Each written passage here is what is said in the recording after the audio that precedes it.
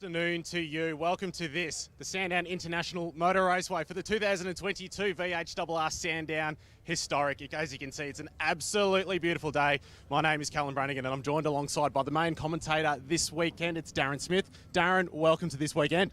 How good is it to be here at the 30th running of Historic Sandown? We missed out on 2020. We came back last year, bigger and better this year. Sun is out. We have got such great categories to cover off here today. Of course, Formula 5000 for those that love the big bangers around Big Bad, home of horsepower, Sandown, all of that sort of thing. We've got national sports sedans, the Precision International National Sports Sedans, joined by the QP Lubes Victorian Sports Sedan Championship. We've got MG and invited British cars, JKLB, MO&Q, sports and racing. All of these great categories. There's some Formula Holdens mixed up in all of that. Formula Fords, Formula Vs. Everything you could possibly think of in great historic categories we've got here this weekend.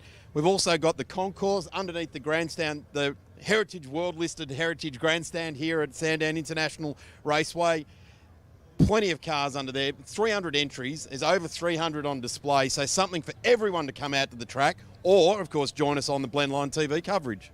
Absolutely. If you can't already tell, Darren's skeleton is about to jump out of his skin. He's so excited for this weekend. So, as we touched on, it's superb weather this weekend. It's a top of 22 degrees and it's partly cloudy, but mostly sunny. So there's a lot of sunburned skin out there at the moment, Darren. So we sincerely hope everyone around the track are applying that SPF 30 plus nice and liberally as well. So same conditions for tomorrow as well for the outstanding weather coming your way after what's been a bit of a wet practice session yesterday. But as you touched on before, we've got the concourse today, but there's actually a bit of a change up in the concourse tomorrow as well. And it's celebrating the 60th anniversary of the MGB.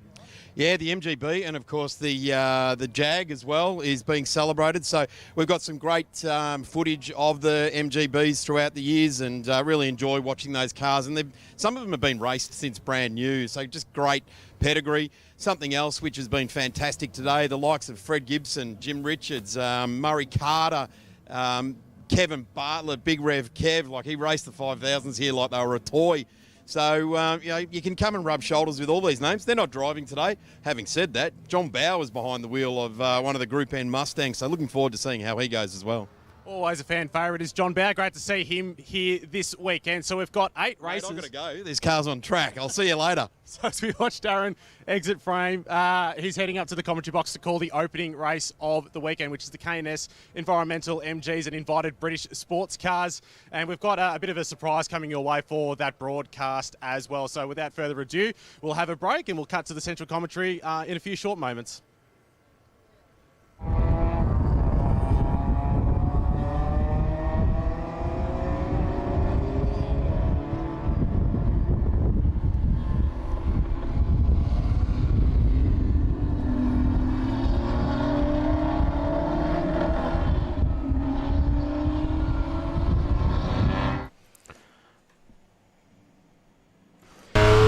Magic of television has me right up in the commentary box with Paul Vernell and the K&S Environmental MG invited British racing cars. Race number 1, great field of cars. Let's have a quick look, Paul. I've got to catch my breath, mate. You want to run through that grid? Yeah, look, great front row. Robin Bailey, stalwart of the category on pole. Simon Elliott on the front row there in the debuting the MG RV8. On P2, they were separated by less than half a second in qualifying. Andrew Howell returning to the seat after a few years away in P3 in the MG Sport and Racing factory-built endurance race car there. Keith Ondarchi in the big Stag for you, Daz. And then Reese Howell in the MG SVR in position 5, which the only SVR race car ever built by MG. So some very, very cool things on the grid here. We also have on the back of the grid, P35, Mike Roddy in the 1985 Bathurst winning Jaguar XJS, small issue in qualifying. He's been home, done some electrical changes, been to the dyno and got back here before race 1, so look out. Yeah, it certainly has got a very good workshop down there in Moorabbin, fully equipped to do all of that sort of thing. Cars certainly making their way. We've got onboards, the Shannon's Insurance onboards on 134646 with number 90, Andrew Howell, taking his spot up on the grid there. And, hang on a second. I'm just being informed that it's going to be That looks Mike like a Roddy. Jag. Yes, it is. That's Mike Roddy for sure. So I guess the interest immediately off the start is going to be how Mike Roddy can pick his way through the field. We're not looking for any sort of sheep stations in race 1 here this weekend, but I guess we'll see how fired up Mike is as to whether he wants to take something before turn 1. Absolutely. Got all sorts of cylinders here from 4 to 12. So at is, the home of horsepower. Yeah, this is going to be a symphony of British mastery, and we are about to get away. A very, very purposeful looking Robin Bailey with Simon right alongside, and Simon gets a magnificent start in the 55, bogging down in that closed coupe and going backwards at the moment. That's Reece Howell.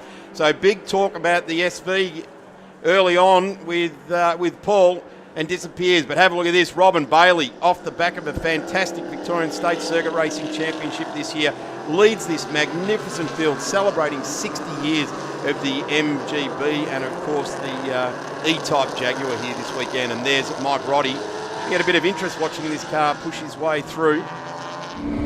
It's fantastic to have Mike on board this weekend, and stalwart of motorsport, isn't he? And Jaguars, but great to see this field. We've got John Makem there in the background in the midget. He's returned. He's had a number of years away. He came to Winton Festival of Speed, had a few issues. He's back with a vengeance this weekend, and it's great to have the midgets out. We've got quite a few of them in the field, which is fantastic as we ride on board with the V12 as he puts his foot down. Listen to that sound. Tell you what, he goes straight past that TR7 off to the left-hand side there, so the Triumph gets gobbled up. A couple of midgets and MGBs getting gobbled up there as well. Looking at the 34 there of Andrew Watson, the MG ZR 160 in the mix, the 45 getting right in there as well. That's Alistair Ondiachi, and we've seen a fair bit of Alistair this year in competition, running with the MG and invited British race cars. We've got from Race Control news that cars 86 and 34 drive through penalty. So the 34 is Andrew Watson, who I just talked about, and the 86 is Trevor Lindsay in the Triumph GT6 as we get a good look of Andrew Howell coming through. He's the Stag. Yes, on Darchi. Trevor all the way from Adelaide this weekend, so great to have him over. He's done a couple of Sandown Historics and he absolutely loves it, so big thank you for making the trek over, Trevor. Ben Muller, number 25 here. Magnificent looking car, and he's getting a good challenge up the inside and makes it stick there. So Gary Bulmer, a guy that does a lot of racing in that GT, and is always featuring in that top 5 sort of area as well. A lot of these cars come out particularly for historic racing, Paul, but a lot of them are also used, as I touched on earlier, in the Victorian State Circuit Racing Championship right throughout the year. Yeah, it's fantastic. You have such a big, strong field this weekend, and we've got people from, we're riding on board here. We've got Rodney Gibb in the ZT from Adelaide as well that Mike's gearing up to go past here. So fantastic to have a real array of cars from MG's motoring history and our lovely invited British sports car friends, all the Triumphs out there having a ball as well. This particular Jag as well, steeped in Bathurst history with Tom Walkinshaw Racing as well, back down through the gearbox. And this is actually quite an interesting little bit of a challenge here for Mike, because like water, it'll find its level, and at the moment, Rodney Gibb in the 32 is just not going to give it up that easily, and there we go. Great onboard shots here being streamed out from the VHRR Historic Sandown. Great way to open up here with some good dicing here. Roddy just getting the Jaguar with, the might and power of one of the world's most famous racing teams. Tom Walkinshaw Racing developing this with the factory. Open checkbook style of development in its Group A phase. He's making it look very easy at the moment, isn't he? He's on a Sunday cruise, but it's only Saturday, so comes up on Henks Waterveen and Alana on Darchi here as well, so great to have them. And you can see the difference. You've got a V8 Stag, 4-cylinder MGB and a V12 Jag. I mean, that is British sports cars right there. Absolutely, isn't it? And from each from a different decade. You've got the 60s, 70s and 80s represented right there on screen at the moment. Number 10, Mike Roddy.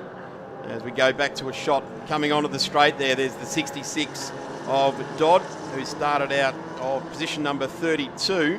We're just waiting for our timing screen to update. We can give you the news that Mike Roddy is now up to 15th, so he has pushed from rear of grid at 35. So in a lap and a half, he's managed to swathe his way through 50% of the field. And I've got to say, Paul, the rest of the field didn't put up a challenge. They sort of opened the door for him and said, yeah, what are we going to do up against the V12 Jag? I think I'd be in the same boat. I'd be sitting there going, I'll just let you go. Yeah. I got a race, and it's going to be with this TR7. That's right. And this midget.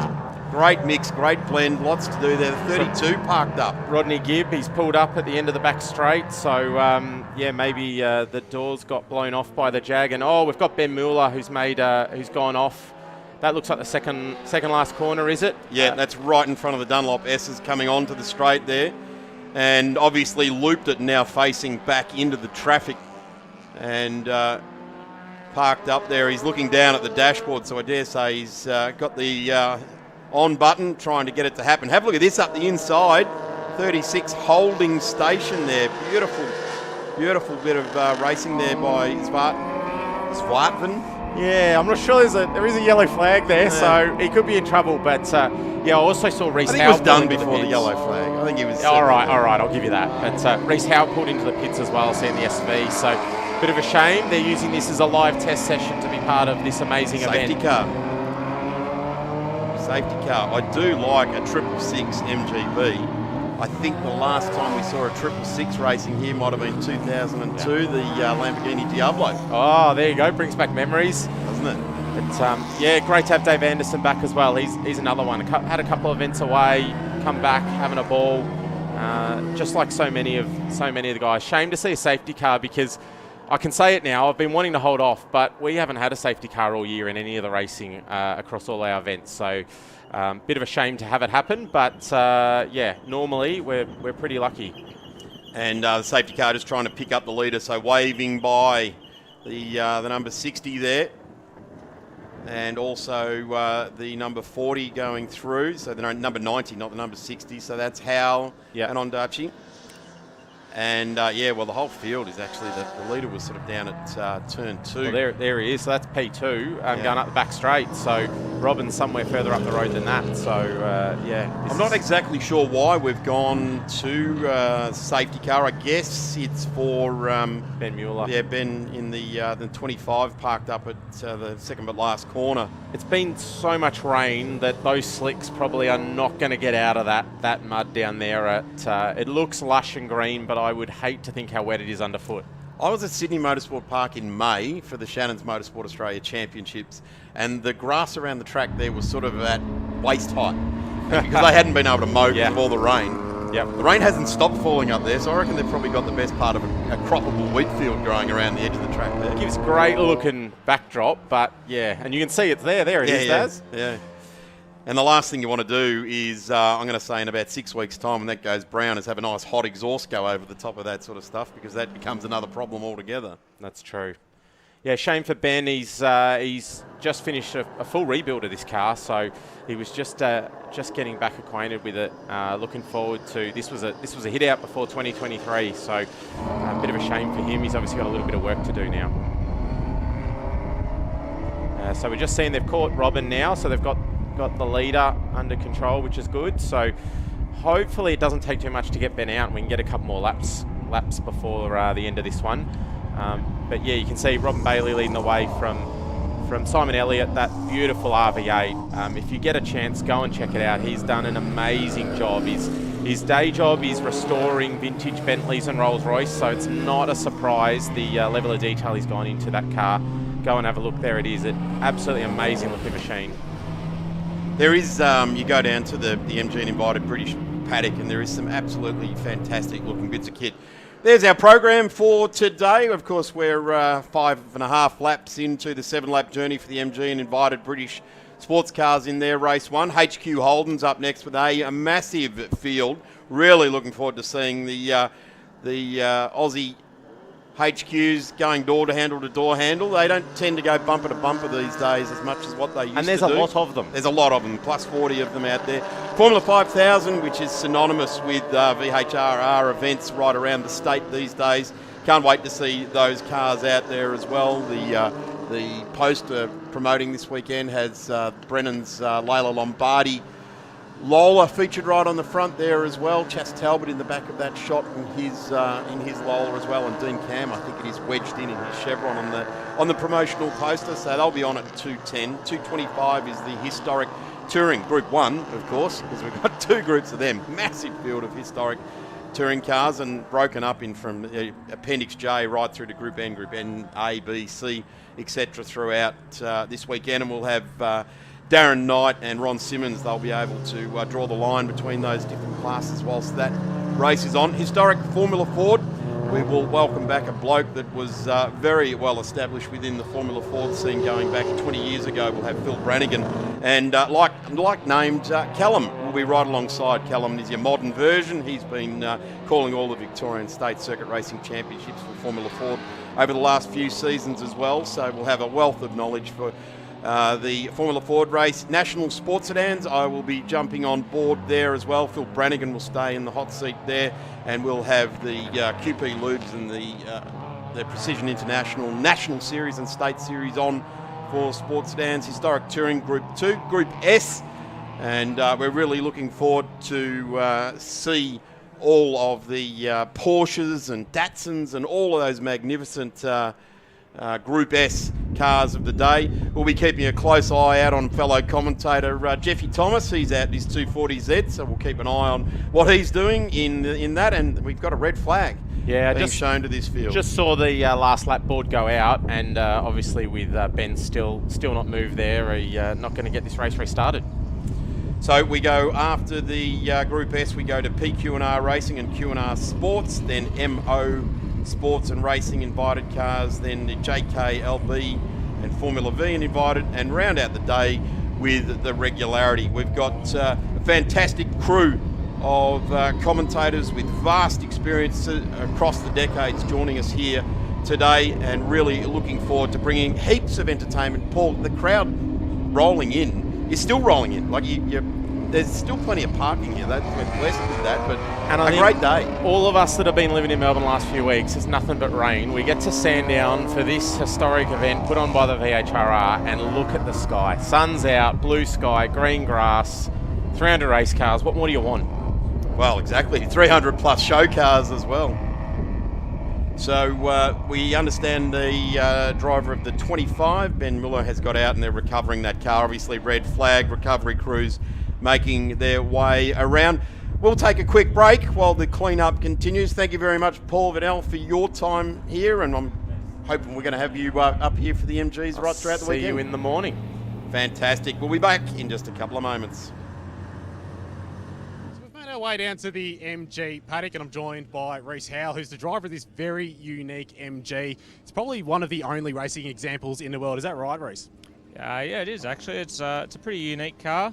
We bought it 10 years ago, and it's been a pretty long journey getting it up to the spec that it's up to now. And hoping that this is a good weekend and we can finally have some fun with the car. So yeah.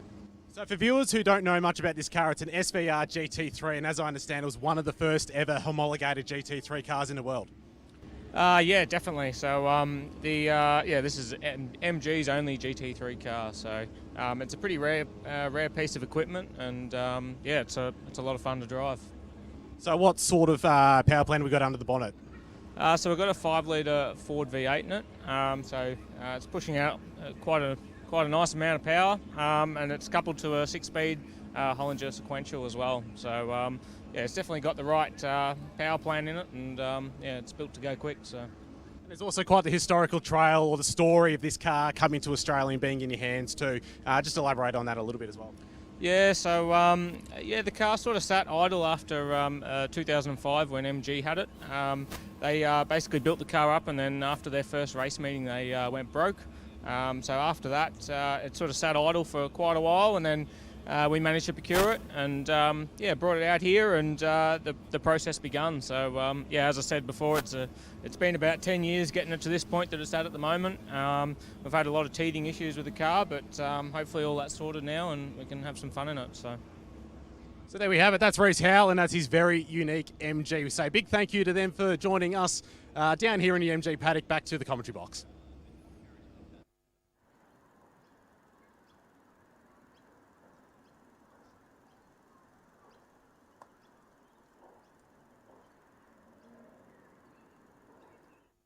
Cool Drive, Penrite and Shannons presents the Phillip Island Festival of Motorsport. Cars from around the world in over 50 races, celebrating 33 years of the Phillip Island Classic. Come and see Tim Blanchard, Jack Perkins, Larry Perkins and John Power race, plus lots more. The 2022 Phillip Island Festival of Motorsport. 3 days of non-stop racing, March 11th to the 13th. Head to VHRR.com to find out more. Proudly supported by Cool Drive, Penrite and Shannons.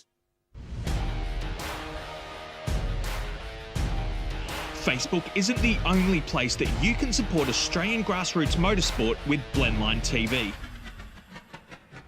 To see more real race cars, more live events, and more of the racing you love, subscribe to the Blendline TV YouTube channel, sign up to our mailing list, or bookmark and subscribe to our website at blendline.tv.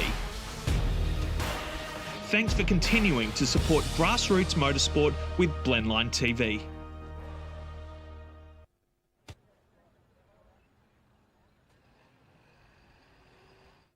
So we're here in the HQ's paddock, and this is Phil Ashland. He's the defending national HQ's champion, I guess you would say, and he's up from Tasmania this weekend here at the Sandown International Raceway for what is your first trip. What are your first impressions of the track? First impressions weren't great. It was a bit wet this morning when we went out. Very greasy, very slippery, just at the backside of the track. So nice and dry turn 1, 2, 3, but yeah, a bit different over the back. So first session didn't get much out of it, but we just had a second session out and car felt really good, and yeah, so good pace. I think we'll be up the front hopefully. So there's obviously, we know your credentials, you're a highly credentialed HQ competitor coming into this weekend, but there's quite an established field of Victorian runners that obviously know this place like the back of their hand. Do you find it's going to be a bit of a stiff prospect coming up against them? Oh, definitely. I think home track advantage has got a lot to do with it. It's going to be some very tough competition, and just from that last session, there was a couple of local guys that we couldn't really catch, but we were thereabout. We were close, but we made a few changes for the last session coming up, and hopefully it improves the car, and we can just get a little bit closer to the front. And finally, obviously, the vibe around the paddock for the VHRR Sandown Historic is quite vibrant. It's quite nice to be part of this. It's one of the biggest race meetings I've sort of been a part of so far this year. How about yourself? Yeah, well, it's 40 HQs. It's a very big field. It's like a national event, really. And there's 4 ex-national champions here and a lot of ex-state champions. So there's a higher class here. It's going to be very, very competitive racing. So we sincerely look forward to the HQs coming your way very shortly. Big thank you to Phil Ashland.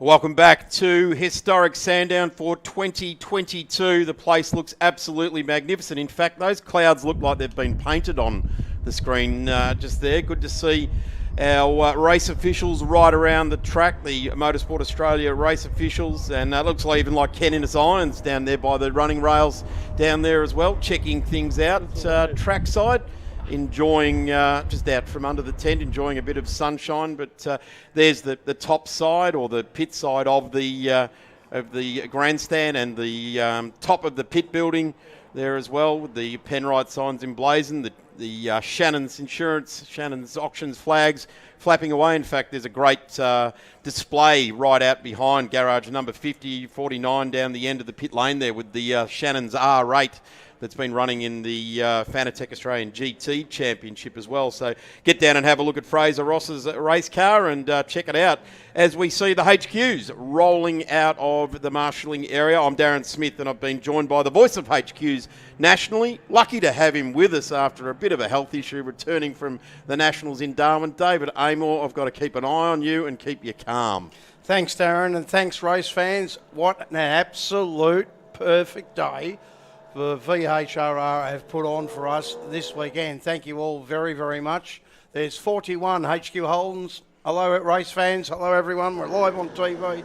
This is going to be an absolute ding-dong battle. We have got some 15 state champions in this 41 field. That's pretty good. There's only 8 states and territories in Australia, so you've doubled them up. They certainly are, but you've got to remember they win at different years, Darren. Of course. This is a class. Oh, they're not all reigning champions.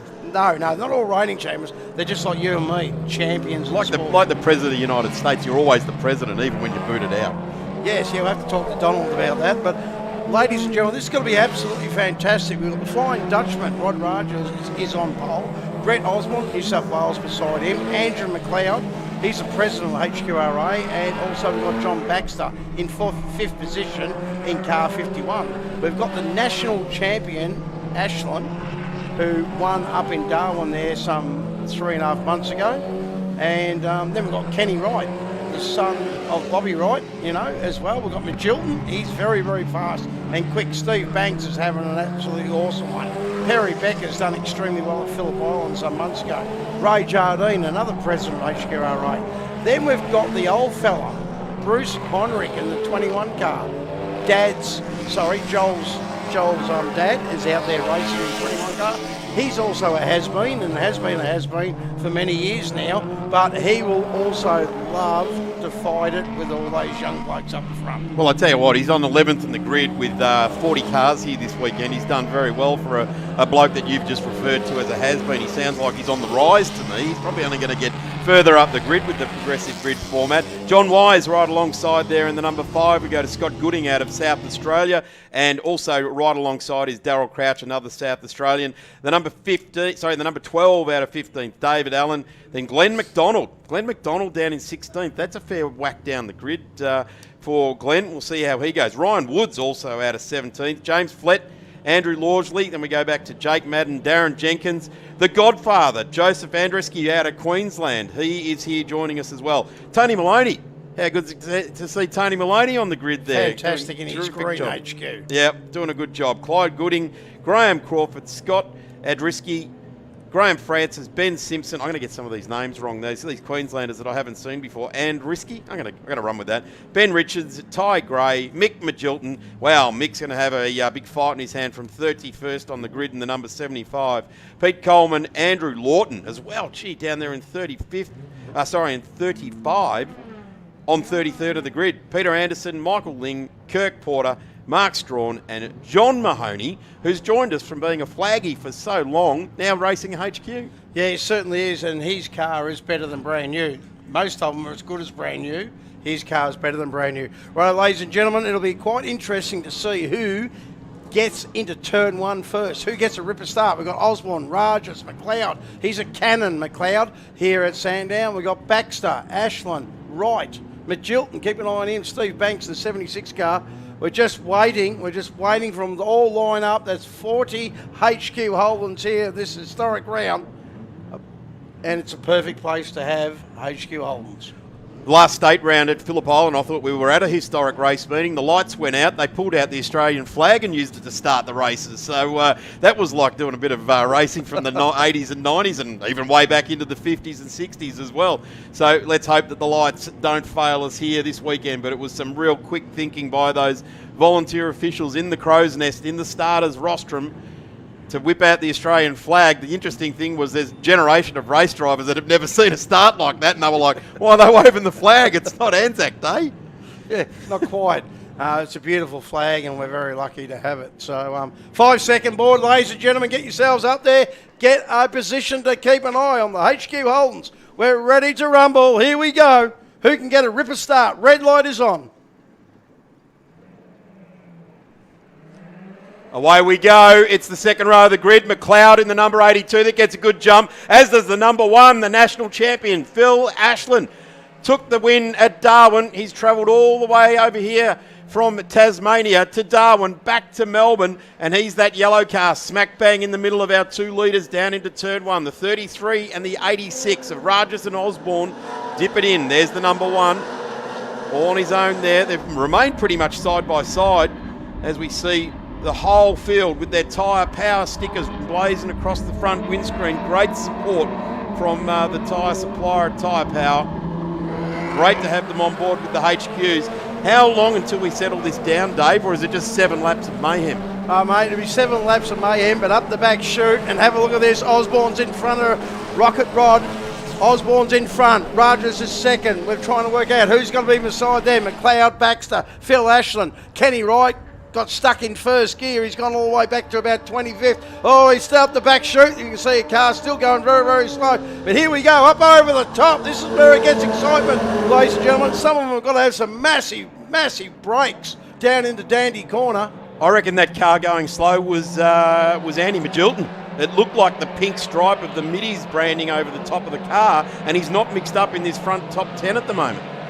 So he has slowed, and I think that's him coming just back into view at the top of the hill, at the rise there. So the Victorian champion looks to be out. We can confirm that. We'll try and catch them as they come around the timing loop around there. But gee, controversy. Osborne's great to have this team racing in Victoria. They are absolute HQ royalty in New South Wales, that race team. They do a tremendous job. And Brett at the moment in the 86 is currently sitting in P2. Yep, certainly is. Then we've got Baxter, McLeod, Ashland, Beckers, Banks, Heinrich. Heinrich's doing pretty well for a has-been. John Wise, we've got Rajardine. Wise hasn't raced in the last 4 years, ladies and gentlemen, as they all go screaming down into turn one. Locks the brakes, you can see there, that's Dave Allen from New South Wales. MRI, that's New South Wales. New South Wales, 7 cars. Queensland, 9 cars. Then we've got the Victorian, and we've also got HQ 88, the Northern Territory guy, who's come all the way across, and there's some 5 South Australians. So what a massive mixing bowl of HQs almost throughout Australia. We're just missing WA. Certainly is, and one of the interesting things already out of this weekend, Rod Raj's pole time at 1:34.93 was better than Andrew McLeod's from last year at this event, a 1:35.7. Oh, sorry, Darren, I wasn't laughing at you, mate. There's plenty of time to do that. I've just seen Osborne go down the inside of Raj's, up over the top, down into Dandy Corner. Let's have a look at that. Flying Dutchman back to second. Osborne where he likes to be. Baxter right in, tucked in behind there. We've got New South Wales versus Australia. Mate versus mate. HQ versus HQ. It can't get any better than this, can it? John Baxter in the 51 there, and the way to tell those Osborne cars apart is that the Baxter car has got a white number plate on the front of it, or a white branding on the front of it. That's about it. Otherwise, they look pretty much exactly the same as each other. These New South Wales guys, they're travelling in packs. They're leading the way. Rod Rogers is under massive attack because the 51 of Baxter pulls out. It's going to go under brakes. And, of course, the yellow headlights. That's the other thing that we can tell these two apart. The 51, it's New South Wales. New South Wales versus Victoria in the first race for the weekend on the HQs. Certainly is a 1:35.49 for Osborne on lap 2. Lap 3 and 4, they should be really on fire, ladies and gentlemen. Have to keep an eye on them. They certainly are. Kenda tyres, 6-cylinder Holden, 3-speed gearboxes, 355 diff ratio. Up the back chute, they're doing around about 5,400 revs. Lucky that cameraman isn't hanging on to that camera. Yeah, that's a fixed camera on a tripod there, but the 45 just about gave it a big kiss hello. Jake Madden from Queensland. You don't want to get too much over the back of that ripple strip. You ride it like a berm, but certainly getting all 4 wheels over the back there. Have a look at this. Side by side, the 8 just tucks in wisely so. Absolutely wise. That's Ray Jardine. He'll just pop it back in behind his fellow protagonist in the number 5 there, who is pushing his way through the field. That's John Wise. He certainly is. Right behind him, the yellow car there of Crouch. We can just see them all. There's Andrew McGlally there on the 26 car. They had to put an engine in that last weekend because the old engine wouldn't do what it's supposed to. Healy hasn't started. He had an engine problem also in qualifying. But everyone's out there. Everyone's having fun. Have a look at the times. Have a look at the times. A 1:35.9 by Osborne. There's a nice gap. He's got a little bit of a gap there. We're just starting to see. There's some horsepower. They're doing a roundabout, ladies and gentlemen, 180 into turn 1. Touch the brake pedal. Swing it hard into turn 1 and hang on. And away you go around that corner. Of course, this category, its roots came out of Tasmania. I guess they made themselves famous on the Bob Jane Thunderdome back there in the 90s, where we had as many cars as we've got on track here today on the Thunderdome each and every time we went out.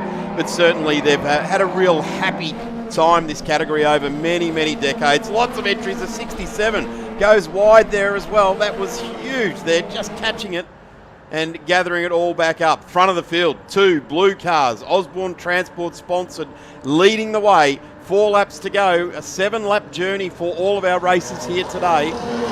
And the HQs lining up behind each other. What's the go here, Dave? The 27 and the 87 side by side. Well, 87 is Glenn McDonald. We all should know that. 27 is Ryan Woods there. So that's the young bull and the old bull, you could say. They're doing extremely well. They're back in 13th and 14th position at this moment. As you said, we're on lap 4 of 7. So we've got some pretty good racing. And ladies and gentlemen, door handle to door handle, bumper to bumper. 32 years of HQ Holdens. 32 years of HQ Holdens in the height of HQs in 92, 93. There was over 630 HQs were racing throughout Australia and Tasmania and New Zealand. Darryl Crouch leading Kenny Wright here, Ryan Woods and Glenn McDonald. Behind them is the number 12 in the mix there with Dave Allen out of New South Wales, the blue car. That's the battle we're watching mid-screen there. Here they come, under brakes. Keeps it nice and straight in the 13, makes the pass. In fact, the 24 of Crouch just ran wide there. Tyre power emblazoned down the side. Very loyal sponsor of the category. They do a tremendous job. Certainly did. Sorry about that, mate. Ryan Woods just ducked there. There was half a door handle of a gap and he snuck in there inside of Crouch. Crouch is from South Australia. 45 car there of Queensland. And also we've got cars right the way through. We've got guys in different cars having different ideas. This is a HQ Holden. This is a category. It's affordable excitement. And little Johnny Baxter has done the fastest lap, a 1:35.48. Osborne, a 1:35.49. They are, well, as you can see, they're half a fingernail between first and second. Then we've got Rocket Rod, the Flying Dutchman, McLeod. We've got the national champion there from Tasmania, Ashland, keep an eye on him, and Beckers. We've got 2 yellow cars there as we're having a look through number 4 at the moment, Andreski. And in front of him, that's Crawford. As they go, have a look at that. Here comes the Flying Dutchman, Rod Rogers, he's headed. Also, we've got the AW car there, the 68 car. That is on screen at the moment. That's the Andrew Williams car, and Crawford, his mate, is ringing the neck of that car this weekend. He's driving it like he stole it, ladies and gentlemen. Great to see Andrew Williams' car back out on track. Has been a fair bit this year. There's our number 1. That's Ashland, currently sitting in 5th place. Here's a question. Pete had never been to Darwin to race the HQ. He came home with the national award. Has he raced at Sandown before? Yes, he has. I think about 6 or 7 years ago. I think he did when we had the Nationals here. We had 68 HQs here at Sandown. I remember the it well. Nationals. Yeah, it was full, Darren. Just like your stomach. So it was absolutely chockers. Why is it rumbling so much? The number 1 is coming under fire. The 82 here, Andy McLeod up the inside. Local knowledge. Hang in there, Andrew, as Ashland hangs in with him as well. Side by side. Into the left-hander. Over the ripple strips there. Don't be confused in HQ racing. The yellow line is the end of the track. It's not the end of the race. No, it certainly isn't. And they've been told you can use the curves, two wheels only. Normally on the same side, I would prefer. So as they go through them, but absolutely fantastic. Now Ashland's got in front of McLeod. You can see that Perry Beckers right on the back of McLeod. There's 2 teammates there, 82 and 90. As they go over the start finish line, you'll see that on the TV, ladies and gentlemen. Absolutely fantastic. Blendline TV, thank you very, very much. Perry Beckers started out of 9th. He's up to 6th place now as well. He's doing a tremendous job. Thank you. We're on our last lap now. The board being displayed from the Crow's Nest, the starters rostrum, and we are all across the strike. Apart from our state champion, Andrew Magilton, all cars are still in the race. Yep, they certainly are, and that's what is so good about HQ Holdens. We've got these suckers absolutely spot on now. Crystal Chi. Now, Magilton has probably had a gear linkage failure or something like that on his car. He'll be back shortly. No, I don't want to be a cameraman, and I definitely don't want to be there. And I tell you what, mate. I wouldn't be surprised if that camera's moved back a metre or 2 before there. Let me assure you, ladies and gentlemen, it's an unmanned camera. It's a static camera there, but gee, it's providing us with some great shots on the VHRR Historic Sandown here this weekend. 30 years of this event, and it just seems to be getting better and better. We had a bit of a hiccup in 2020, but the world did. We're back bigger and better going with the VHRR and Sandown Historics. We certainly are, mate. bigger and better, and our egos as good as what they were. Oh, they ever. can't get any bigger, can they? No, mate. Lucky the commentary. Have a look at this. Osborne, 2 corners to go. Baxter, the Flying Dutchman, Rod Rogers. Can he do anything? No, he doesn't look it. Here we go. Osborne's the boys to the bush. Osborne's Transport. Oh, Reg will be happy. First and second. The twins are first and second. We've got then Rod Rogers. Phil Ashland kept in front of McLeod. Beckers, Banks done extremely well in 7th position. Heinrich, the old veteran, in the 21 car up in the 8th position. Johnny Wise, I said to him from 12th, I want to get you into the top 10. Johnny Wise has done extremely well. Ray Jardine, Woods, Wright, that had that bad start from first to second. He's got a fix. Crouch, Glenn McDonald, the Ready Rose car, the 87 car, as they go all the way through. So from HQRA Victoria, thank you all very, very much. We're all over near the horse grandstand over there. If you want to come and have a look, get your kids there, take a photo, talk to us. Absolutely brilliant. Graham Francis had a really good run there. Healy in the 222 car did make it out. Thank you. And everyone, we appreciate your time. Thank you very much, David. Amor, if I'm not mistaken, a 10-year-old version of myself remembers the ground rumbling like it has been in front of us here in the pit lane, and that is Formula 5000's warming up, and we cannot wait to go racing with them next. HQ's making their way around. Osborne, first blood in the number 86, and I can tell you out of a pole position for the Formula 5000 will be Paul Zazrin. We'll be back with Formula 5000s on track in just a moment.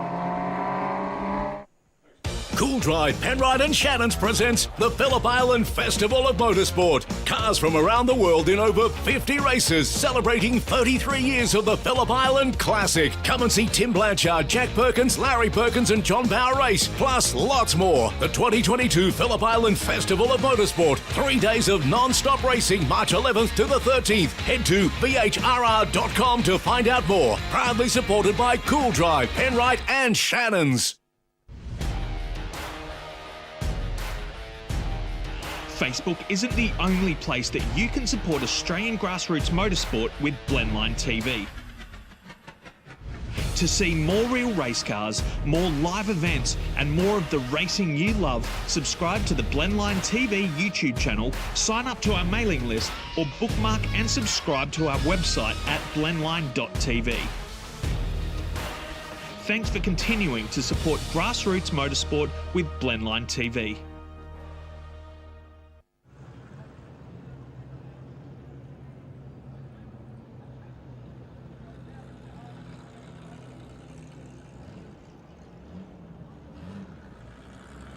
And the VHRR Sandown Historic of 2022 continues to throw up surprises. And this weekend we've got Chaz Talbot, an absolute legend of Victorian motorsport and Australian motorsport as well. And this weekend he's quite busy. He's in competition in his sports sedan as well as Formula 5000, both fan favourite categories. Chaz Talbot, so good to have you on board this weekend. Thank you. That's a pleasure to be here. It's always nice to be here at Sandown. Always nice to be on Blendline TV too.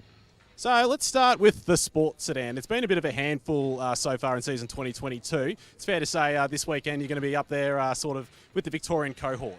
Well, I hope so. We were doing well in the Victorian points. We were second earlier in the year, and then we had a brake problem at Phillip Island, and that ruined it all, and we're way down on the point scale then, pretty much out of it. We're hoping to pick up few points today or this weekend, and again at the 50k plate, but that'll be club points, not state points.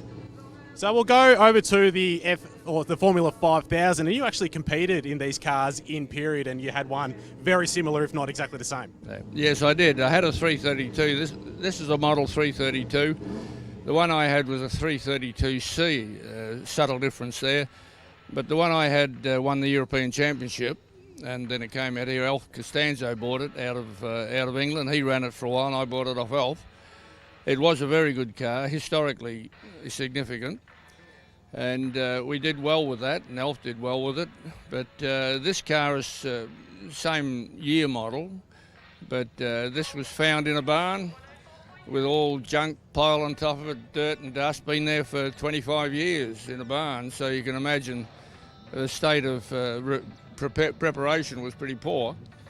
It was brought out here by Jay Bondini. He did the work on it, cleaned it up, but pretty much coat of paint and a polish was about it.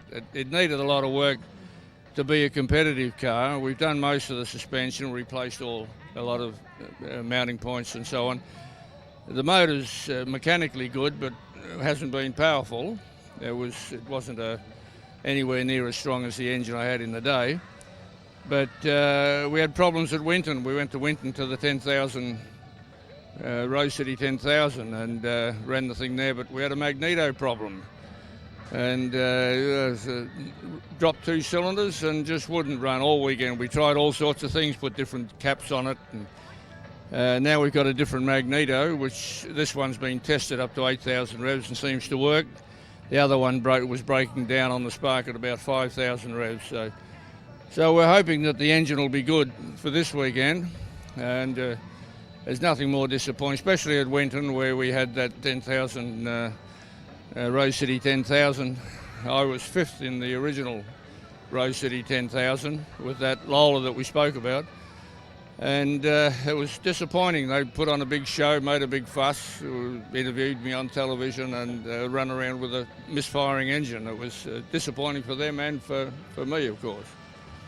So we say a big thank you to Chaz Talbot for sharing or giving us an insight into what it's like to racing 2 magnificent race cars this weekend. So a big thank you to Chaz, and we'll go back to the central commentary box. Right, thank you. We're looking at probably, Ron, I said this last year, these are the fastest cars you'll see all weekend, and I was immediately challenged by the Sports Sedans blokes. But luckily, the 5000s were the fastest last year. Let's see if they can do that again this year.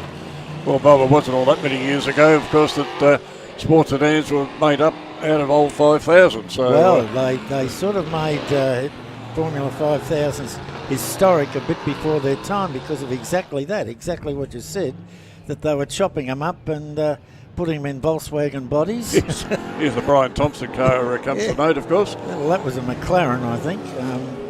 So they said, hang on, we want to save these things. This is historic motor racing. So here they are. They will have 2 warm-up laps because there's a hell of a lot to warm up in one of those things. They were invented, if you like, obviously sort of in America, where, again, a little bit like Formula Fords, the Yanks were a little bit sick of blowing up very expensive racing engines. So they said, hey, how about we just drop in a good old American 5-litre V8 and see how they go? Yes, well, of course, that was all very well, but they did stretch the engines a little bit, didn't they? And, of course, the reliability was not always there, but in today's new technology and things like that, they seem to have overcome that problem. Yes, and they're putting out, I think they were putting out 400, 420 horsepower in their day. They're now 5. All of these cars have got a history. For instance, Frank Harris is on the front row, is car number 33. He is in your program as car number 21. So don't be fooled by that. Car number 3 is car number 21, Frank Harris. And that car was originally driven by Paulette. What was his name? Yes, Paulette, the Formula 1 driver. Formula 1 driver, yes. And a lot of Alan Jones, of course. A lot of Formula 1 drivers sat their bum in a Formula 5000 over the years. We can see one of our main sponsors, Tool Drive, of course, with the course car leading around there. Thanks very much to the Blanchard family for allowing us to use that car for the Kluger course car and the safety car.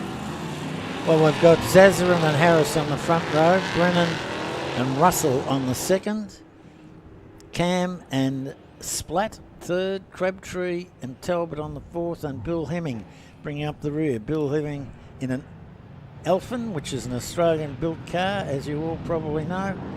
And here they come across the line, and they are off.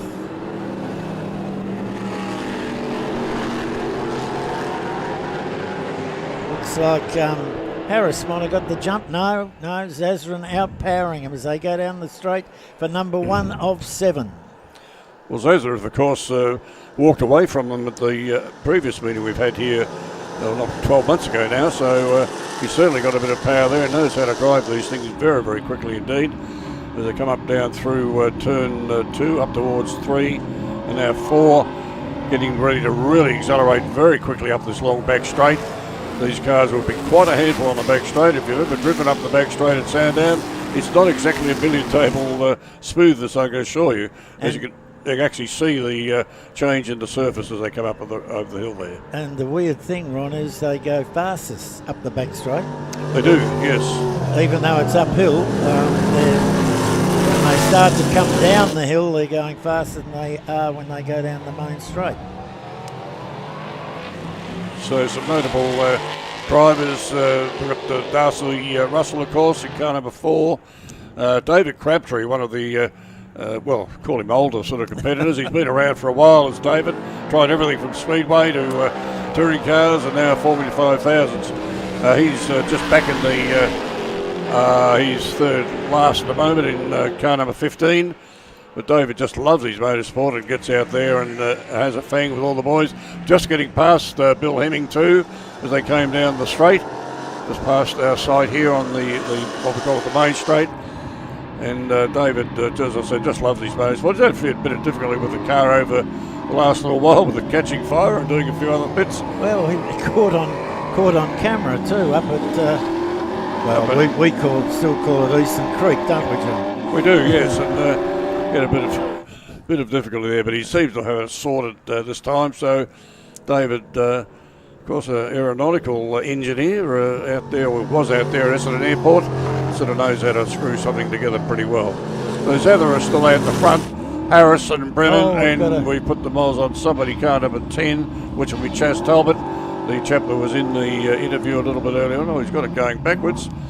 Where are we? This is looks like turn 4.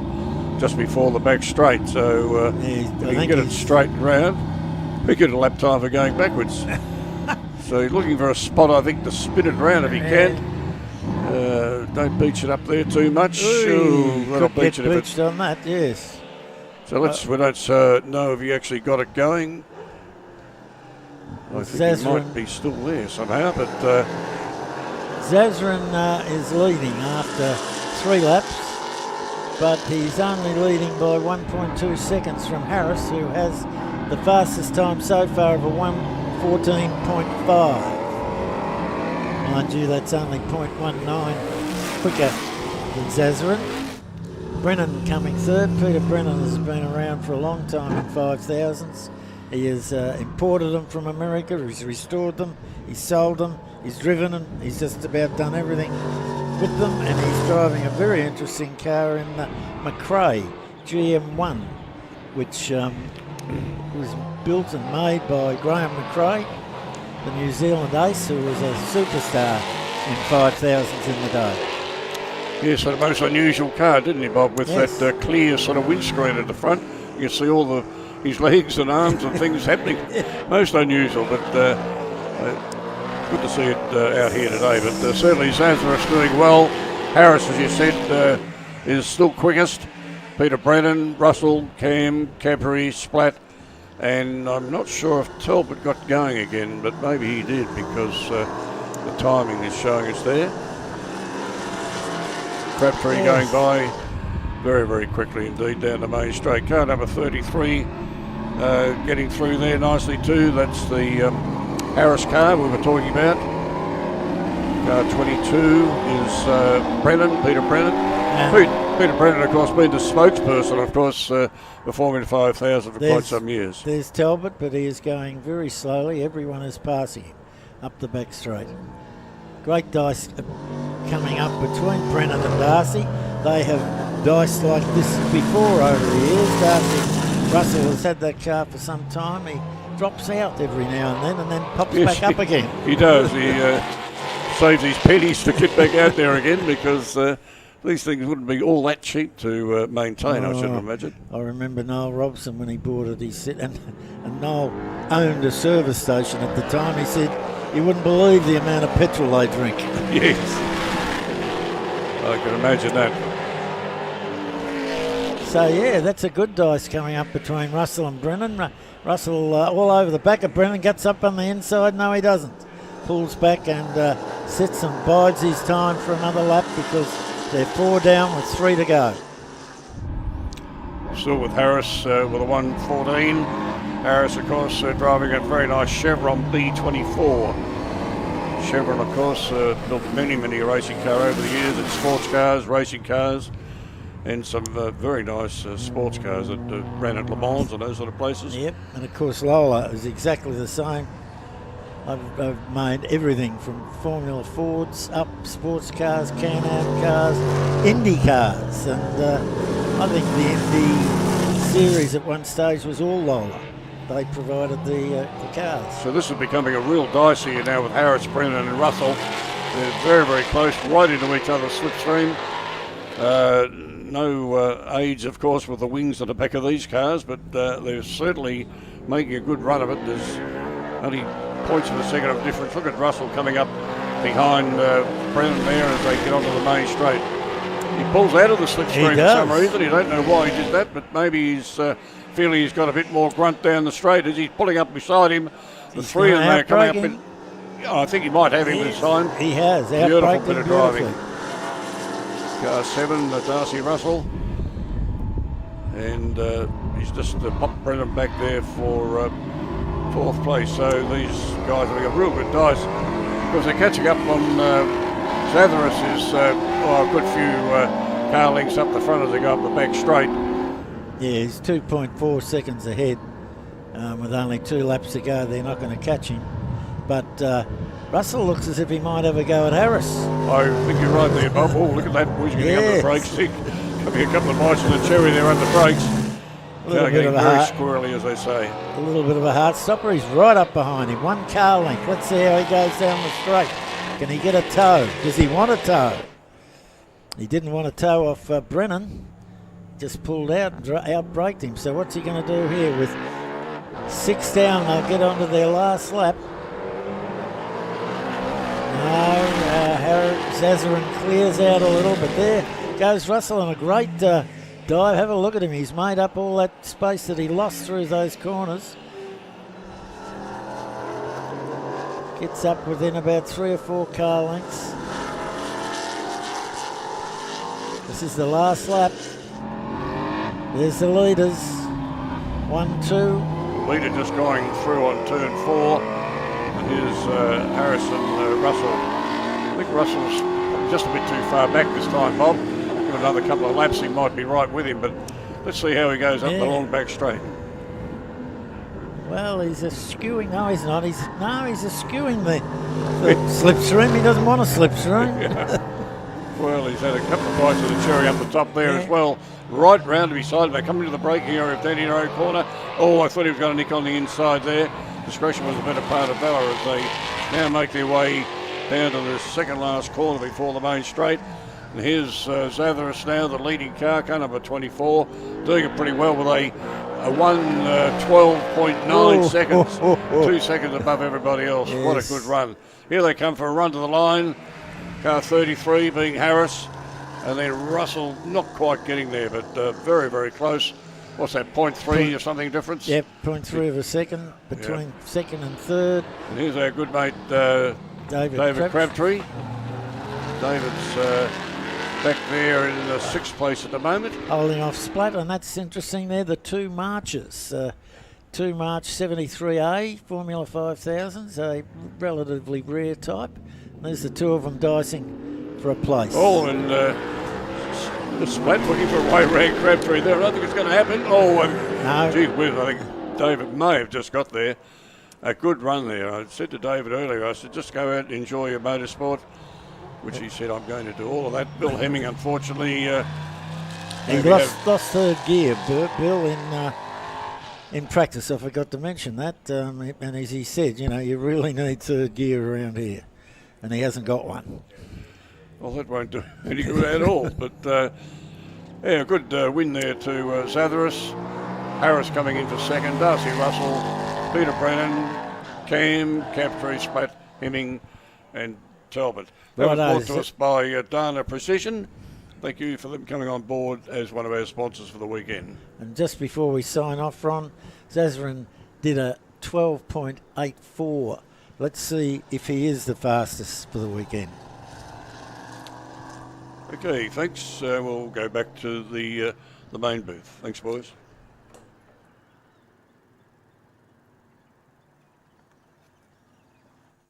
Cool Drive, Penrite and Shannons presents the Phillip Island Festival of Motorsport. Cars from around the world in over 50 races, celebrating 33 years of the Phillip Island Classic. Come and see Tim Blanchard, Jack Perkins, Larry Perkins and John Bower race, plus lots more. The 2022 Phillip Island Festival of Motorsport. 3 days of non-stop racing, March 11th to the 13th. Head to VHRR.com to find out more. Proudly supported by Cool Drive, Penrite and Shannons.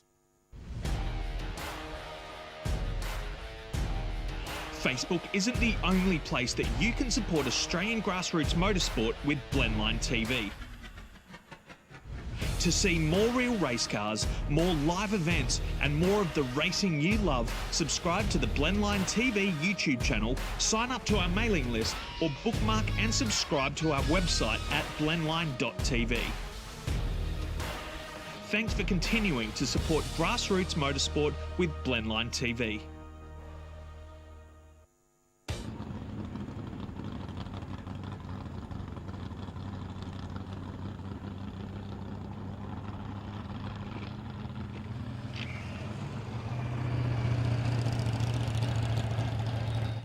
Down here in Group N land, and this is Chris Stern. He's the club president of the Historic Touring Cars Association of Victoria, and he's very kindly lent us some of his time to talk about some of the happenings that goes on behind the scenes to bring the club together. Chris.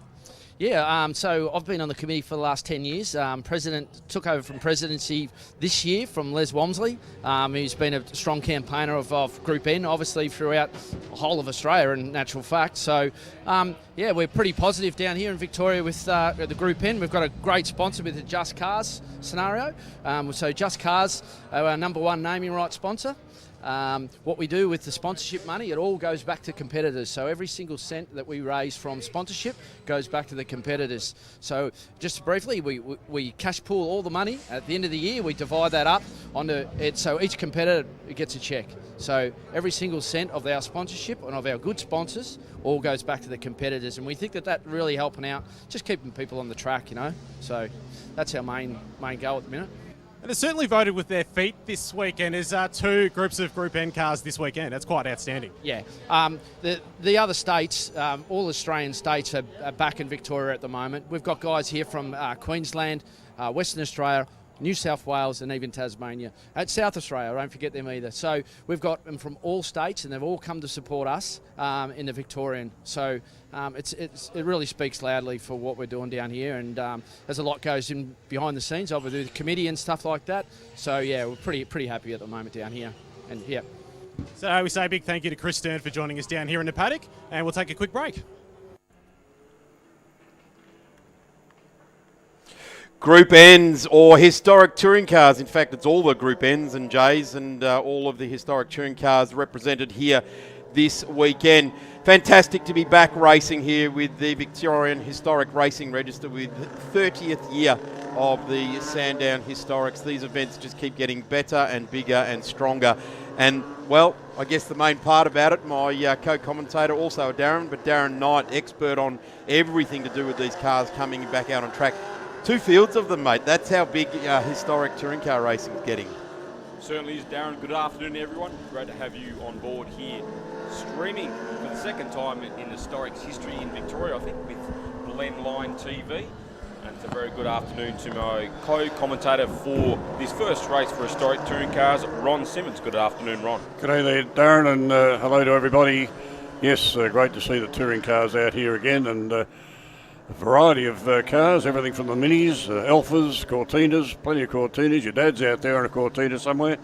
So let's urge him on and not put the commentator's mods on him. Yeah, we're pretty good at that up here. We are, certainly. We just heard in that pre-race break there from Chris Stern, the president of the Historic Touring Car Association of Victoria. And of course he mentioned Just Cars magazine, the category sponsor for historic touring cars in Victoria. Chris is now the president of the club, so he must be a glutton for punishment. Les Walmsley fulfilled that role for a couple of years, several years in very good fashion, and now that we have Les out of the chair, he's back into the hot seat, and he'll be running a Cortina in this race coming up very shortly. Chris Stern being the president, of course, he's busy organising things, so not running this weekend, but great to have Just Cars magazine on board. So Les in car number 99, and we hope we don't have to call a car 66. Are you in trouble? No, anyway, have any of that. Good variety of cars that we said before running in this. Even the Datsun, or the Datto as we like to call them. That was David Brown, the number Brown, 73 yes, Datsun 1600 white machine with the orange stripes. Very, very quick driver and very, very quick motor car. The 1600 very handy around here with that beautiful little lightweight body, independent rear end, so a little bit more advanced than some of the older cars in the field.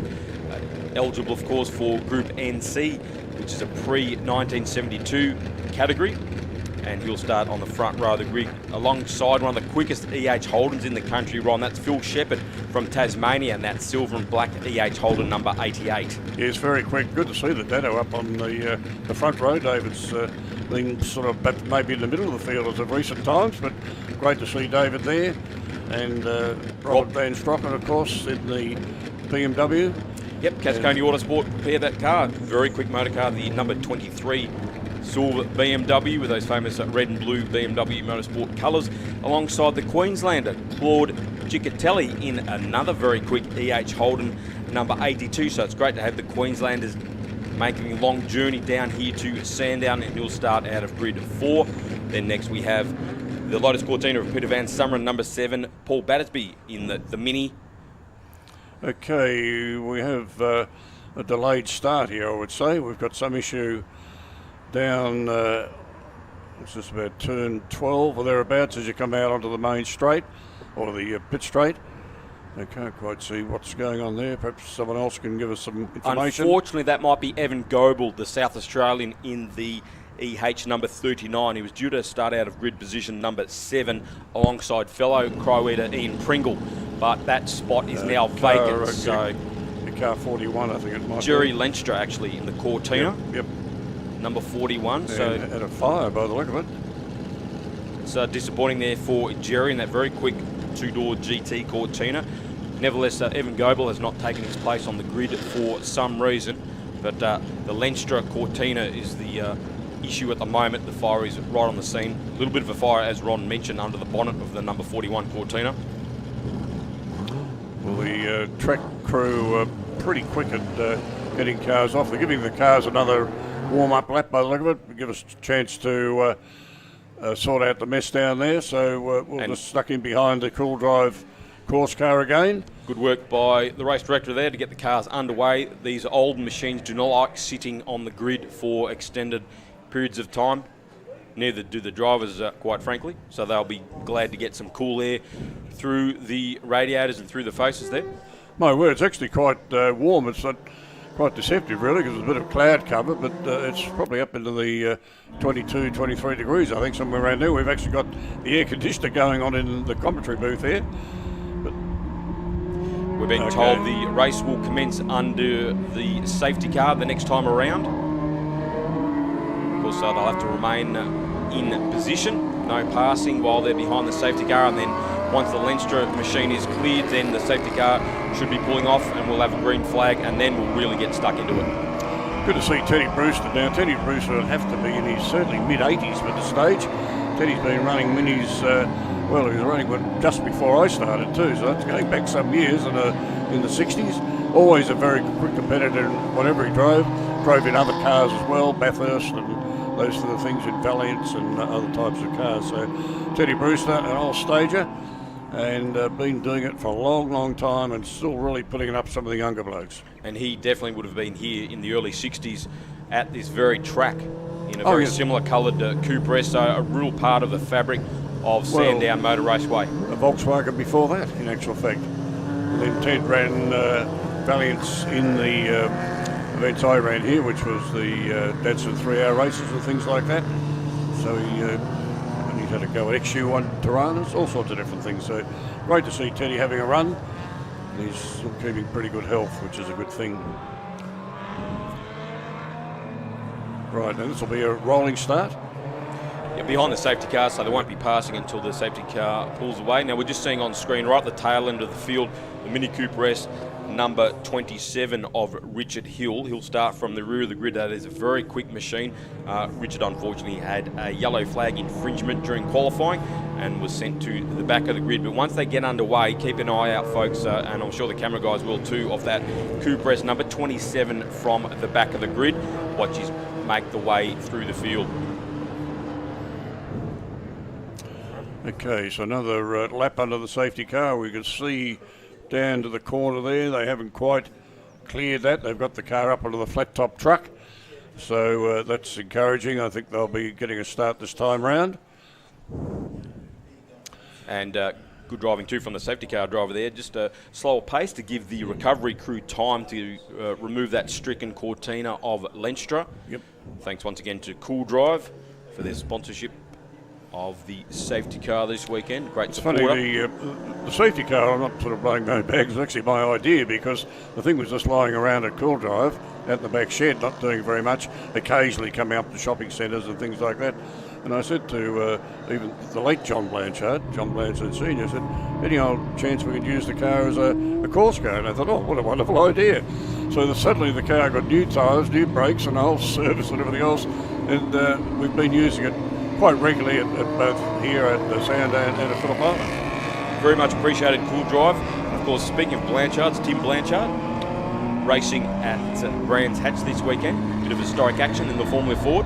So all the best to the Blanchard team over there. And we should have a race start next time around with the removal of the Lenstra Cortina. And we'll have 5 laps under full race conditions. Whilst they're going a little bit slow, Darren, I might just mention the blue Holden, the FE Holden of Eddie Dobbs. It's a 1958 model. It's actually up for sale, so anyone wanting to get themselves into motorsport in a very historic motor car, driven by Graham Blanchard, of course, many, many years ago. And it's actually for sale. If you want to go and see them, they'll be over in the historic touring car paddock. And you can have a chat with Eddie over there and be very interested to talk about you buying his motor car, which is a fantastic motor car. Not always at the pointy end, but he's always there and often wins his class from memory.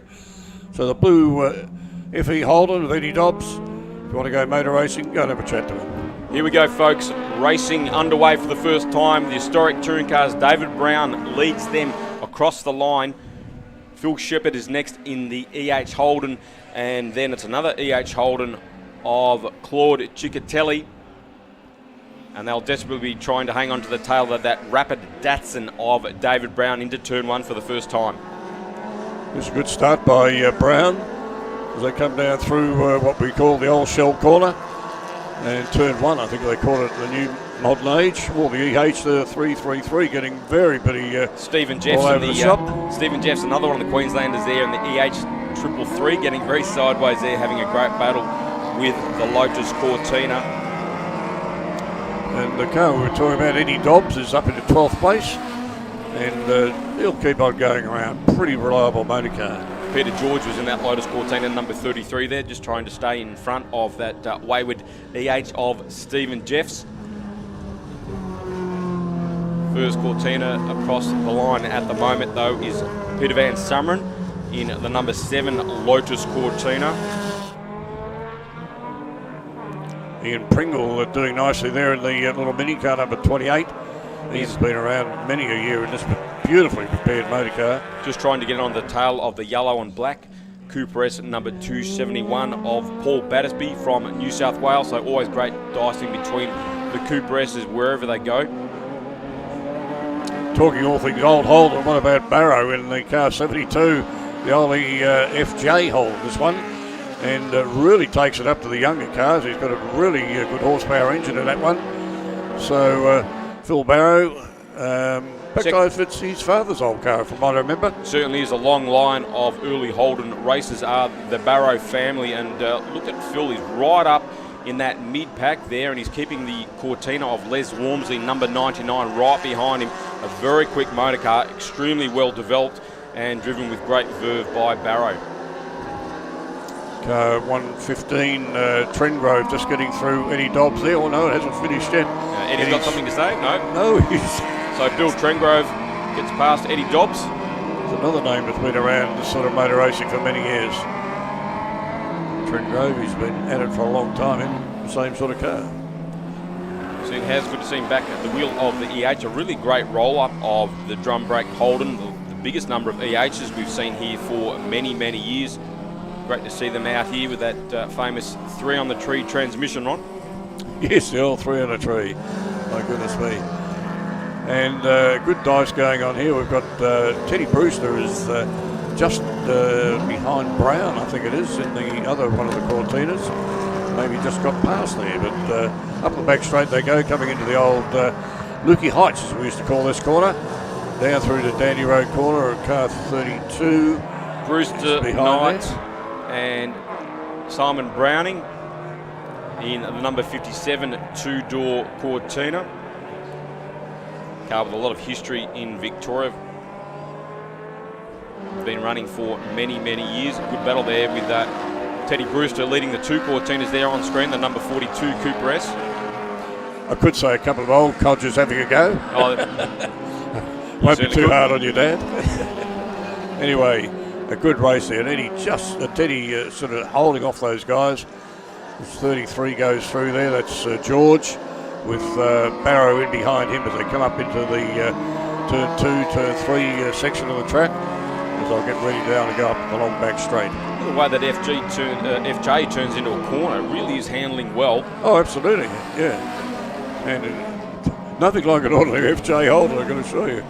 Nor is the FE. So car 7 there, that's a Summoner in the Cortina. He's leading that yellow Cooper S of Paul Battersby, the number 271 machine.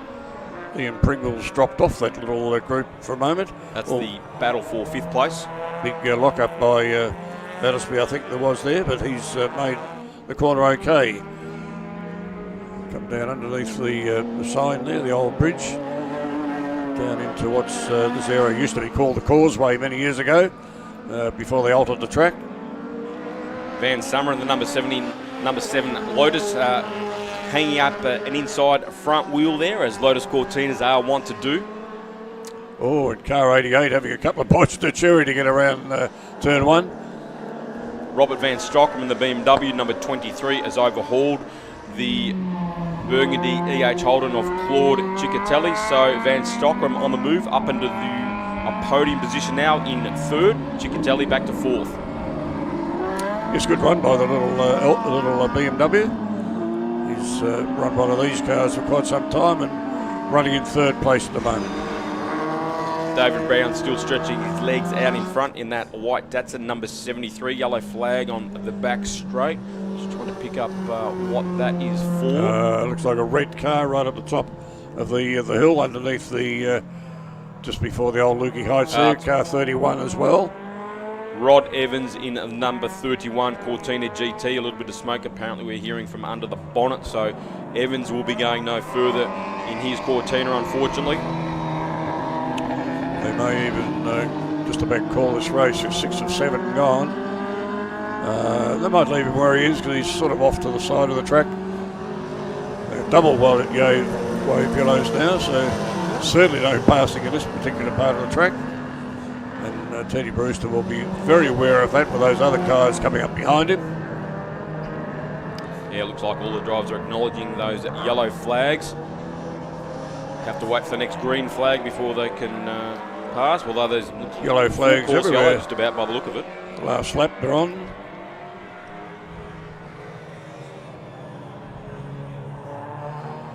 They're going to run out of time to get past the.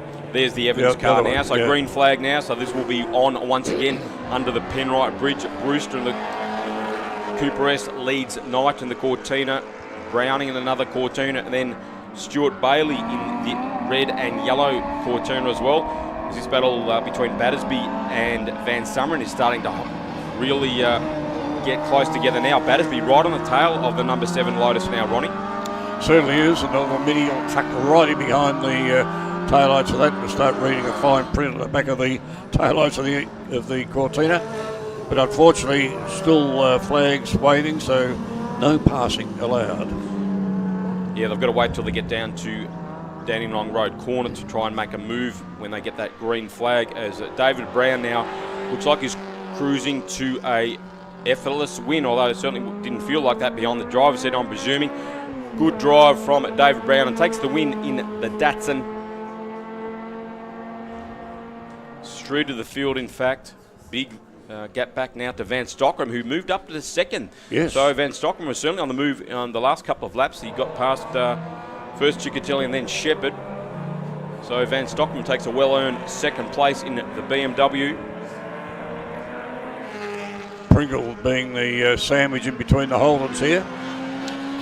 Number 12. Claude Ciccatelli took home third in the EH. Hill, sorry, not Pringle. So Hill going the right way around there. Might just squeeze past the EH Holden here. Stephen Jeffs a little bit more power, and then the 333 EH just beats home the Cooper S of Richard Hill. Eddie Dobbs acknowledging the flag there with Phil Barrow giving his FJ Holden a tap on the head. Thank you very much for staying together, particularly that rotten Holden gearbox. Yes, he's had a few issues with the old gearboxes splitting and doing all sorts of things. Well, anyone with a quick Holden will tell you that. Eddie Dobbs, no stranger to gearboxes, and plenty of the EH Holden runners as well. Not really designed to be put through the paces that they do these days, but great to have them out there, and a cornerstone of historic motorsport in Australia, of course. All right, and that race brought to us, of course, by Just Cars. Find your next classic, unique or modified car today with Just Cars. David Brown, the winner from Robert Van Stockram. Claude Ciccatelli was third. Phil Shepherd fourth in the EH. Peter Van Sumeren fifth in the Lotus Cortina. Paul Battersby in the Mini was sixth. Ian Pringle was seventh in another Mini. Then it's Peter George in the Lotus Cortina, eighth. Les Walmsley, ninth in the Cortina, and Phil Barrow rounded out the top 10. Thanks once again to Ron Simmons for bringing that race with me, and also Just Cars magazine. And of course, we'll have some more historic touring car action a little bit later this afternoon with Group 2, when we'll see the big V8s mixing it up, and hopefully they can put on just as good a race as we saw there with the smaller cars, Darren Smith.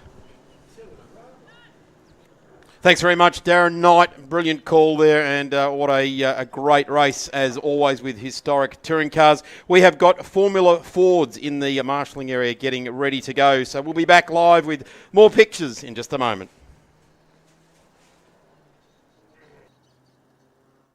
Cool Drive, Penrite and Shannons presents the Phillip Island Festival of Motorsport. Cars from around the world in over 50 races, celebrating 33 years of the Phillip Island Classic. Come and see Tim Blanchard, Jack Perkins, Larry Perkins and John Power race, plus lots more. The 2022 Phillip Island Festival of Motorsport. 3 days of non-stop racing, March 11th to the 13th. Head to VHRR.com to find out more. Proudly supported by Cool Drive, Penrite and Shannons.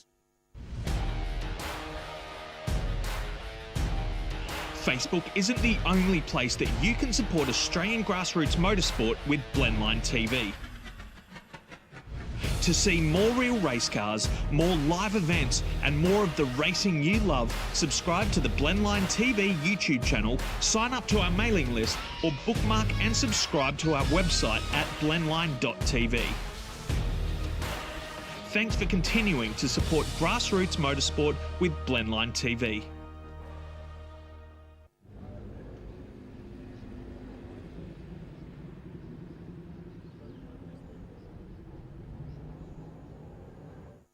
We are here in Formula Ford land. This is Phil Marinon. Viewers at home might be familiar with his name. He is the category administrator for the Formula Ford Association in Australia. Does a lot of work behind the scenes in ensuring that Australia's next generation of up-and-coming racing superstars can have a platform to compete in. Phil, could you tell us a little bit about that? Yeah, well, it's working really well since we've taken over some 10 or more years ago.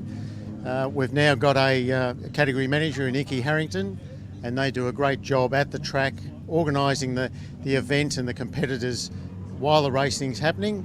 And we've also got a very good DSO in Stephen White. Our existing scrutineer is Scott Black, also does a fantastic job. And not to forget Tony Shebry, who does our media work for those weekends. Absolutely. We're those familiar with Tony Shebeki at home. He's the voice of the MCG as well. But in your hands right there is the first draft of the 50 Years of Formula Ford book. Now, this has been quite a few years in development, Phil, but it's not far off, as I understand. Correct. It was an idea that I had with the committee, and that was in 2019. I was very fortunate to have Margaret Hardy write all the written stuff that's in the book, and she put that together reasonably quickly from a lot of information she was holding. And since then I've just been sort of collecting and collating photos and just filling up the book so that it's something of interest that covers the entire 50 years. All things being equal, we'll have it for a release sometime early next year. And we look forward to seeing that book. It includes a foreword from Mark Webber, who was, of course, one of the Australian graduates from Formula Ford from the early to mid-90s. So we will keep a keen eye out on that book on all good book shelves, hopefully sometime early next year. Big thank you to Phil Marinon for joining us. Thanks, Callum. Appreciate your time.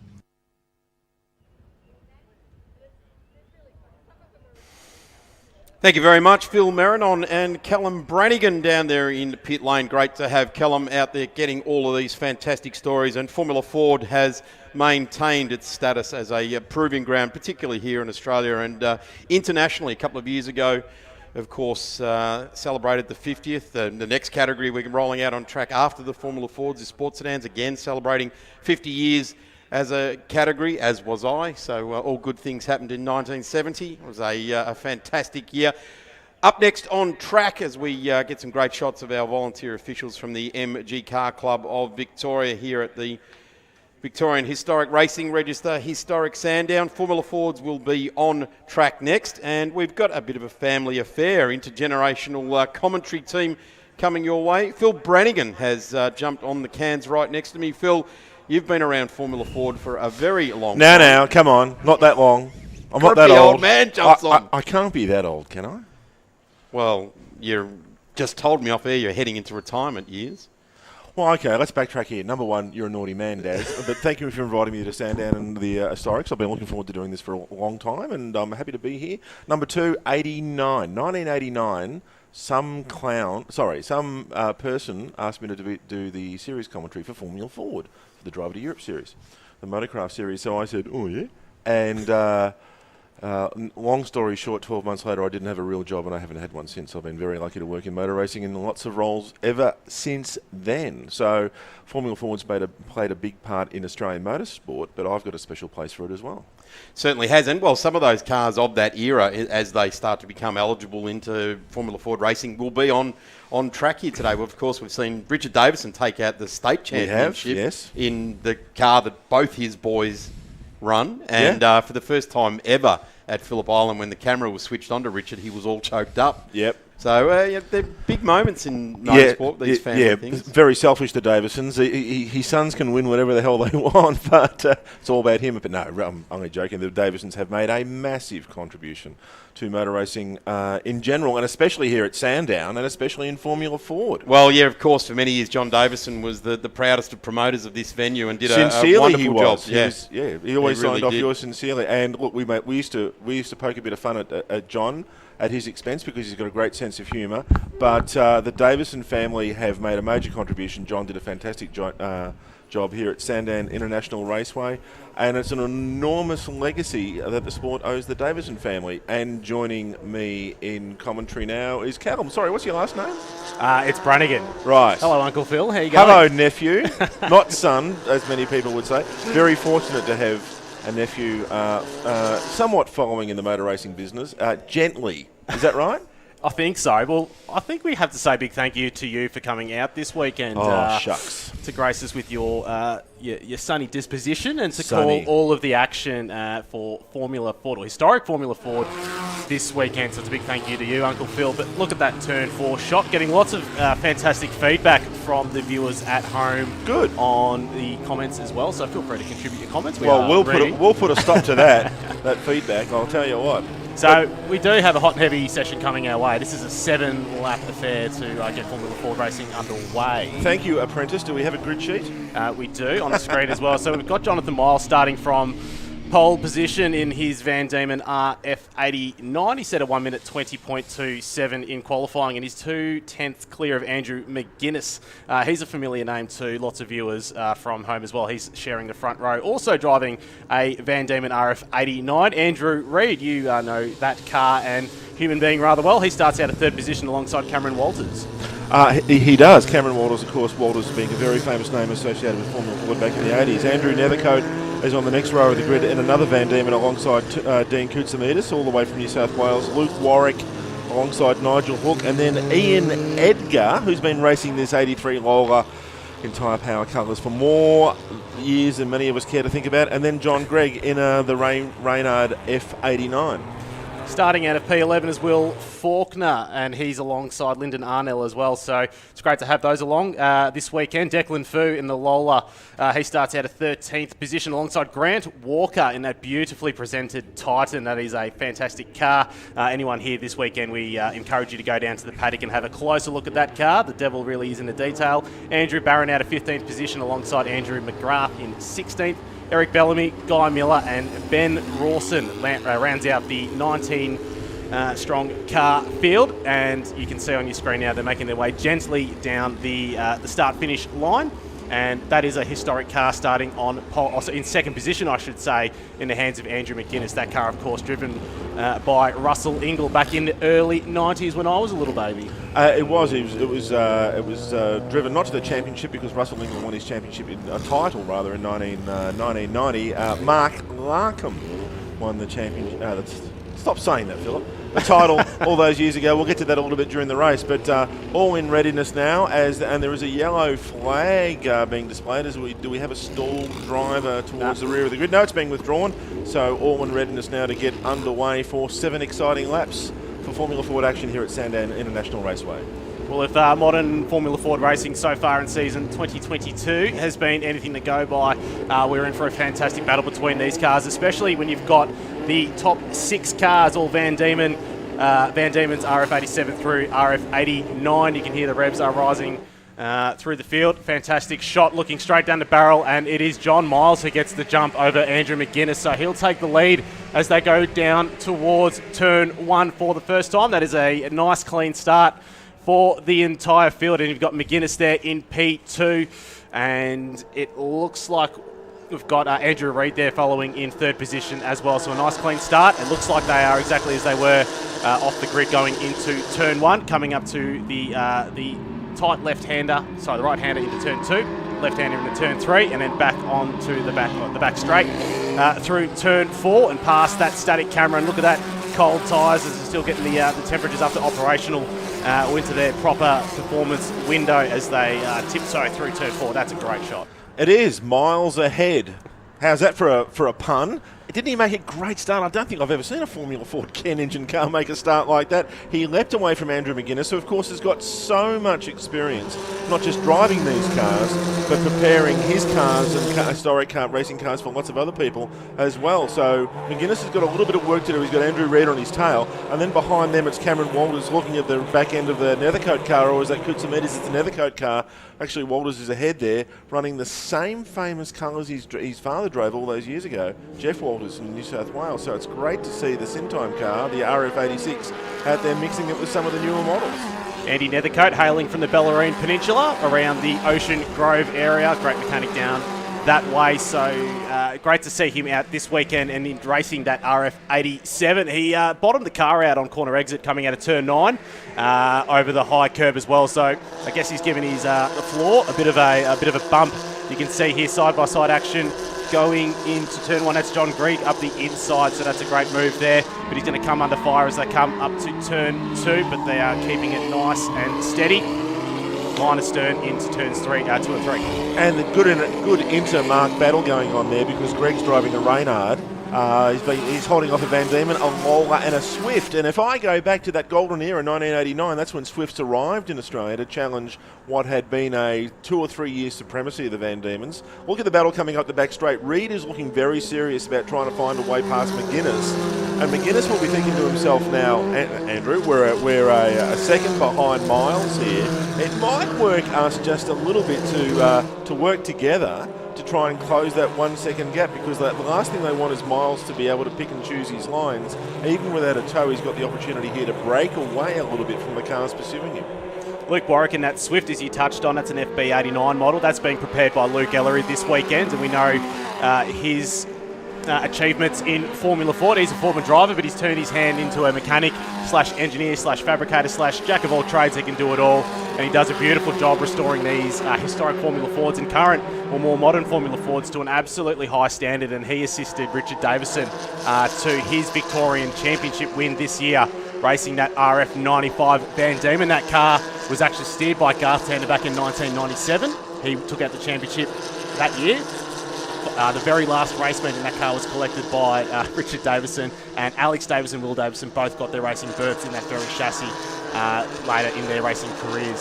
So there's a lot of legacy, but Richard Davison is actually over in England this weekend for a much different Formula Ford event. He is. He's doing the Walter Hayes Trophy, and so is Tim Blanchard, again another Formula Ford front-runner in days gone by. That car, of course, as you mentioned, Garth Tander, going into the Formula Ford Driver to Europe Series with a 2-year plan to win the series, and then doing himself out of a drive by winning it in the very first year. Bit of tyre squealing going on there. Miles still leads from McGuinness. Andrew Reid closing in, car number 15. And if this car looks familiar to those of you who have been watching Formula Ford for some years, it was previously raced by Andrew Reid. He bought this car in 1990. There is a very good book coming out, which I'll alert our viewers to right around the world, about the history of Formula Ford in Australia. And this car was on the front row of the very first Formula Ford race I called at Amaru Park in '89. It was raced then by Glenn Zampatti. Andrew Reid raced this car himself. It was sold into different hands, and he located the car, has restored this car in partnership with his young son Tom, and here he is racing the same car as he raced all those years ago, 30 years later. It's a fantastic story. Very smart. Great job in third place. Very smart young lad is Tom. We had a quick chat with him in the paddock before, so very polite young lad. But Andrew Reid, as you touched on, talking about that car before, but he's actually the fastest man on the track at the moment with a 1 minute 20.9. He's not too far off qualifying pace, and you can see the heat haze as they're looking straight down the barrel up the back straight, and it is a little bit roasting out there. It's 22 degrees, but in the sun it feels significantly hotter. Hang on, roasting? Oh, okay, sorry. For our viewers interstate and around the world, this is Melbourne in November, so yeah, we're roasting. 1, 2, 3 miles, McGuinness, Reid. That gap is down to 0.68 of a second. It's still Walter's doing a good job at running by himself in fourth place in his yellow Van Diemen ahead of Andy Nethercott and Dean Koutsamidis. And this is turning into a nice little heated battle for the lead. And John Gregg's made great ground as well. So he's currently sitting in P7 after starting inside the top 10. The Victorian doing a fantastic job in his Reynard, the FF89. There's not too many Reynards or Swifts. You see a lot of Van Diemen's in historic racing, and I'm also looking down at the sheet as well. There's a Lola out there as Reid up the inside of McGuinness going into turn 1. Fantastic pictures provided this weekend, but that was a very clean move, and he's now going to set his sights firmly onto the gearbox of John Miles at the front of the race, who's now reset the fastest lap of the race as well. So they're definitely trading blows at the moment. Oh, look at that. A little bit Taylor on corner exit coming out of turn 4. They're taking this quite seriously, Phil. Yeah, and Andrew Reid said to me about an hour ago, look, I'm on the second row of the grid, but I'm not feeling under any pressure. And his view was he was going to get out there and just try and drive around and stay out of trouble as we see the battle going on further back behind him. And look what's happening. He's actually in the battle for the lead. But this is a great battle. And like I said, 4 different brands of car all in a row. Yeah, and it looks like Andrew Nethercote leading that battle as well. He's got Luke Warwick in the Swift right up behind him. So coming up the back straight, side by side. It looks like they might be too wide as they come into turn 6. So let's hope they sort themselves out. That's not Andrew Nethercote. I should stand to be corrected. That's the number 21 car of Ian Edgar. So that's a great battle between those two. Warwick all over the back of him, but he's coming under fire from the number 95 car of Will Faulkner as well, but he tucks back behind, and discretion is the better part of valor on that time around, Uncle Phil. Yes, and different eras. You can see the front radiated car of Ian Edgar, Little Bear, who's been around for a long time in the Lolo. He's been racing this car for a lot of years as well. Actually, that's Luke Warwick in the number 8 Swift, and you can see right behind the 2 red cars, one with conventional suspension and a front radiator, one with side-mounted radiators and rocker arm suspension for aerodynamic superiority. Hopefully, we've got lap 6 of 8, and there's a yellow flag at the top of the hill as there's a challenge down there at turn number 1, and car number 8 almost makes it through. Luke Warwick almost got his nose chopped off then in the battle he's having with Edgar. Yeah, that was a little bit close for comfort there. So, yeah, Warwick, absolutely caught off guard there. So Ian Edgar closing the door firmly coming into turn 1. But, yeah, it's great variety, and obviously the Van Diemen RF86 through the 89. This is a replay on track at the moment as well, so I suspect this might be a change for position. So this is Andrew McGuinness back up the inside of Andrew Reid coming into turn 6. It's a fast left-hander, but he gets that done before they get there, and he keeps it nice and calm and collected under brakes. This is a very daunting part of the track coming into turn 9, so that's a great effort by those racers.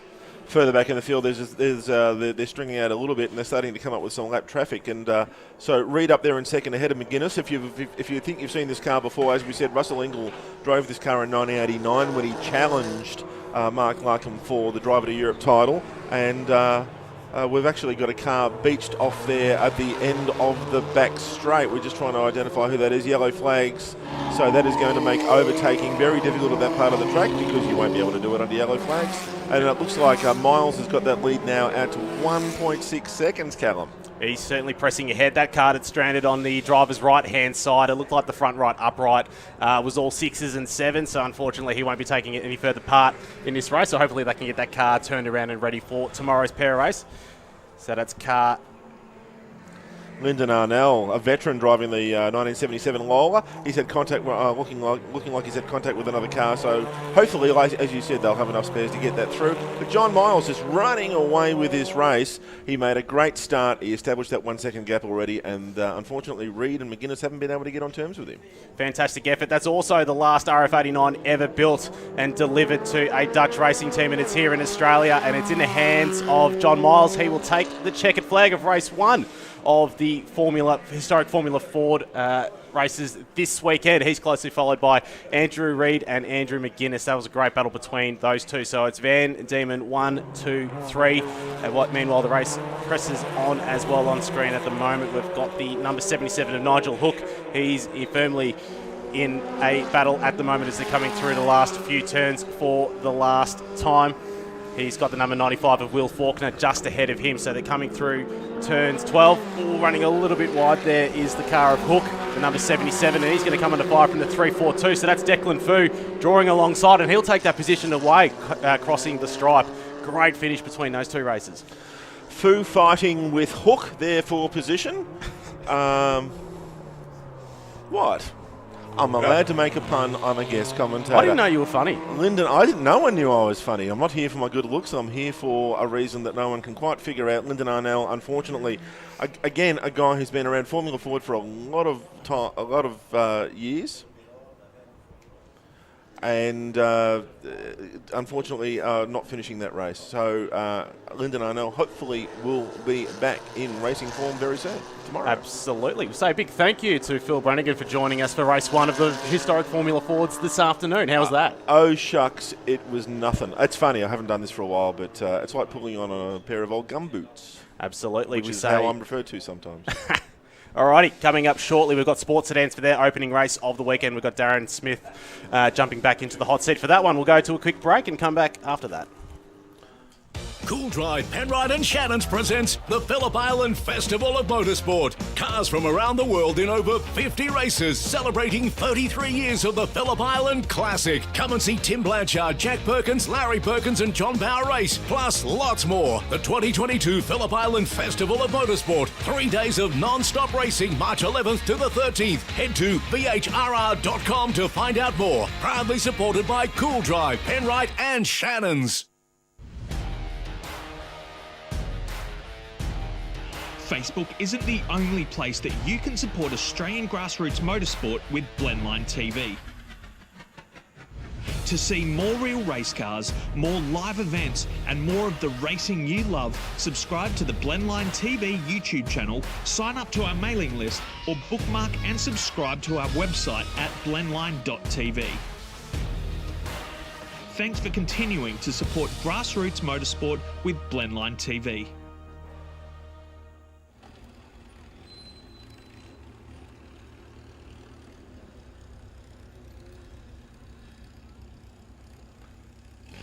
Down in the Sports Sedans paddock, and you'll recognise the two people standing to my right. It's Todd and Mason Kelly. Mason this year's been in competition in the Hyundai XLs as well as racing in Mark Cars Australia, Mazda 3 as well. But this weekend he's in competition driving this beautifully presented Nissan Altima, which has quite historical significance as well. So we'll start with you, Todd. How does it feel to see your son Mason steering this car this weekend?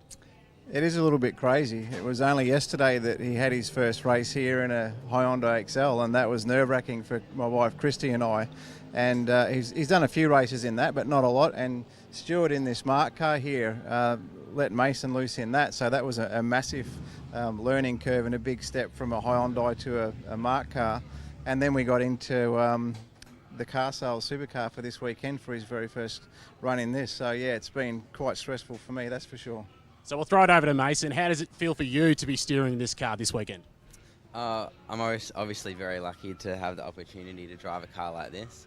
And thanks to Stuart for giving me the opportunity to drive his Mark car, because I certainly wouldn't be driving this car this weekend if I hadn't had any experience in a car like that. So yeah, big thanks to him mostly. Yeah. And slightly off topic, there's been an announcement of a Ford Ranger going to the Baja 1000. How does that feel? I'm actually supposed to be there right now, but yeah, it's been a really good project for Ford, and quite glad that they let me have a crack at that, because being out of supercars now for 12 months, it was good to get back on the welder and in our fab shop and our facility at Kelly Racing, which is still all up and running on the production side. So that was a really good project for us, and the vehicle came up amazing. It's a really, really tough truck, completely standard, and we just put the roll cage and the fuel cell and everything in it, and yeah, got air freighted over to America. It's done 1,000 miles of testing, and it's about to run in the Baja now. But this is a little bit more important to have some family time, so the guys in America are looking after it over there, and we get to enjoy Sandown. Awesome, absolutely sensational. We'll say a big thank you to the Kellys, Motor Racing Royalty, for joining us down here in the paddock.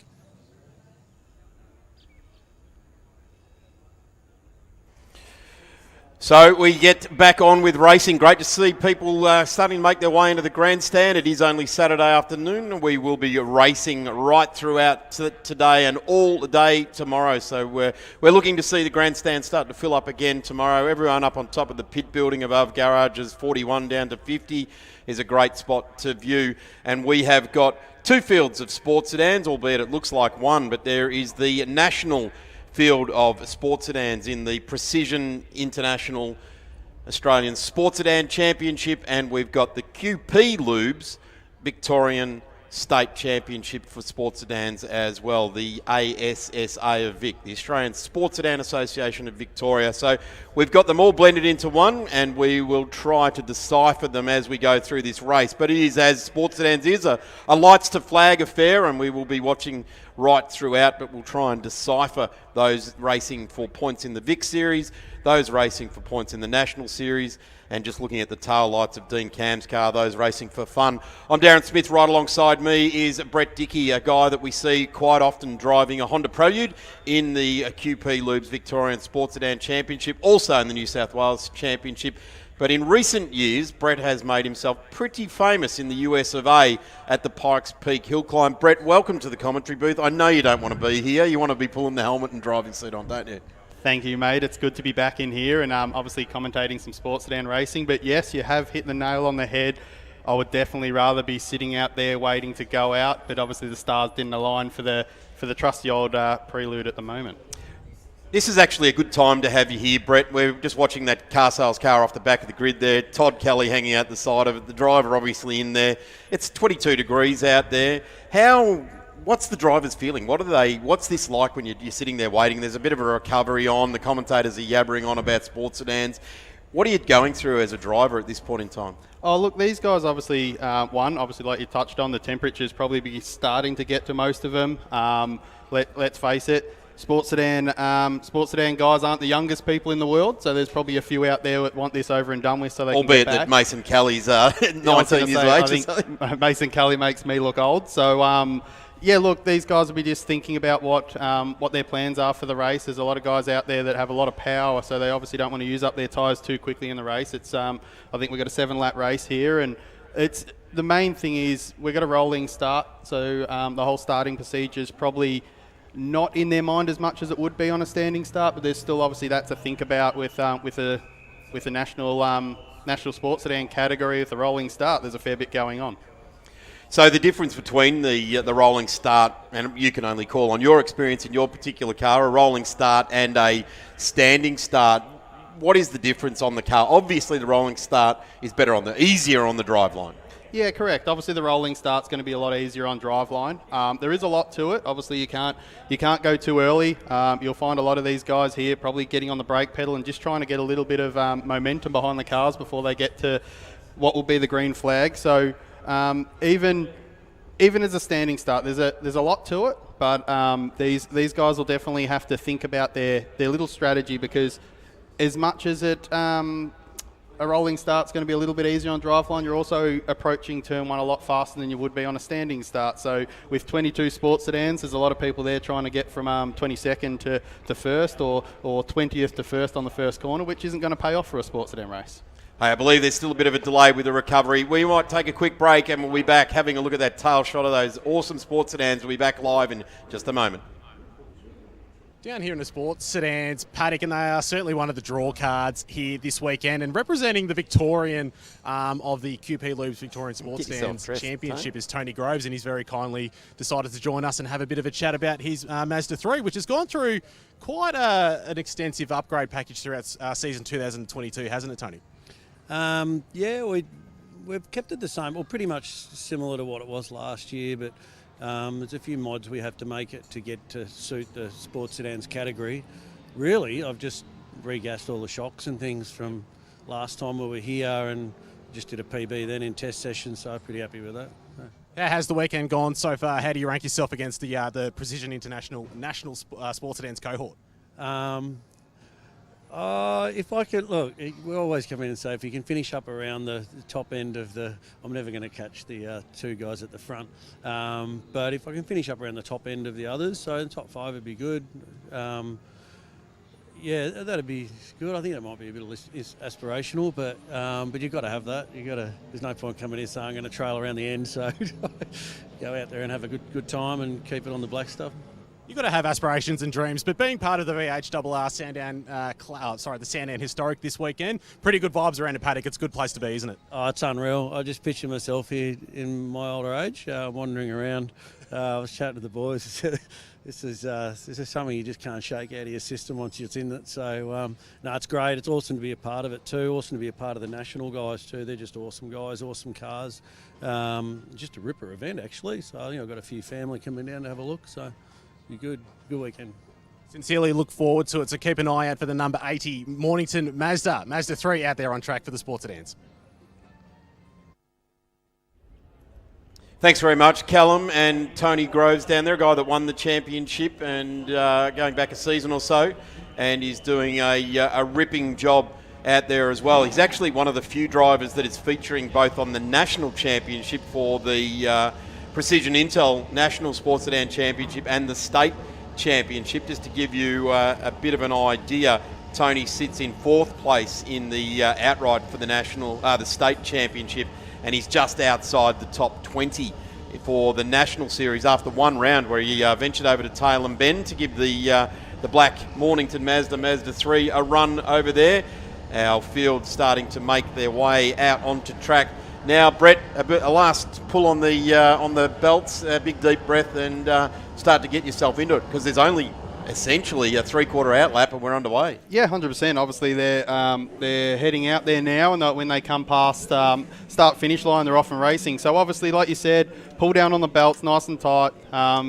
Definitely, the guys out there like Liam Hoop is definitely going to get that turbo spooled up nicely and make sure there's some temperature in that. And as you know, mate, I'm a firm backer of a turboed car. So all the boys out there now getting ready, doing their last little precautionary checks, getting some temperature in the brakes and tyres, because as we touched on, as soon as they come around, once that flag drops, they're off and racing. There's no secondary warm-up lap today. Great shot, that one there. We just see Damien Johnson off in the background there, a guy that has raced both State Series and National Series in this car. He's got another Celica that he runs in historic sports sedans, and that Tirana are a very, very interesting power plant. A Holden bottom end and a Ford head on it, but the head is reversed. So that's what Damo likes. In fact, that is sports sedans, isn't it? Yeah. Take something and re-engineer it to how you want it to be. Definitely doesn't know if it's coming or going, if it's a Ford or a Holden. But it's kind of like what your old man's done with the Honda, isn't it? You guys have done. It's like, Honda know what they're doing, but we know better. Yeah, but we'll have another go at it and try to re-engineer it. They spent millions and millions of dollars in developing it, but we've got a lot better idea. Two guys in Noble Park can fix it. It's sports sedans. But look, it's a credit to everyone out there. I just love seeing the diversity of cars out there at the moment. So I think obviously Liam sitting there in the six-cylinder, I reckon has a solid view in the rear window. I'm trying to find the next non-V8 car, and I think it would be Bibbs probably. No, it'd be Johnny there. Will be. It's probably Damien Johnson, actually. Damien Johnson. Yeah, so I think there's a lot of cylinders following Liam on this one. There is, certainly. So qualifying this morning, Jordan Caruso in the John Gourlay-owned Audi 110, and he's done his championship hopes a wealth of good already here today. Unfortunately, Stephen Tomasi has not joined us on the grid. They've had an engine issue yesterday, and the car's coming around to get the race start. There's Liam Hooper in the number 10. Welcome to National Sports Sedans, the big stage. And number 10, let's see how they go. We're going to go around again.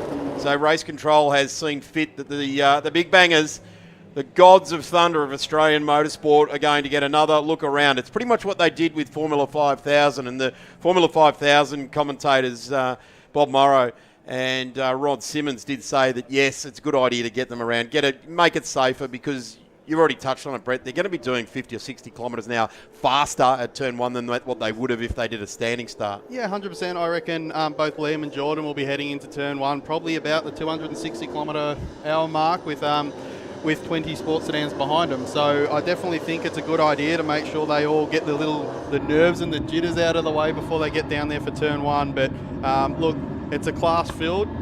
There's definitely a whole bunch of talent out there, and I know these guys will make sure they put on a good show for everyone in the stands and watching the live stream at home. Shane Bradman just came into screen there in the Aston Air. There goes the Liam Hill prepared car of Shane Woodman there as well. Looks fantastic. Continuous coverage of the Blendline TV. Check it out at blendline.tv/live. Stay with us as we look at the rest of the grid. Car number 3, or position number 3 on the road, will be Michael Robinson, multiple Victorian champion, multiple 50k plate winner, which will be on again at the end of this month at Phillip Island at Island Magic. Tony Groves, who we just spoke to in car number 80, he is poised to try and take a lot of points away for the Victorian Championship from Johnny Pilato and Francois Habib and Chaz Talbot. In fact, Chaz Talbot is buried down there in car number 12 in position 17. So racing a 5,000 and a sports sedan, the two fastest categories. Good on Chaz. Lucky he's got youth Age on will his not side. weary us, will it? Bit of youth on his side, mate. Okay, so we've just been informed this is going to be dropped 6 laps, so that's the way it's going to be. Shane Woodman, 6th on the grid. 5th is Ash Jarvis in the MR Automotive car that Smithy has raced for a long, long time, very well in the National Championship. Dean Cam, the interloper, in and out of National and Victorian racing. He is currently sitting on 8th. Shane Bradford right alongside in the 68. That Shane could actually win this race. He is down the grid a bit further than what I thought he would have been. Stuart Eustace to Johnny Pilato, Aaron Hodges and Francois Habib. Greg Lynch, who had coming into the wall this morning in qualifying, onto the grid, waiting the green flag, and there it is, and away we go. It's the Audi that gets the power down, the marked car, and right up the middle, Ash Jarvis cuts off the charge there of Michael Robinson in the Bell Real Estate Poltec. Monaro up the inside. He's got the inside running. So it's Monaro and Monaro side by side as they go into turn one. Shane Woodman dives in there. Dean Cam has made his way up, and he's driven right alongside his Victorian Championship protagonist in Tony Groves. Groves taking no messing around there. Bradford also right in there in the Camaro. as Groves just pops out behind the BMW. He's going to have a handful with that car. The Camaro charging. Cam's just lost a couple of spots. There's the RX-7 of Graham Gilliland in the Victorian Championship, and just in front of him was his old mate, Damien Johnson. Remember back in about 07, 08 in pouring rain, the little rotary powered car of Gilliland and that six-cylinder of Damien Johnson came right to the front of the field and won 2 that day. So if we do get any Melbourne weather like we've had for about the last 6 months, watch for those two. At this point in time, it's SB2s out in front, or whatever other arrangement this Chevrolet they've put underneath them. There you go. There's a 6-cylinder there, mate, with a turbo. Come there on, is. Don't shoot that one down. I think Liam might have missed the start there. I was expecting big things from that car being turbo, but I think he may have just missed it and got gobbled up. So he's now playing the chase game. I tell you what, Dominic Beninka style in the Alpha all those years ago. Watch that turbo car in a straight line. Bradford looking out from behind the Mark car. There's Dean Cam belching those flames out the side. The big guy, the number 66 from 5 Star Fencing, always looking good. The car's had a fresh paint job for this weekend, a good clean-up. It needed it, and that's what Dean is brought to the track. Darren Hossack had to drive that car yesterday, shaked it down for him, and we've got Dino out there at the moment. It's currently sitting in position number 8. Bradford's through. Groves now coming under pressure. Oh, and Michael Robinson in the 32 Poltec car has gone around. This is going to harm his national championship hunt, currently sitting 4th place. And he's got some points behind from Woodman, and Tomasi is going to drop off this point score as well, and the whole field now gets around as this is going to be about a 15-point turn. Mate, I was going to say that would be the longest wait that Michael Robinson has ever had to do in his life, waiting for every car to pass before he can turn that thing around. Like you mentioned, 15-point turn, he'll be back on his way. But how's Jordan straight on lap 2, 108.2? Not mucking around, is it? Have a look at this on the main straight now.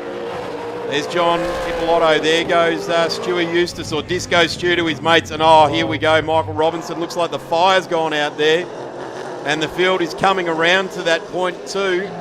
Our race leader looks to have already gone past that section of track here. The Landell Signs, number 16. Double wave flags. Tony Groves has to yield as Michael Robinson is parked across. He's got it moving, which is great. He's got the fire lit and he's got drive. He's just dropped a lap though. There's the Monaro he was battling with. Great to have Ash Jarvis in this field, just inside the 10 in the championship on 172 points in the Precision International National Championship as Shane Woodman, who is currently 3rd. He will find his way into P2 in the championship. But at the moment, Brett, we're just watching a young man aboard that Audi just grabbing handfuls of points, aren't we? Oh, look, it's definitely Jordan's on top of his game. I'll give him all the credit in the world. I've done some sim racing with him, and he's definitely a level above. He's done an amazing job driving that Audi for John Goulet and the whole team down there, and he doesn't, look, I might step on myself here, but he doesn't really put a foot wrong. He does what he needs to do, keeps wheeling it out. We've got Tony Groves here having a bit of a look at Shane Woodman. I reckon he's going to... Bit of a late one, but got it done with a bit of help from the curb, and I don't think Shane put up too much of a fight there. Interesting thing there is 2 Victorian champions, Tony from last year and the year before, Shane Woodman from about 2013, 2014 in that BMW. It looked a lot different back then. It certainly didn't look like it is now, but Liam Hill and Gary Gunn for some time they're heavily involved, but Liam now making sure that BMW goes well. Have a look at Bradford. He has gone, I'm back on the national stage. I'm not going to muck around with these guys. Let's get on with it. That is a very, very fast Camaro. As we look back here now, there's Rand McGlurkin with Graham Gilliland in that magnificent looking RX-7, the Bollards direct entry. And Graham would dearly like to get past this mean and evil looking Nissan in front of him. You've definitely got some characters under those helmets, don't you? You very much do. You've got definitely Rand McGlurkin there as more ink than half of the paddock put together. And one of the greats of sports sedan racing, Graham Gilliland out there, and as he does, he's out there and enjoying himself, doing the best he can, and obviously it's always great coming to a sports sedan race and seeing a family atmosphere. Certainly is. Here we go. Here's Mason Kelly talking about family atmosphere, and he's got Francois Habib in his sights. 2 different generations of supercars out on track now, and I bet Mason would be taking advantage of so much data that would be available for that car at this track. I think there'll be a semi-trailer full of data for that car here, and he's definitely got a decent piece of equipment under him with obviously his dad there supporting him, and it's great to see that car out here. We thought all those Nissans were gone and vanished and hiding, but it's definitely good to see it back out there, and obviously car sales on the side of it, and seeing him mix it with an older generation supercar. You know what's good? The Nissan in P2, the turbocharged GDR, that is absolutely doing a ripping job. Nissan's front and middle of field at the moment as Mason just gets past the old Tasman Motorsport entry, and the number 97 ranging up behind there. That's John Nicolato. He's leading the QP Loops Victorian Championship. There's Disco Stew. He is doing a ripping job in the number 90 as well, featuring in the points also for the Victorian Championship, and he's just inside the top 10 there. 2 race wins to Francois Biff, 4 race wins to Tony Groves. He had a great run in the first 2 rounds and then did some other racing. Have a look at this. Brett Dickey is just pointing out in the Precision International Sports Sedans, the Jordan Caruso driven Audi, a 1:07.50. He is 5.5 seconds faster than any other car on track at the moment as he's getting through on some of the back markers. There's Rand McGlurkin he's gone through on, and Graham Gilliland. And the interesting thing will be is that the last lap board is being displayed at this point in time, so he will get the checkered flag now. Jordan Caruso gets the 6 laps done and takes the W in race number 1 for the Precision International National Sports Sedans. Damien Johnson will go around one more time. He's racing for both national and state. Gilliland gets to the line there as well. And here comes P2. It's a Nissan Turbo and grabs it. Ash Jarvis in the Monaro. That was a mega job towards the end of that race. Ash Jarvis pretty much brought that gap down to not even half a second on the last lap. So that'll be definitely a battle to look for with a bit longer races. Here we go, Dean Cam against Mason Kelly. There's definitely an age gap there. And certainly Cam, both willing though, aren't they? Absolutely Absolutely willing. Dean Cam gets to the line there in 7th and Mason Kelly. So Jordan Caruso takes the W in race number 1 for Precision Intel. Liam Hooper, then it's Ash Jarvis to Tony Groves gets home. So here's points haul for the National Championship. Here comes the 177 to the line. This is Condon. And this little Corolla, I think it is, Travis Condon, yeah, KE70, gets to the line there as well in position number 14. Then Chaz Talbot in the Camaro. Behind Chaz is Ben McLeod, who's had a ripping Victorian State Series. Damien Johnson in that awesome looking Tirana, and I just love that car. I think that is that is synonymous with sports sedans, that Tirana. And Damo drives it very, very well and prepares it absolutely brilliantly. Dean Cam home in 8th in front of Shane Woodman. Mason Kelly, Francois Habib, John Ippolito trying to take the Victorian title. Of course, that won't be decided this weekend. That will go to Island Magic at the end of the year. Greg Lynch, who's taken wins this season in the Victorian title, hit the wall this morning in qualifying. Then it's Hodges, Condon, Talbot, McLeod and Damien Johnson rounding out the field there. McGlurkin Jr. to Gilliland and McGlurkin Senior as we wave goodbye to the Precision International National Sports Sedans and the QP Lubes Victorian title. Brett Dickey, thank you very much. And your Fast R t-shirt, which I don't have in my collection yet, but I'm sure that'll be rectified. We'll sort that out, mate. There's a lot more coming. So, yeah, looking forward to making sure you've got a full Fast R kit for the next time we meet in a commentary box somewhere around the world. Excellent. Thank you very much, Brett Dickey. We will have a quick break. Got to catch our breath because we have got so much racing still to come here at the Victorian Historic Racing Register. 30 years of Sandown Historic Racing. Up next is the Historic Touring Cars Group Number 2. We'll be back in a moment. Cool Drive, Penrite and Shannons presents the Phillip Island Festival of Motorsport. Cars from around the world in over 50 races, celebrating 33 years of the Phillip Island Classic. Come and see Tim Blanchard, Jack Perkins, Larry Perkins and John Bauer race, plus lots more. The 2022 Phillip Island Festival of Motorsport. 3 days of non-stop racing, March 11th to the 13th. Head to VHRR.com to find out more. Proudly supported by Cool Drive, Penrite and Shannons. Facebook isn't the only place that you can support Australian grassroots motorsport with Blendline TV. To see more real race cars, more live events, and more of the racing you love, subscribe to the Blendline TV YouTube channel, sign up to our mailing list, or bookmark and subscribe to our website at blendline.tv. Thanks for continuing to support grassroots motorsport with Blendline TV.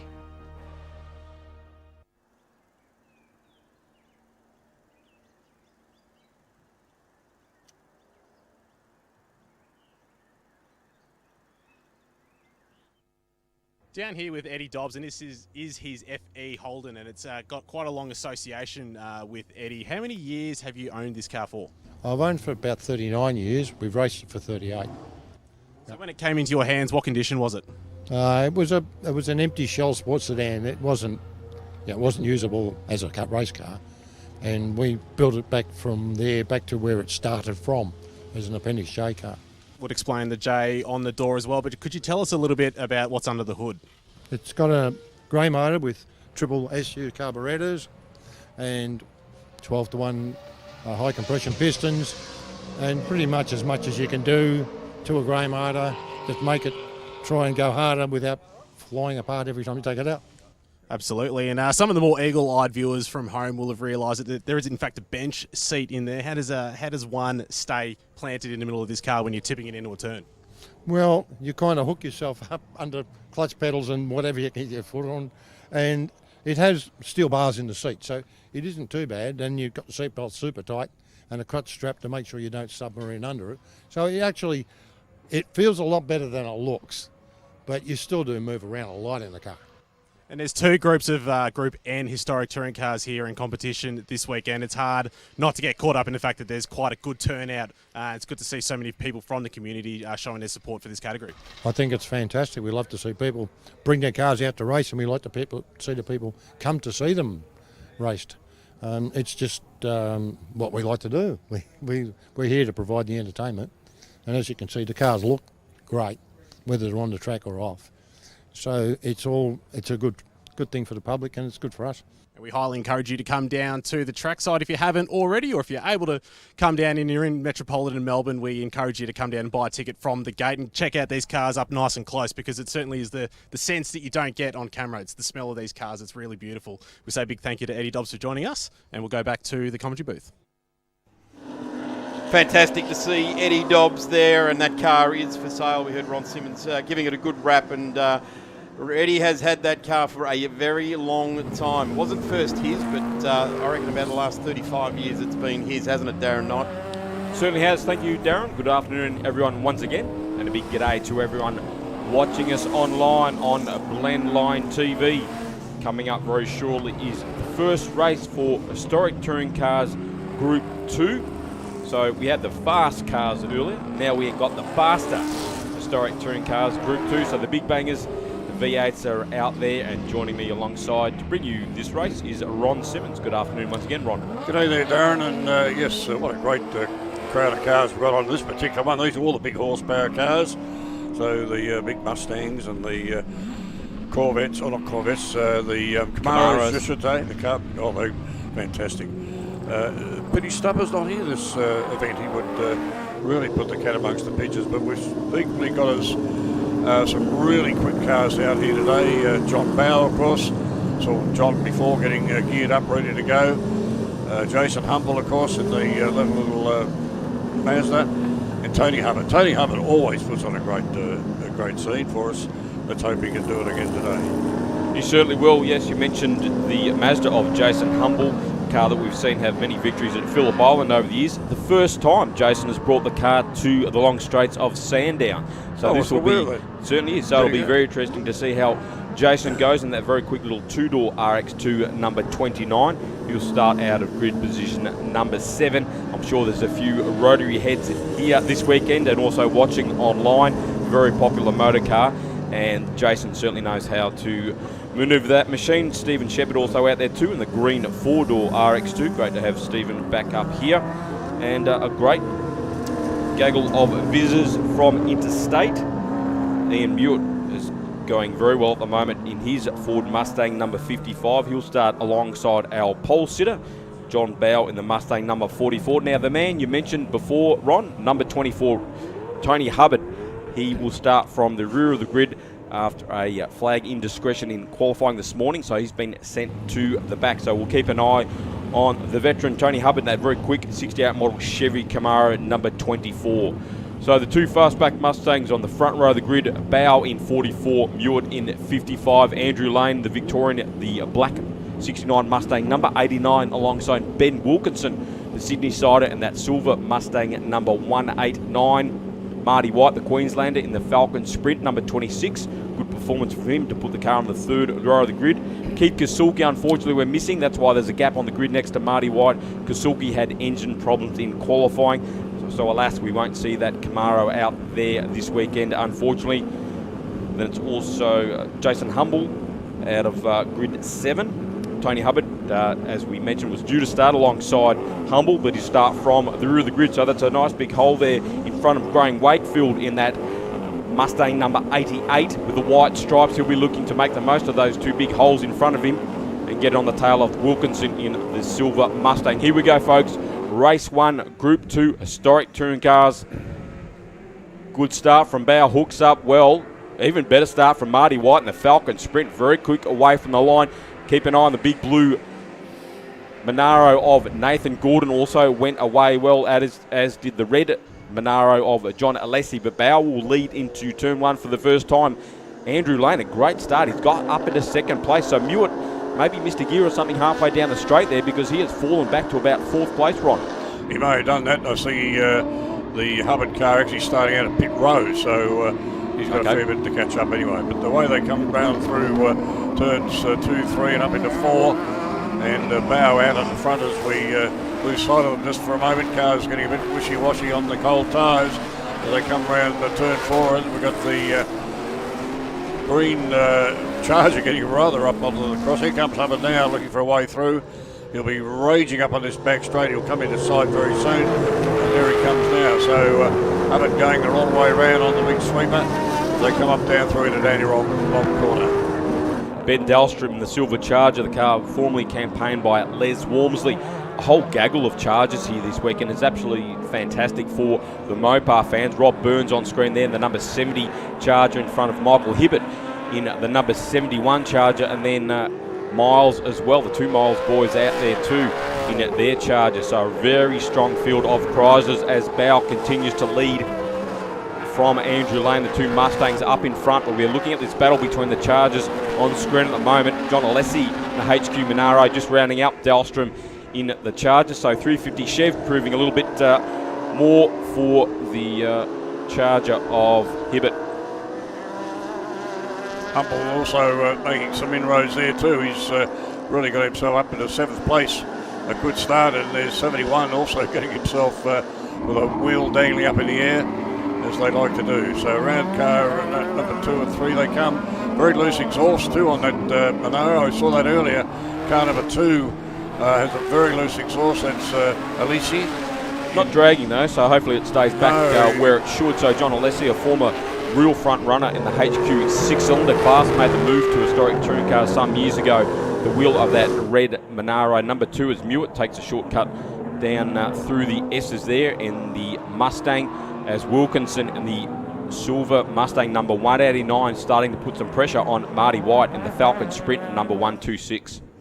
That's about the furthest I've seen that car up for a long time. 126 White in the Falcon Sprint. Great looking motor car. Certainly is very lightweight, a couple of 100 kilos less than the equivalent year Mustang. Fiberglass panels on the car, as was homologated back in the day. Very quick, of course, the Monte Carlo race winner in 64 before the Frenchies took the win away. Yes, purposely built motor car with light panels, as you say. And here's Humble being harassed by one of the other Mustangs. They come through into turn 1. Chris Stern in the Mustang. I said he wasn't driving, but he is, which is great to see. President of the Historic Touring Car Association of Victoria there. He's trying to reel in that number 29 Mazda. That's as easier said than done when you're trying to catch Humble. I'm looking for Hubbard trying to get through. I think he's Still a fair way back at the stage as we are into lap 3 of 7. So it's a Mustang 1, 2, 3 at the moment. John Bow leading from Andrew Lane with Ian Mewett trying to gain some track position that he lost on the start. So Mewett up into third now in the blue Mustang at number 55. Nathan Gordon in the HQ Monaro, number 45. He has his hands full with Graham Wakefield in the Mustang right on his tail. And then there's Humble in that Mazda we were talking about with Chris Stern in the Mustang right on his tail. Yes, Stern put his nose up in beside Humble as they went in there before, but he didn't quite get through. Then we've got a Ben Wilkinson gets through on move. Marty White, so same position there. Sideways. So Wilkinson now up into 4th place. Marty White back to 5th in the Falcon Sprint. What if the sprint, Mr. Gear or something back further? He seemed to have caught up to him quite quickly already. As we watch the rest of the field streaming down the long straight. Car 45 getting a little bit wishy-washy there. That's Gordon. Car's getting very twitchy under brakes today. I'm not quite sure there's a tailwind or what it is, but Jason Humble puts a move on Graham Wakefield. Great move into turn 3. Great move. Wakefield saw him coming, gave him a little bit of room, but Jason Humble on the charge now, immediately onto the tail of the number 45 Monaro of Nathan Gordon as they venture out onto the back straight once again. So Humble now up into 7th place, but will it be 6th because he's trying to reel in that Monaro of Gordon as Chris Stern now starting to put the pressure on Graham Wakefield in the number 88 Mustang. I'm suggesting that the Maz is probably a little bit more nimble, a little bit lighter on the brakes than the big Monaro. So just a tad? Just a tad, Rod? We'll see how they come down into turn 1 as they get down onto the long straight. Past the and Humble he got past anyway. Right on cue. Jason Humble now moves up into 6th place. So Gordon back to 7th. Very good run by Humble in this sort of smaller engine car. Believe it or not, they were actually rated about 1.6 litre when they first came out. But you do the sums on it, makes it about a 2600 litres, a 2600 cc car. So most unusual configuration of the motor, but anyway, he's doing it very well. Look at all these Mustangs and the Monaro. And where have we got Humble getting through there? I can't see him on the line. Yes, he's right at the back here. Lights on and really lighting it up as he goes past. A real charger parade at the moment. Rob Burns, the number 70 machine. Michael Hibbert, the magenta coloured charger, number 71. And Ben Dahlstrom in the silver machine. So chargers running very close to the mid-pack at the moment, just in front of that Falcon Sprint, the second Falcon Sprint of Jervis Ward. Yeah, 3 charges on a charge. And here's the next group. Humble just leading that group. He's looking for White up in front of him, Gordon and Wakefield behind him. They come down onto the back straight over the old, what we call Lukey Heights. And you can actually see on the right-hand side there the entrance into the old circuit. Dahlstrom puts the move on Michael Hibbert. Hibbert runs wide through the S's, and then Ben Dahlstrom gets that place over Michael Hibbert. So great battle between the two 6-cylinder Hemi-powered chargers. So Dahlstrom now up into 14th, Hibbert back to 15th. Yes, a good move there. Probably the right thing to do is actually drop back in that place because he did sort of cut the corner a bit as they make their way out onto the main straight. Go past our commentary box very shortly. Bow continues to lead from Andrew Lane and Ian Mewett. It's on screen Stephen Scales the Chevy Camaro from Queensland. His first journey here to Sandown. Having a solid run in the top 10. We can actually pick up on the front 2 cars, Bow and Lane. There's not very much in it, 120.031 to 125.25, so fairly close up the front. Hibbert looking to get that position back on Ben Dahlstrom in the battle of the Chargers. Saw a quick glimpse of Milan Zizek from Tasmania in the white and blue Mustang number 450. Also another Sandown debutant, so great to have the Tasmanians here. Speaking of which, we also have Mick Cross out there in an XU1. Not a cheap exercise to come up to Victoria's. Michael Hibbert gets past Ben Dahlstrom, so they are swapping places on the back straight there. He had a great run, so Hibbert now back up into 14th, Dahlstrom back to 15th. Just watching, not on stream, but just watching Hubbard up the back straight. He picked up a couple of places there, so he's really on a charge, but he's going to run out of time with 7 of 7 done, so flag will be out for Bow. Last lap for race 1 for Group 2 Historic Touring Cars, brought to us by Just Cars magazine and also Penrite. So Bow looks like he has the race sewn up at the moment. Andrew Lane and Ian Mute, though, still in hot pursuit. So Lane not too far away from the tail of Bow, so he'll have to keep the lines on the number 44 Mustang well in check, with Andrew Lane set to pounce at any slight error. It's pretty hard to get out of Bowie these days, as it was back in those days. It'd make it a very wide Mustang, believe me. It's a car owned by Joe Collegia, of course, running his Corvette in the sports cars this weekend. He asked John to get behind the wheel of the ex-Perry Spirides number 44 Mustang, and he will take victory in race 1 for Group 2 Historic Touring Cars. Andrew Lane, the man from Hog's Breath Cafe in Traralgon, takes a great second place finish. Problems there for Ben Dahlstrom, a bit of smoke from underneath the Charger. Hopefully that's nothing too serious on the back straight. So Ben Dahlstrom looks like his race is coming to an end right on the last lap. Not sure if that's... and John Lessie also having some issues in the Monaro on the final tour as well. While all that was happening, Ian Newitt crossed the line in third in front of Ben Wilkinson, Marty White, Jason Humble. Nathan Gordon was 7th, Graham Wakefield 8th. Chris Stern crossed the line in 9th, and Stephen Scowles rounded out the top 10. So hopefully nothing too serious for the Dahlstrom Charger. He was having a great battle all race long there, Ron, with the number 71 Charger of Michael Hibbert. Yes, we've got a little bit of a fire happening underneath the Charger, as someone spoke about cars parking with hot engines on the grass. Fortunately, the grass is pretty green as we speak, but give it another couple of months, you pull up there. That's a replay of pass here. Oh no, it's John Lessie into the sand. Yep.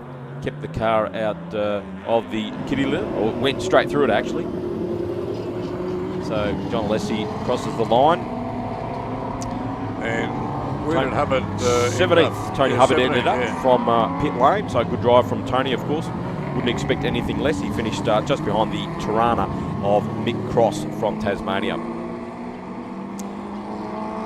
So our fastest lap on the third tour for John Bow, a 1:20.0031. Andrew Lane not mucking around either in second place, a 1:20.5. So great time there from Andrew Lane, that all-black Mustang. So Mustang 1, 2, 3 in race 1 for Group 2 Historic Touring Cars, brought to us by Ronnie.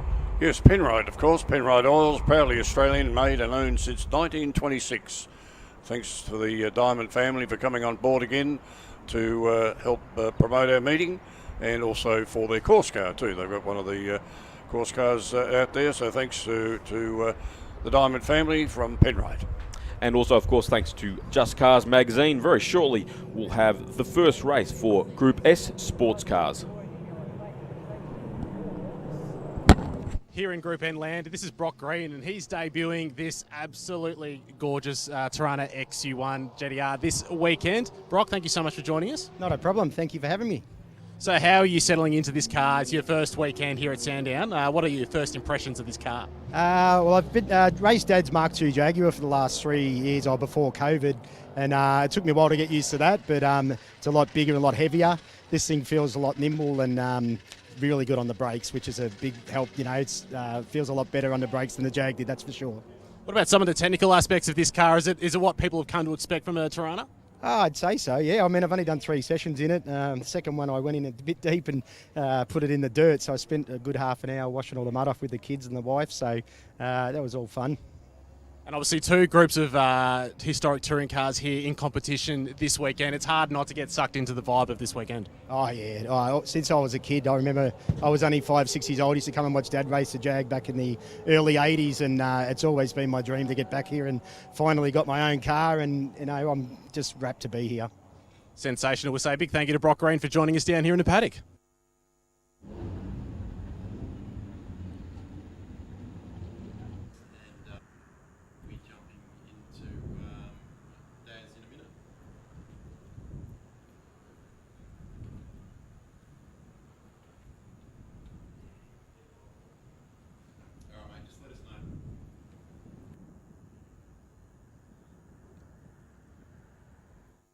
Cool Drive, Penrite and Shannons presents the Phillip Island Festival of Motorsport. Cars from around the world in over 50 races celebrating 33 years of the Phillip Island Classic. Come and see Tim Blanchard, Jack Perkins, Larry Perkins and John Bower race, plus lots more. The 2022 Phillip Island Festival of Motorsport. 3 days of non-stop racing, March 11th to the 13th. Head to VHRR.com to find out more. Proudly supported by Cool Drive, Penrite and Shannons. Facebook isn't the only place that you can support Australian grassroots motorsport with Blendline TV.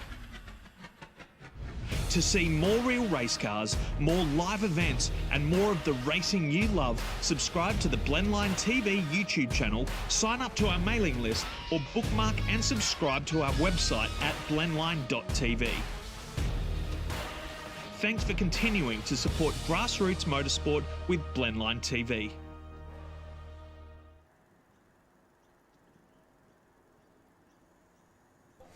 Welcome back here to the 30th running of the Victorian Historic Racing Register's Sandown Historic event. Of course, each year we look forward to the trio events that the VHRR put on for historic racing. Of course, the absolute crown in the jewel we wait for every year is the Phillip Island Classic. But how good is it to be at Historic Sandown in 2022? With good crowds making their way in, and of course, if you can't make it to the track and you've got international friends, and that's the best part about live streaming, is that you can keep everyone connected. Just about to introduce a guy who's been to Queensland for the Hill Climb Championship up there. Phil Membry, you travelled from regional Victoria all the way to Queensland for the Hill Climb Championship just last week. That I did, Darren, and what a great event. A little bit hampered by the wet weather and whatnot. It ended up being cancelled on the Sunday, but big congratulations to Dean Ty from Queensland in an Empire Wrath. Gee, I'll tell you what, that name sits across the top of the Australian Hill Climb Championship for some time, hasn't it? The surname, anyway. Yeah, well, Ivan being ex-Repco Brabham, of course, and won quite a number of events over his competitive career. But the Empire Wrath imported from the UK, aerodynamic design by Willem Towett, a friend of mine who's had over 30 years as an aerodynamicist in Formula One. So he was quite pleased to have his name behind something that's won yet another Australian title. And in fact, Willem worked for Kevin Bartlett before he went overseas, so a little bit of interest there. And some Victorians went up, each one of them winning the first in their class. So congratulations to those guys in their efforts as well.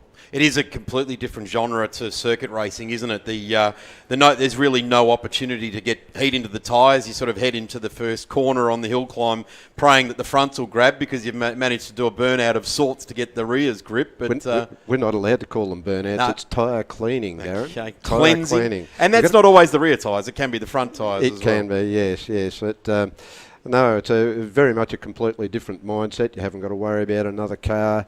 You have got to concern yourself about being able to drive on cold tyres. And there's a couple of guys that I've introduced to hill climbing that have only done circuit racing in the past. And I thought, not much track time, probably get a bit bored, no cars and blah, blah. Halfway through the meeting, they're coming up and congratulating me, saying thank you for introducing them because it's so intense. Well, not every weekend there's a circuit race on, is there? Not every weekend there's a hill climb. So you're diverse. You can jump between them. I'm fortunate enough to have been in the room with Colin Bond and Tim Schenken one day, and they were needling each other about hill climb championships. Yeah. Yep. You know, a guy that raced in sports cars and Formula One, and a guy who raced and won rallying and touring car championships in Australia, and they're needling each other about a hill climb event in 1964 or whatever that's right. it was. And Tim Schenken, past Australian title winner, so it's quite a thing. So certainly leads into a lot of Rob Roy type action as well, which is well known within the MG Car Club as far as historic hill climbs and things go there. And we've got the revival coming up. I'm unsure as to the dates. Someone somewhere has got those dates. Check it out. The Rob Roy revival next year. And in fact, they've got a bit of a stand down and behind the pit area. You go along and have a bit of a look there. There'll be lots and lots of things happening there at that event. So We've also got a purpose-built hill climb facility down at Moe these days at Haunted Hills. There's the old hill climb at the Scenic Lookout at Camperdown on Mount Lura. So we've got those events all coming up next year, so there's plenty to look forward to. Plenty to go around. Certainly you touched on weather-affected race meetings, and it's pretty much the whole eastern seaboard of Australia. I was lucky enough to be at the Shannon's Motorsport Australia Championships at Tailem Bend, and that was piggybacked on with the RSC Safety Australian Rally Championship at Tailem Bend, all at the circuit, and also that weekend was the Bend Classic. And I can tell you the people in the Bend Classic didn't get a lap after Friday. On the Sunday, we got through Saturday pretty much clear. The ARC got through the Adelaide Hills, and then on Sunday morning they started shutting stages in the ARC. Yeah. We had 13 races to go, of which 3 started and finished. We started most of them. But, the weather has been absolutely just incredible, hasn't it? Yeah. I'd had to work over in Adelaide prior to all of the rain. The trip home was interesting, to say the least. Yes. I have got those dates. I think Ron Simmons has dragged those out for me, the 18th and 19th of March for the Rob Roy Revival next year at Rob Roy. Well, that sounds fantastic. I am going to hand over now to Peter, who is going to jump on for Group S as well. We're 1 minute away from seeing these cars rolling out onto a track. So thank you, Peter, and good luck, Phil, with the Group S call. Thanks, gents. Thanks, Darren. And greetings, Peter. He gets his microphone on his head. Very good afternoon, Phil. Great to be here once again at Sandown. Yeah. And just recapping on what you were saying about Rob Roy. Rob Roy is 1 week after the Phillip Island Classic.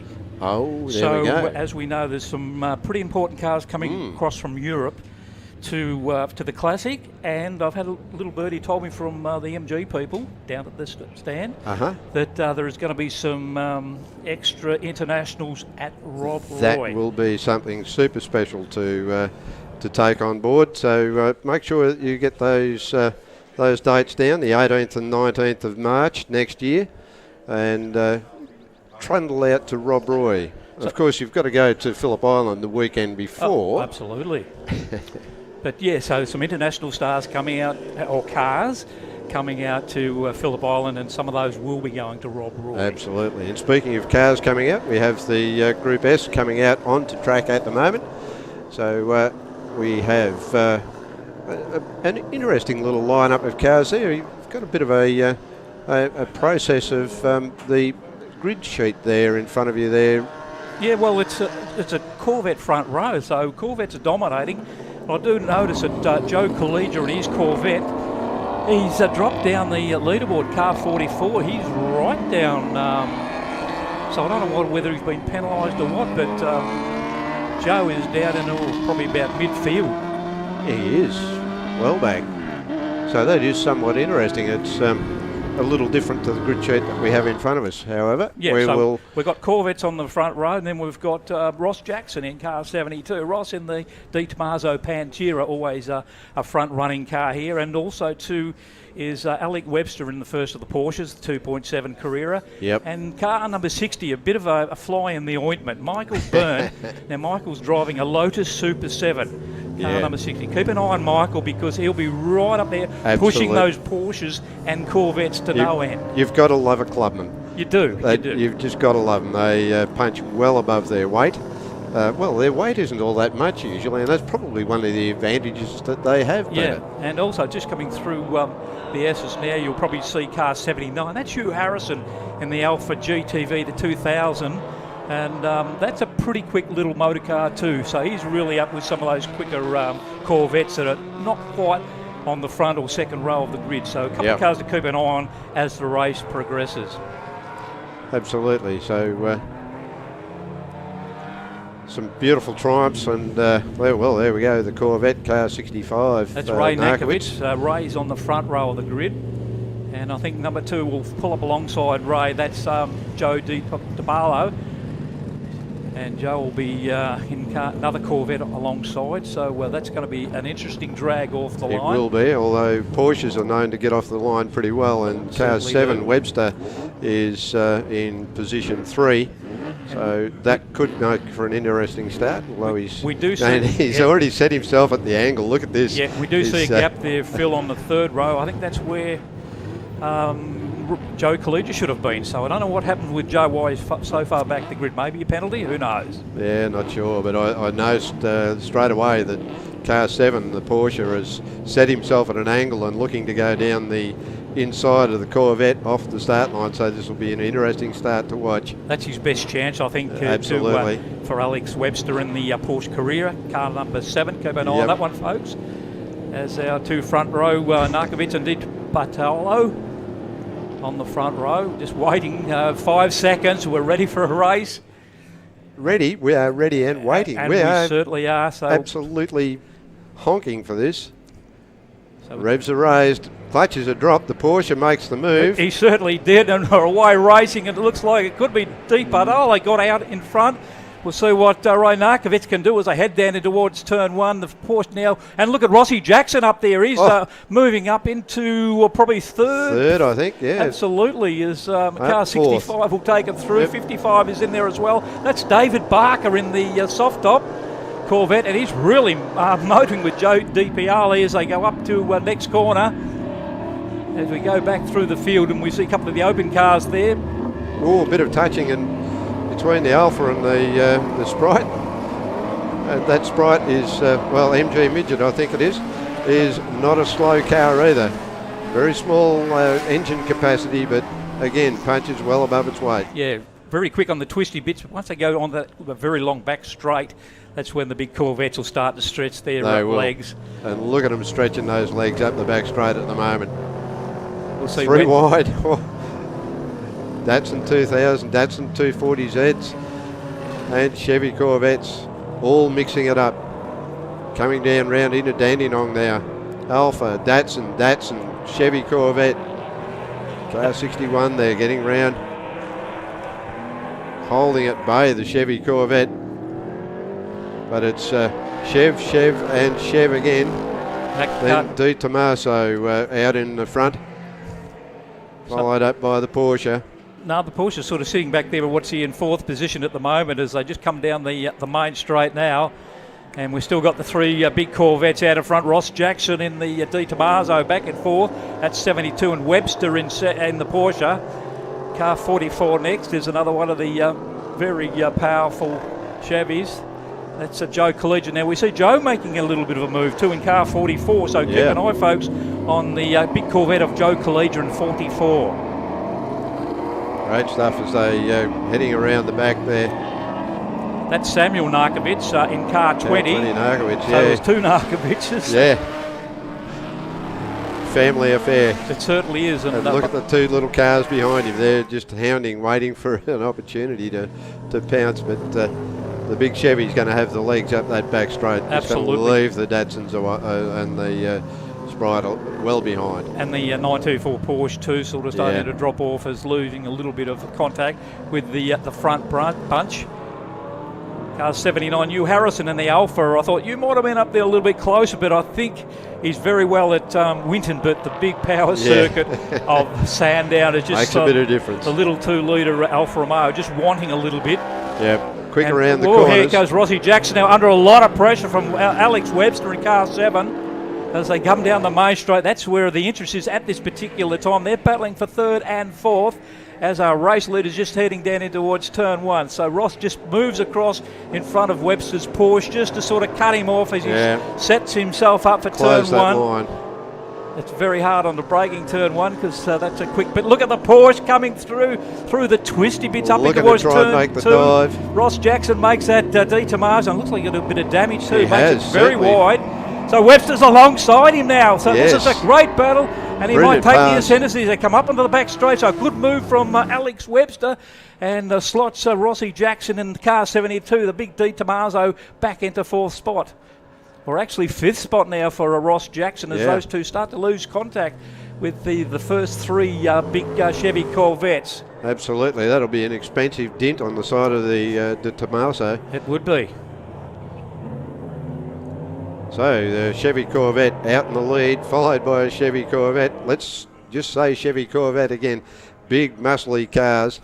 Yeah, it was a good battle for the lead too, between the two Chevy Corvettes, 65 and car 2. So that's on. That's Nakovic and DPR Bartolo. They open up the taps and head on down the front straight. So that's still anybody's race at the moment, heading down in towards turn number 1. David Barker, sort of 55. He's sitting back there having a pretty quiet race in third spot, just sitting back watching the two lead Corvettes, keeping them well and truly under control. And then there's a gap back to the Di Tommaso and the Porsche. Here comes our race leaders now, just coming up. And now starting to car 65, that's Narkovic. Starting to get a little bit of pressure now from car 2, Di Bartolo. Yeah, selecting a winner out of these two could be more difficult than picking a broken nose. Absolutely. Dave Barker back in third spot too. Phil is not letting the two Corvettes get away, and looks like the Bartolo is having a bit of a look on our race reader, and he might slip by. No, can't quite make it, but he's really putting the pressure on our race leader. Car 65, that's Ray Nakovic. And look at Joe Di Bartolo, he's really putting a lot of pressure on. Car number 2. Hooks it up. Makes a good move out of the that corner, the Dandenong corner. Is it going to give him a bit of an advantage to drop down the inside here? No, it's not. No, it could be. He might have a little bit of a look as they come on towards the front straight. Here they come now, but just probably pretty evenly matched these two cars. They certainly are. They're power to the He's got to track, try and away they go. He's going for a side draft as they go down the main straight. No, he's got a nip in behind him. Well, this is all going on. This is bringing David Barker into he's making a move down the inside, and he's got him. He has got him. He's gone through the inside. He has too. Big move. That was a massive move down the front straight. Well done, Joe Di Bartolo. Really, but Narkovic has got to come back at him, not letting him get away. In the meantime, David Barker still sitting back there in third spot, and they're starting to drop up our third and fourth man now. I think sort of Ross Jackson might be in a little bit of trouble too, but our two race leaders are nose to tail. This is what we want to see, Phil. Absolutely. Good racing. Good racing, yes, and it's close. Here you go. We're back in the field a bit with the Alpha and the car number 6, which is that's the Doe. Yeah, that's Hung Doe. Doe. In the Nissan, or the Datsun. Well. Yeah, Hung really doing a great job. He's currently in 10th position, and so he's not lost and he's not gained. He's still in 10th position. Qualified in 10th and running in 10th at the moment. Yeah, putting a lot of pressure on Harrison. That's no mean feat because Harrison's car's a pretty quick Alfa Romeo. Very quick. So Doe's doing a very, very good job for a midfield battle. So I go back to the 1970s when Dr. Michael Connors used to run a Datsun 240Z and managed to win the Australian Sports Car Championship, and I can't remember just which year. It might have been 74 or 75, I think. But here's East in 105. He's getting hassled by another Alfa Romeo. So there's good little battles all through the field. This is this 105. This is what we're talking about, the Porsche. And while all this is going on too, Peter, I noticed that we're already up to lap 6 of 7, so we're getting to the closing stages of this race now. Well, they're sort of really getting through the laps, the big Corvettes at the front, so they don't sit around. They're a pretty quick motor car. But the battle still rages. A little Lotus will land. Beautiful little aerodynamic Lotus. Lots of trouble usually on Sundays. Isn't that what Lotus stands for? Yeah, well, it could be. I didn't get hit, so there's no Lotus owners in the room. Beautiful little cars. Yep. And aerodynamically perfect for the day. Around about 600 kilos, I believe. A little twin cam Ford motor powers those cars on. MGB chasing him down. Be a tough job. Yeah, that's Chris Rolfe and the 54 MG. Yep. As we wait for our race leaders now, they're really circulating, Phil, and they're coming up on back markers. Only 7 laps. And they're ready to start lapping some back markers. So on the 7th lap. So this is the last lap. Will they get caught up with back markers as they come around? So Di Bartolo, he's still leading in car 2. Narkovic is back in 65. It looks like he might have opened up a bit of a gap between first and second. Yeah, I think he's got the edge. It'll be whether he gets caught up in back markers, but Baker in third and Webster still in fourth Baker's in the Porsche. Baker's just dropped back a little bit too, so he's lost a little bit of contact with the first two cars. Summers off into the car 22. Which is Thomas out in the sand trap. So he's in the kitty litter. Oh, looks like could be a red flag. Red I flag hear yes. So the event has been red flagged. Well, that's a pity because, as we can see, the red flag now being waved. Safety always first, Peter. Oh, absolutely. We'd like to see that everybody goes home in one piece. Well, we got most of the race done, which is the main Yep. thing, so we can't really complain. We did see some great racing between the two Corvettes. Overall, I don't think it's going to change the effect of the result. So I think the result was what we were seeing on screen, and as car 22, that's Jeff Thomas. Jeff Thomas has the door open and thinking of extricating himself. He'll be waiting for someone to come along with the sand shovel and dig him out. So a good third from Webster in the Porsche and Rossi Jackson in the deep up. Here we go with a replay of the Datsun. Comes down into Dandenong. How much do we see? Well, not Has much. A big Oh, loose. yes, we do. Bit of a jump. I think it might have been a bit of a tail slapper. He's lost the tail and then it happens. It's come back and flipped the other way. So bounced him off the track. But luckily we got most of the race completed, and I don't think the result would have changed at all, Phil. I don't think so. Not one iota. So it's good effort from Joe Di Bartolo and Ray Narkovic are at Hammer and Tongs. David Barker in third, and a good battle for a while between Ross Jackson and Alex Webster in the Di Tommaso Pantera and the Carrera 2.7. Absolutely. They put on a great battle, but unfortunately we did lose one car, but luckily it was on the last lap.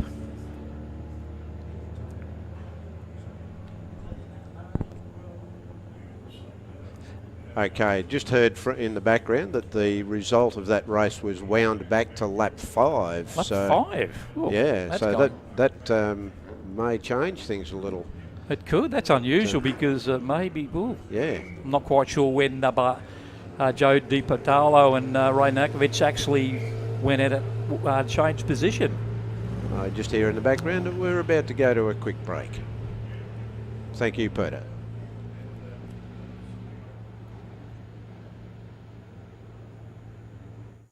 Cool Drive, Penrite and Shannons presents the Phillip Island Festival of Motorsport. Cars from around the world in over 50 races, celebrating 33 years of the Phillip Island Classic. Come and see Tim Blanchard, Jack Perkins, Larry Perkins and John Power race, plus lots more. The 2022 Phillip Island Festival of Motorsport. 3 days of non-stop racing, March 11th to the 13th. Head to VHRR.com to find out more. Proudly supported by Cool Drive, Penrite and Shannons.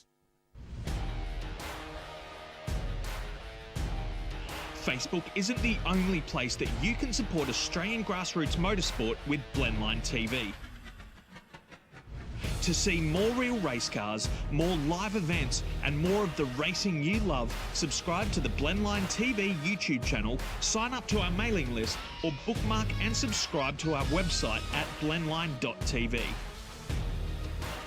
Thanks for continuing to support grassroots motorsport with Blendline TV.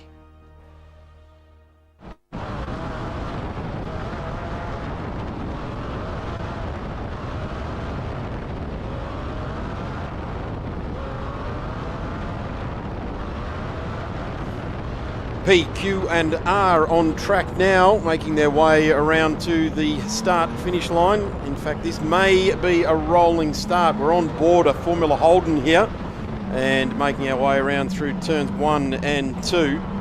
And the P, Q and R field coming around very quickly indeed. We really do take a step in open wheelers up to the next generation of chassis development, engine development. Certainly the field is smattered with some sports cars and open wheelers.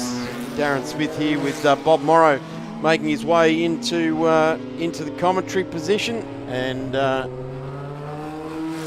cars making their way around on track, and the car off pole position will be the Hardman entry.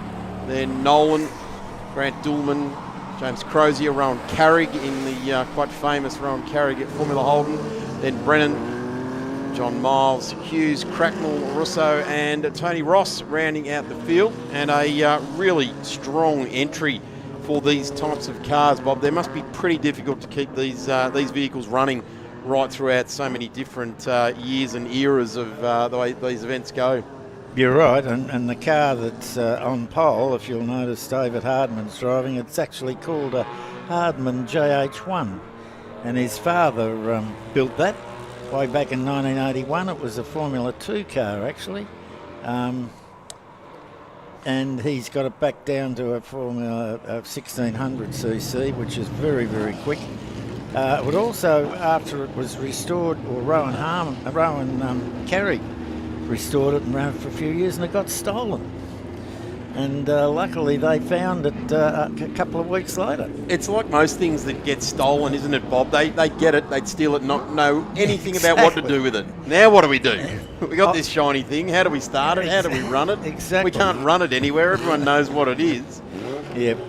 The era is fantastic, isn't it? The drivers with names along the side. I mean, I guess the most famous Australian with the name on his car is Black Jack, Sir Jack Brabham, with all of his Formula 1 titles and racing exploits. But certainly in Australia, Holden specials and things like that through the eras were very strong, as we've got the field set to go. David Hardman on pole with Daniel Nolan right alongside.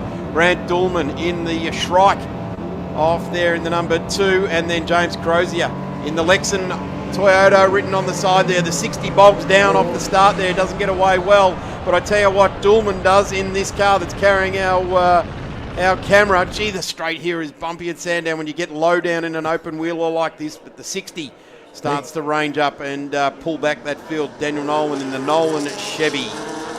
A Can-Am type car, 5 litre Chev, and the Lexan V6. Well, people of our era remember what a Lexan was. It was a Commodore. It was a Commodore with the Ben Lexan twist on it, wasn't it? They won the America's Cup and had a car named after him. Why not? That's very Australian, isn't it? It is, and in other words, it's a Formula Holden. It is a Formula Holden, of course it is. It's a marketing department race car. That's what that one is. Mate, if they've got cameras in NASCAR, yes, you can do anything, can't you? Yes, that's right. And of course, Commodores ran in NASCAR under the SS Impala badge for a while there as well. The number 60, gee, it looks big in the green livery, doesn't it, behind this Formula 2 and this Formula Holden. Well, it is big.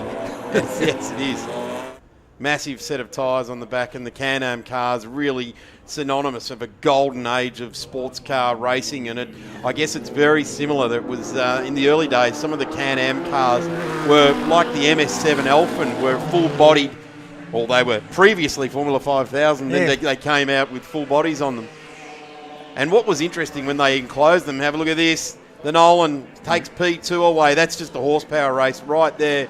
The number 7 of David Hardman comes into its own now. The nimble part of the track from 1 to 2 changes direction beautifully. That number 7 Hardman. Look at this around the outside, and the 60 goes off, regains, and the rear tyres with a good fresh bit of water on them. Cracks it sideways and heads back up the famous back straight here at Sandown International Motor Raceway, the home of horsepower, it says on the starters rostrum, and over the years it's proven to be that way. Let's see how the Nolan, with its Chevy on board, can fight back for the remainder of this race. We've got 6 laps left, and it's going to be a short journey, but I reckon these guys will have earned their dinner tonight after the laps around here. Just watching that onboard camera and how bumpy the main straight is. This is not what we wanted to see out of the 33. Graham Hughes in the Pro Sport LM3000. It's a Sports R class car, and doesn't it sound magnificent, that 3 litre. Yep, there's Rowan Carrick in his Formula Holden. Moved up from the Hardman, but not as quick. He's sitting in 5th position. I tell you what, that V6, and I remember the sticker of the day, the bumper sticker was "Get your V6 fix."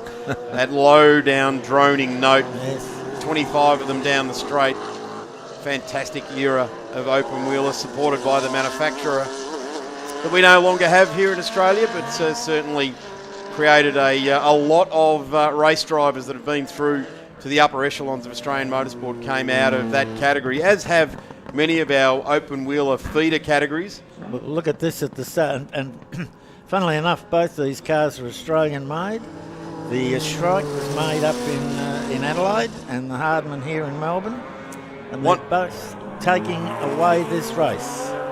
Wonderful story, the Shrike, and it says across the rear wing of their TAFE Team Motorsport. The South Australian TAFE had a very, very good program. There was some great motorsport minds buried away in the background that made it all happen, but this car in the right hands was an absolute weapon. I remember at Mullala, it was a great run car.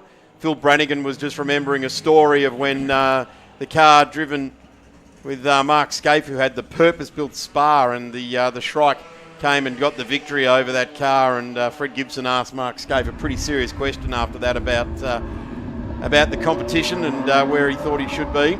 Here's the number 33 that we saw spinning, Graham Hughes, the Pro Sport LM 3000. This could be a lead change. Yes, well, nearly. Of course, Grant Dillman is the son of the man who raced this and built this car originally, with, I hear, a lot of government funds. Certainly was, yeah. Well, along the way, they taught a lot of engineers at the TAFE school how to build race cars. I'm not complaining about it. It'd be good to see it again, wouldn't it? Something like this. Here we go now. This is, again, a different style and era of racing. And this is the 77 of Rob Cracknell, the Tiga SC80. Many, many Tigas won so many races over that era. This is a Sports 2000, as is the one behind it. And this is a class of car that never came to Australia. It was huge in America, big in England. But these have been imported mainly from America and run here, and they're sort of like a sports Formula Ford. They have to run a Pinto motor. It has restrictions on it, so again to keep keeping them all nice and even. Now, Bob, correct me if I'm wrong, but Tiga was a Tim Schenken company, wasn't it? He was in the TI was the Tim part of it, wasn't it? Yeah, and Ganley, that's the right. New Zealand bloke, was the GA, and he said, Tim Schenken said to our club, VHRR, when he spoke, that they made nearly 1,000 cars. It's a pretty prolific manufacturer, isn't it? And he said, I just wish I had the rights to the spare parts now.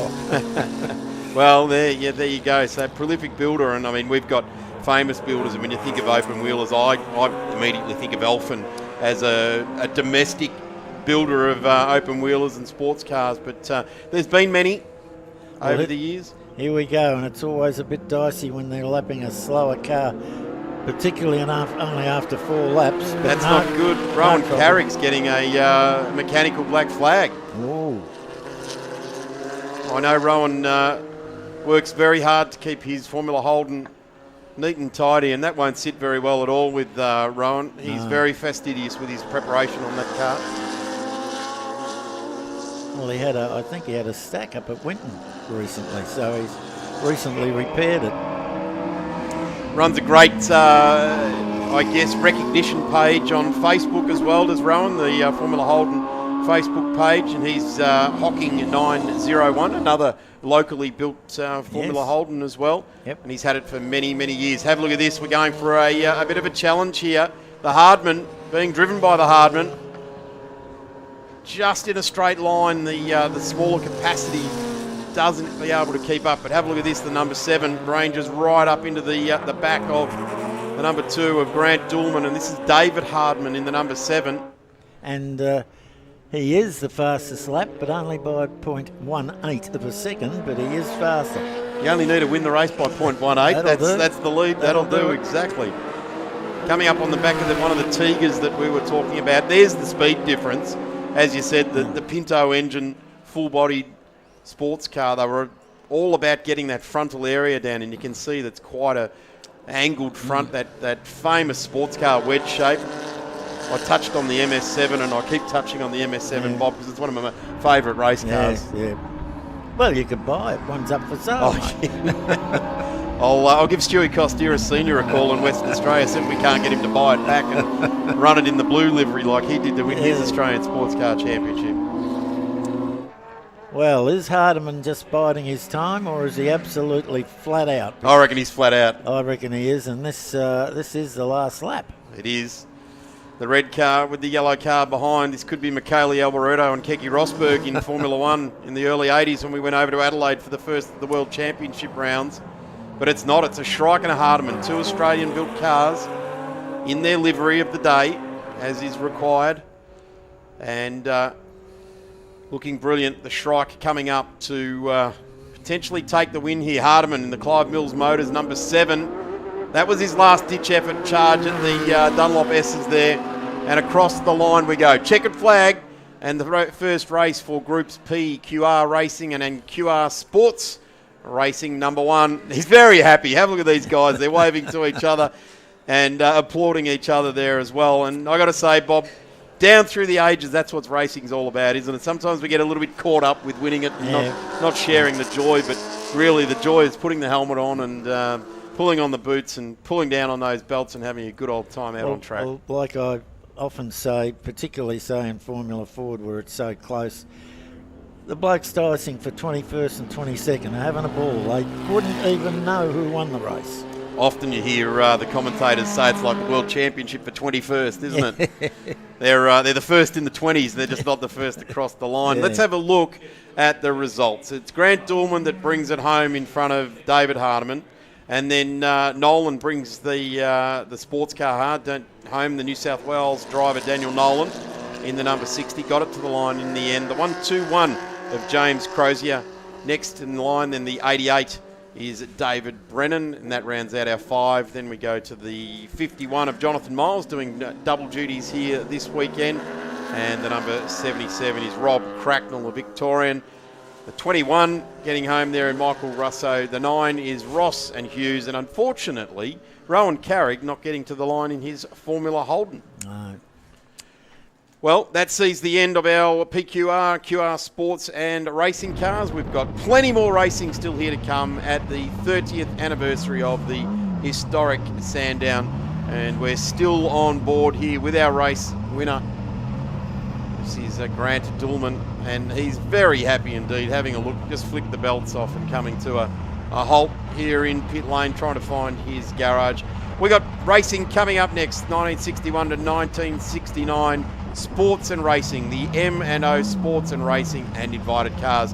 We'll be back with more from Sandown in just a moment. Cool Drive, Penrite and Shannons presents the Phillip Island Festival of Motorsport. Cars from around the world in over 50 races, celebrating 33 years of the Phillip Island Classic. Come and see Tim Blanchard, Jack Perkins, Larry Perkins and John Bauer race, plus lots more. The 2022 Phillip Island Festival of Motorsport. 3 days of non-stop racing, March 11th to the 13th. Head to VHRR.com to find out more. Proudly supported by Cool Drive, Penrite and Shannons.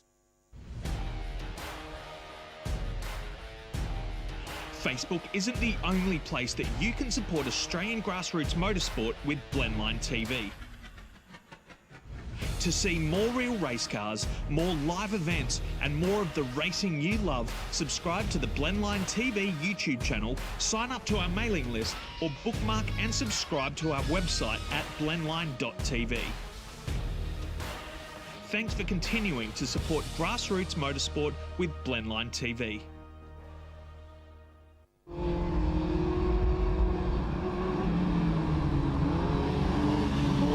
As we come back now, we've got third last event for the day coming out on track, and we will bring it over to Peter and Ron, who will bring us home for the between 61 and 69 sports and racing cars. I'm really looking forward to seeing the Brabham of Andrew McGuinness. I just like the fact that they've gone full retro with the number on that car. It looks fantastic. So thanks, gents. I'll hand it over to you.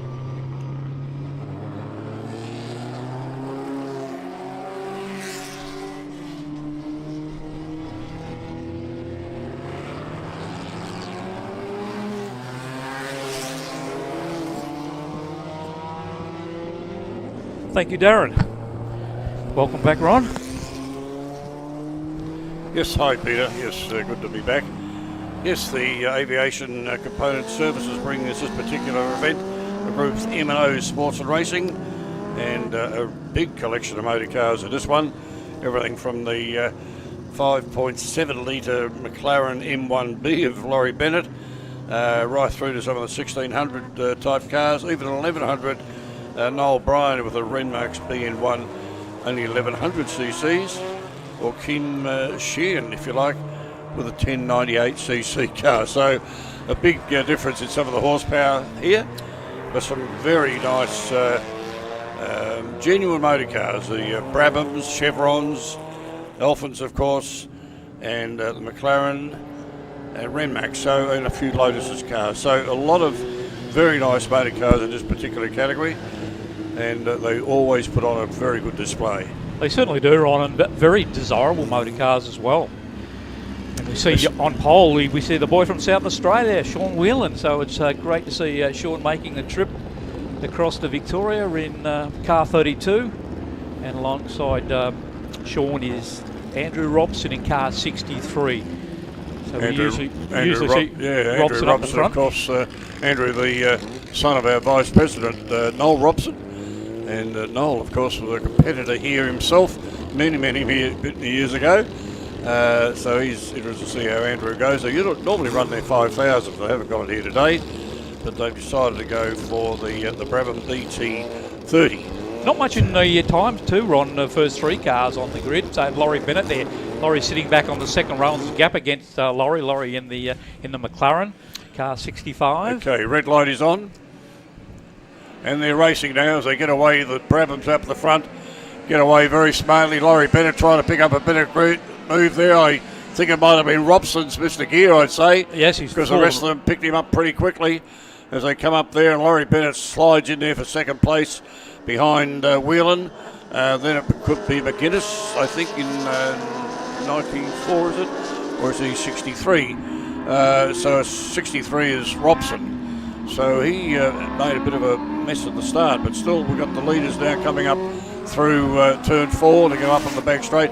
This is where the big horsepower, the McLaren M1B of Laurie Bennett will come to throw as we come up here, not looking at the back straight. Yes, there we are. And here's Laurie really hunting down he certainly is. West Whelan. And they're all, as I said before, that back straight is not really as straight as you think it is. It's as up and down like anything you wouldn't believe. It's very uneven up the back straight. Now Laurie coming under a lot of pressure now from Robson too, in car 63.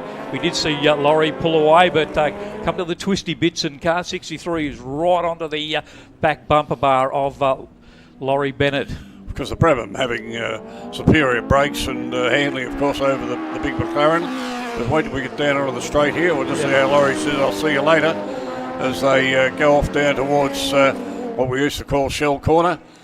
And a lot of movement down on that straight as well, as Whelan is in the lead, Bennett second, then back to Robson.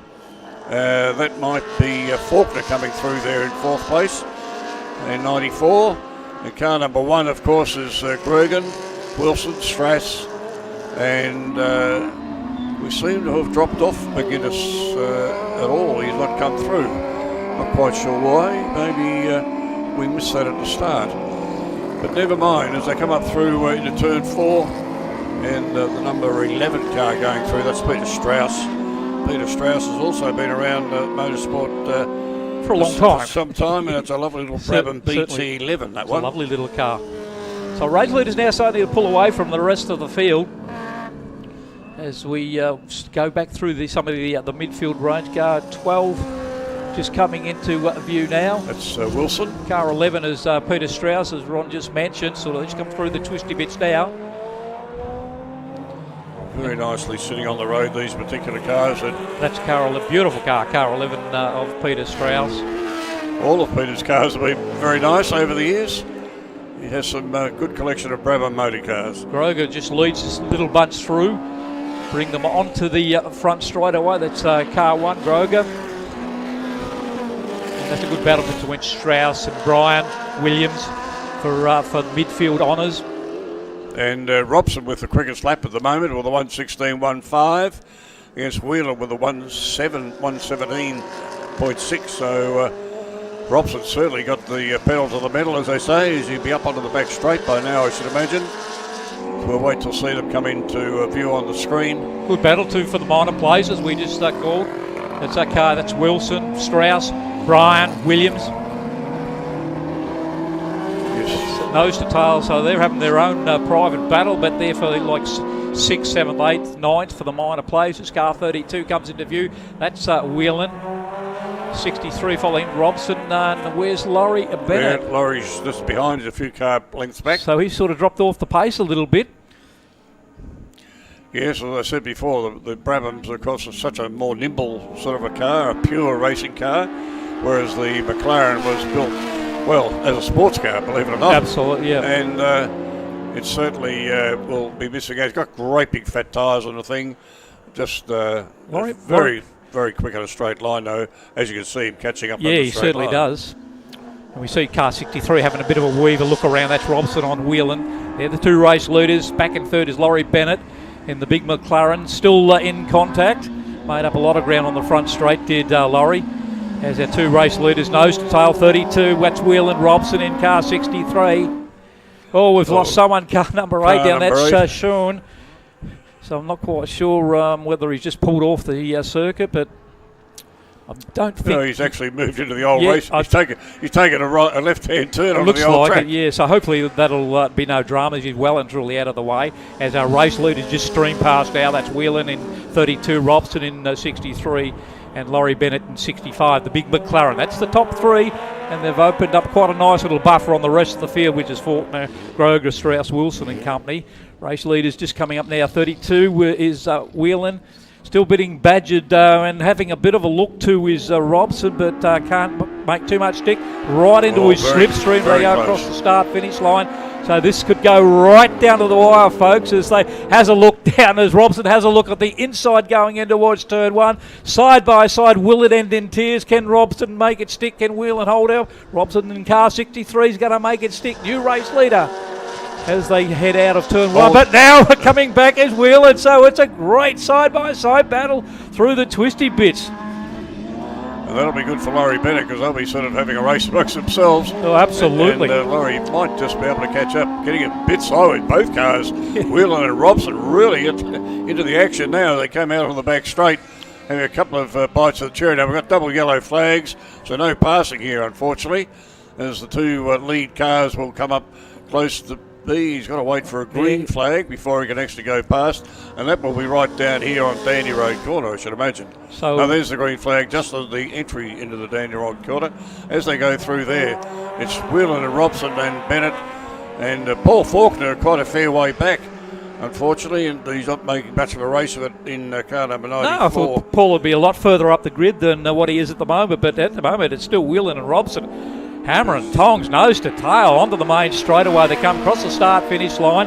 Whelan just opened up a little bit of a gap on Robson. Where's Laurie Bennett? But Robson sort of pulls into his slipstream, and Laurie's just dropping off the pace a little bit. There's our second place man, 63.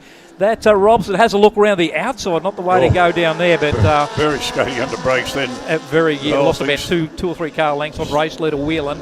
But makes it up though through the corners to car 63 Quintet. Robson really starts to turn up the thumb screws on car 32 race leader Whelan.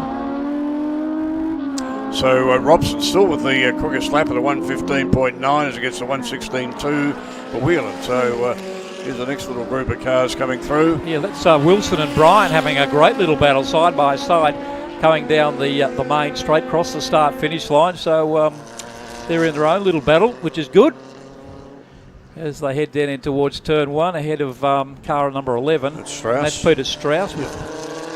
So Strauss is quite comfortable. Where's Strauss sitting in 6th? Wilson and Bryan 7th and 8th for the battle. Strauss will be leading that Group N category. Bennett is leading the Group O category, and the dice between Whelan and Robson goes on for Group O. And the battle still rages on between the minor places, as our race leaders now starting to pick up back markers, Ron. So they're certainly are starting to crack all this back marker. Gets in away, splits up first and second. 25, that was Stephen Moody. So Whelan's getting in, not really getting in the way. No, he's got his own race, but he's out of the way now, and Whelan's caught up again on Robson.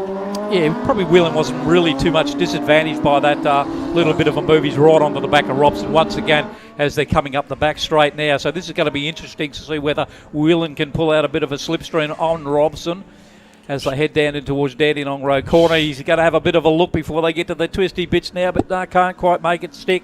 63 Robson just sticks to the inside as they head down in towards Dandenong Road. Now, can he, 32, make a bit of a wheel and has another bit of a look, but can't quite make it as on lap 7, so we're going to run out of laps for our race leaders. Robson and Whelan. Next is Laurie Bennett, and Laurie sort of dropped off a little bit as our race leaders just coming ready to come onto the front straight away now, and it looks like car 63's comfortable at the moment.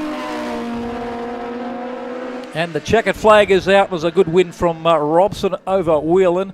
Laurie Bennett now a long way back in car 65, and he's coming back to, I think, Paul Faulkner, Grogan and Strauss as they go through a couple of the back markers. Actually, Faulkner was catching up in that last little lap there.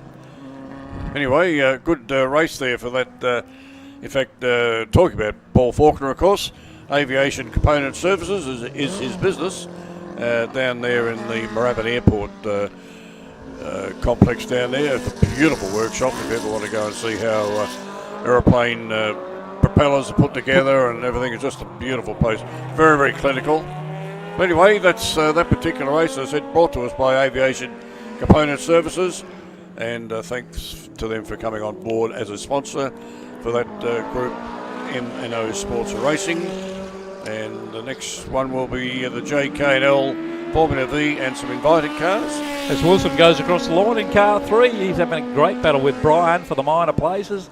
They finally get the checkered flag. So, there's quite a lot of little battles right throughout the field of that particular M&O Sports Racing and invited for race. That was their first race for the day. Right. Okay, we'll cross for a break. Back shortly.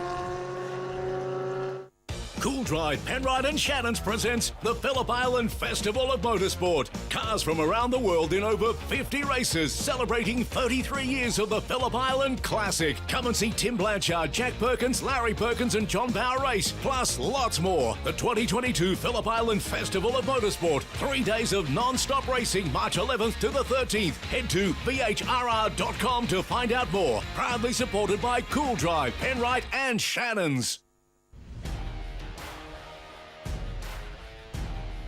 Facebook isn't the only place that you can support Australian grassroots motorsport with Blendline TV.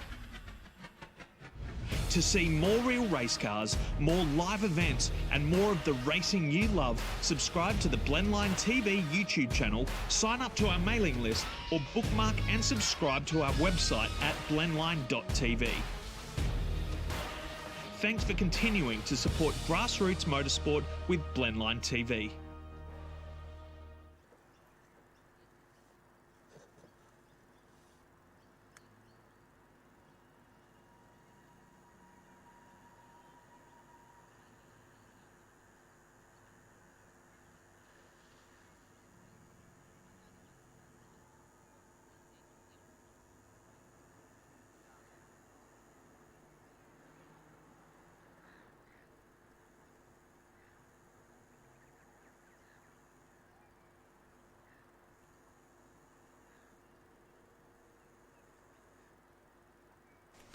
Welcome back, and we go into our penultimate race for the day. Of course, then we have a regularity event after this, and that will be brought to you by Peter Scher and Phil Membry. And at the moment, you've got Darren Smith and Phil Brannigan on board, and we are about to launch away with JKLB Formula V and invited race 1.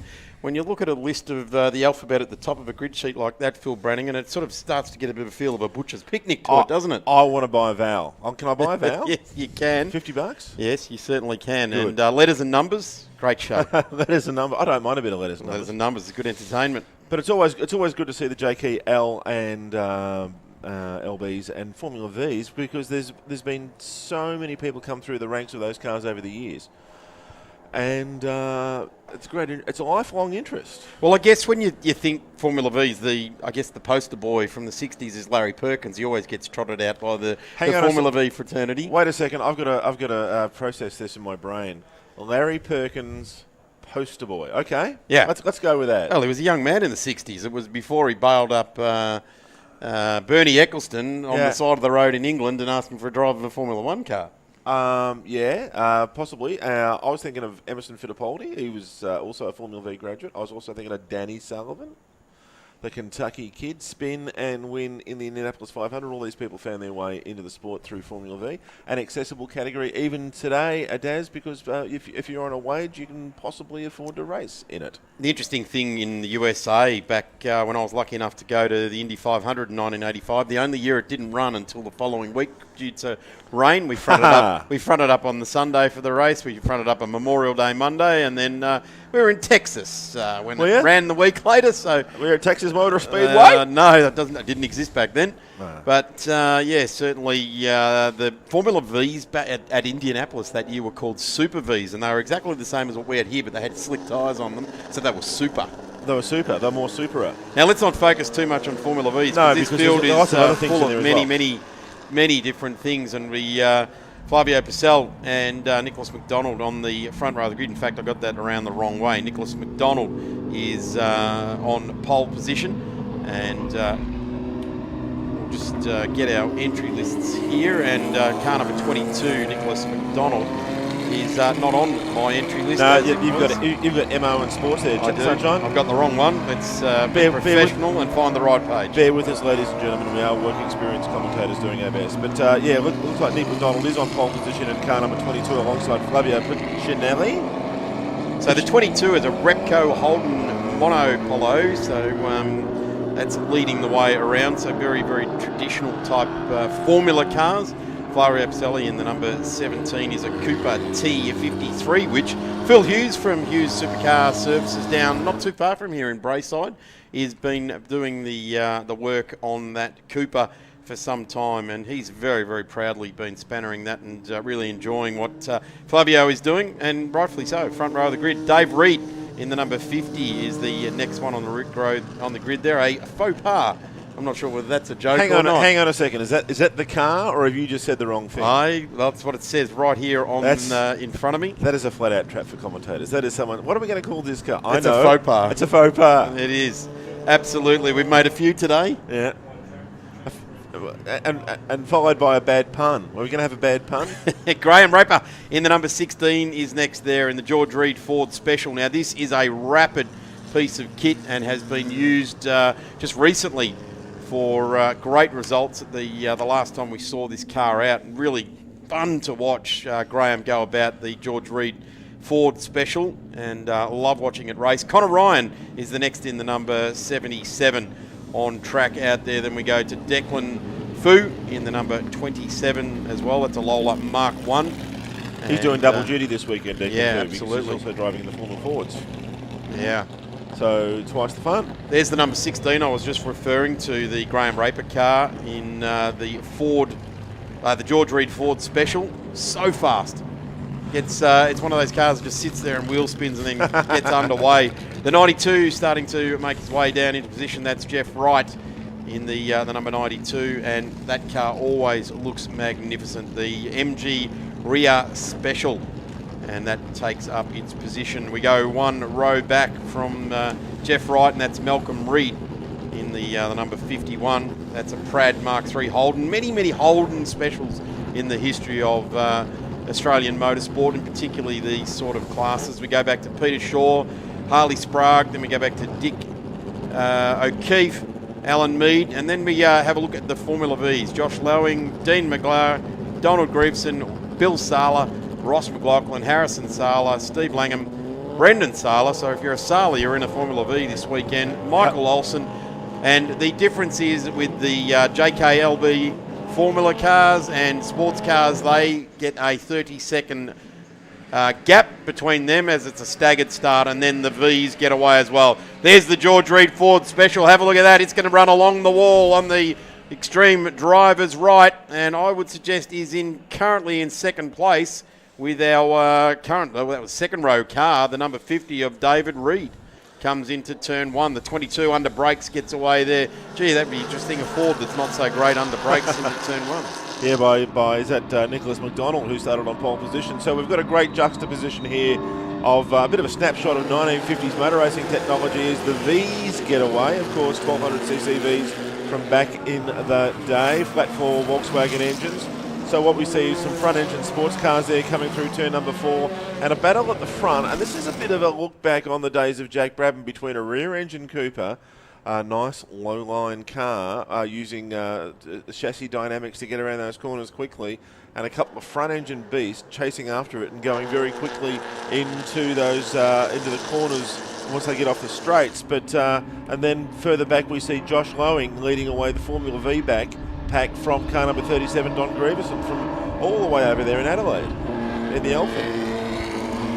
And good look at the Formula V field. These are still run in current spec Victorian State Circuit Racing Championships in record numbers throughout this 2022 season as well. With the Formula Vs, recently had their nationals at Winton, and they combined it with the Formula Ford Festival, and also some Formula 5000s were found up there as well, but still have massive fields. And we're just watching Josh Lowing having a good look in the mirrors to see where the 37 of Donald Grieveson, and then the number 12 there, which is William Sala, the first of 3 Salas in this race, and Harrison Sala with the number 1 emblazoned down the side of his Elfin Formula V.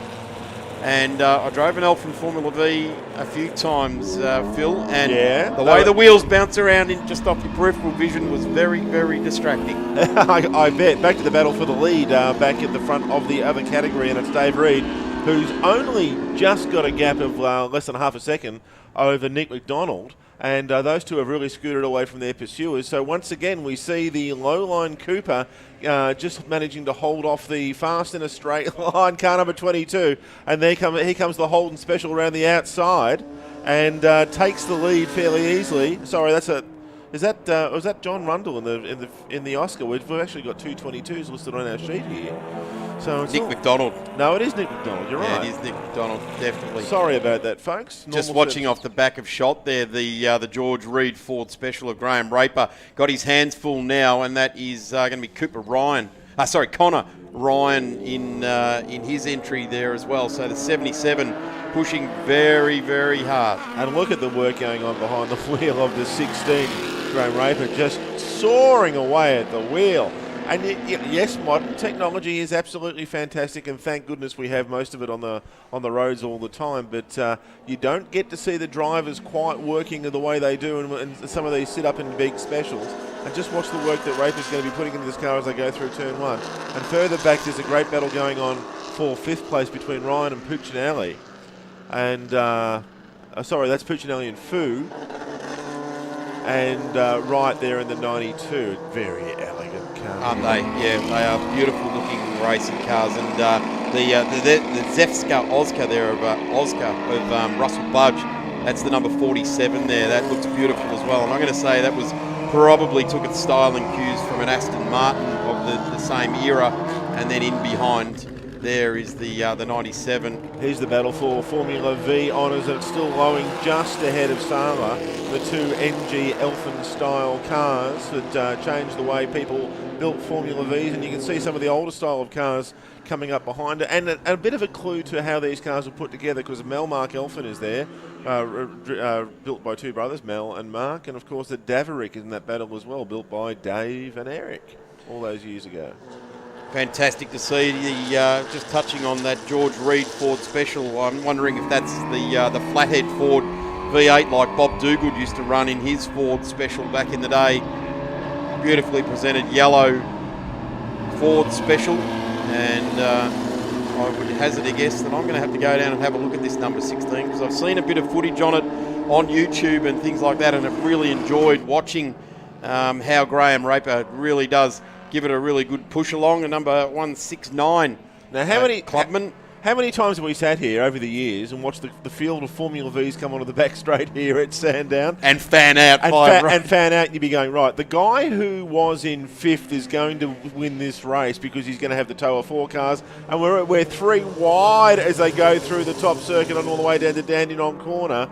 And boy, well, they're not the fastest racing cars in the world, but they're still over 160 Ks, and you've got to have some brave fills to do that. When you've got the first 8 contenders covered off by about 4 seconds, you're having the speed is relevant, but certainly you're having as much as fun as anyone going twice the speed as what these guys are. They tip it in, coming around through the Dunlop curves there. The bubble-fronted cars, they're synonymous with so much racing with those Elfins over the years.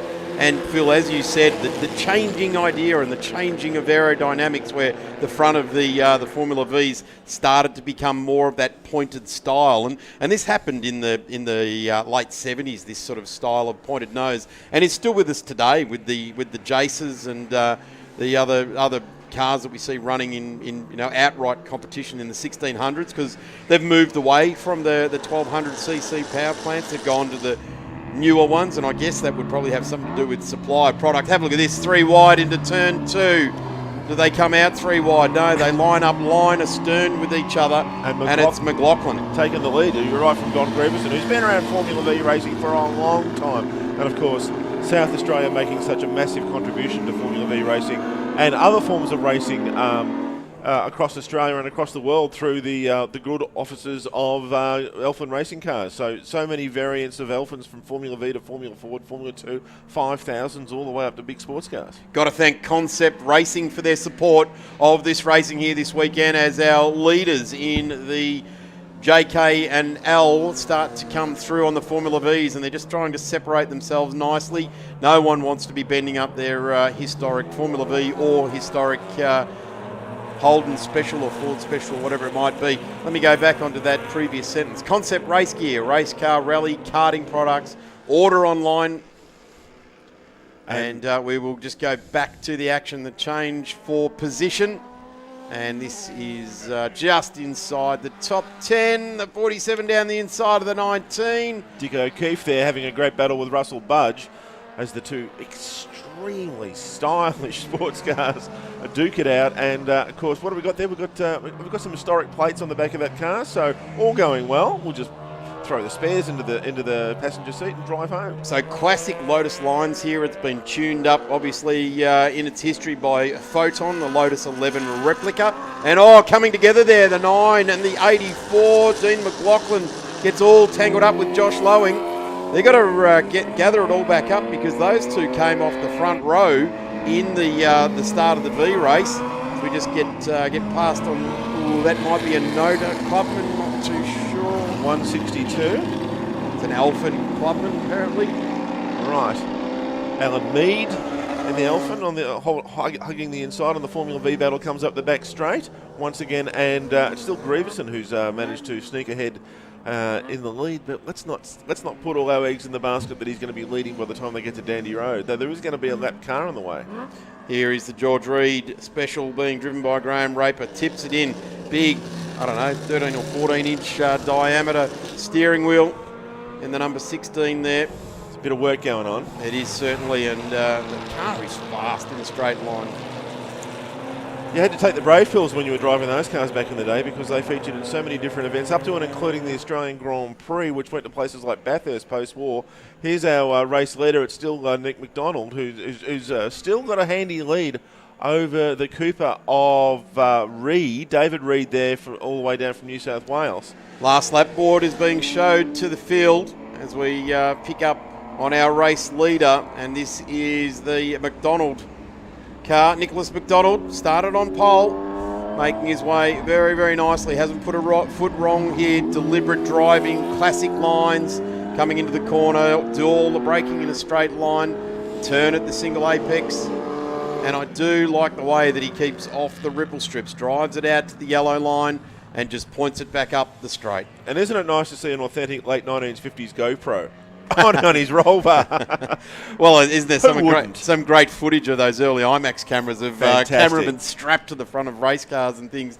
When you look at that now, This is early sort of seatbelts type racing and given a bit of GoPro technology. And let's hope he can hand some of that over. I'd love to see some of that footage over his shoulder. Turns it in. This car has been prepared magnificently, just giving it a nice turn on the wheel and dipping it in. A couple of corners to go.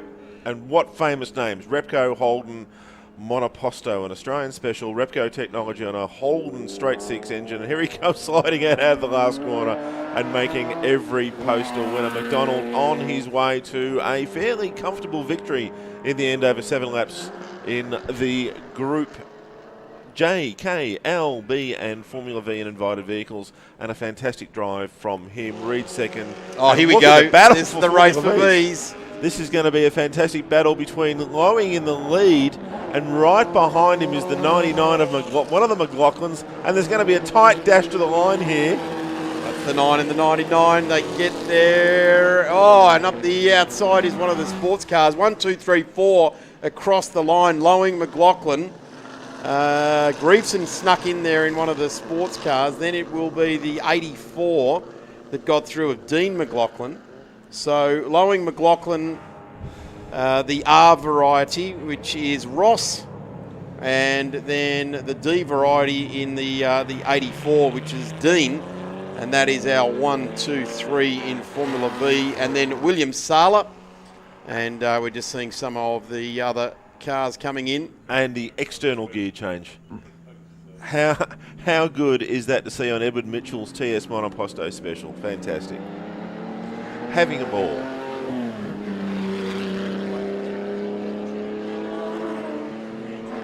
So they come across the line.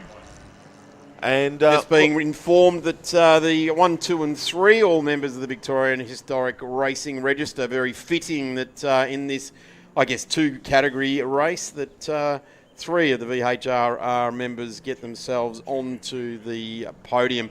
That takes out the last of our actual races. So lights to flag races here today. We've got a Regularity coming up. We will have Peter and Phil on board for that, and we'll remind everybody that we're going racing right throughout Sunday, tomorrow, all day long, and we will be live streaming the entire event to you, starting off with a couple of discretionary practices as you do. MGs, HQs, Formula 5000s, historic touring cars, Formula Fords, sports sedans, more historic touring cars, Group S, PQR Racing, Q&R Sports, M and O Sports, Racing and Invited, and continuing on through the day. So a couple of 8-lap races for all the categories early tomorrow morning, 7-lappers for them tomorrow afternoon.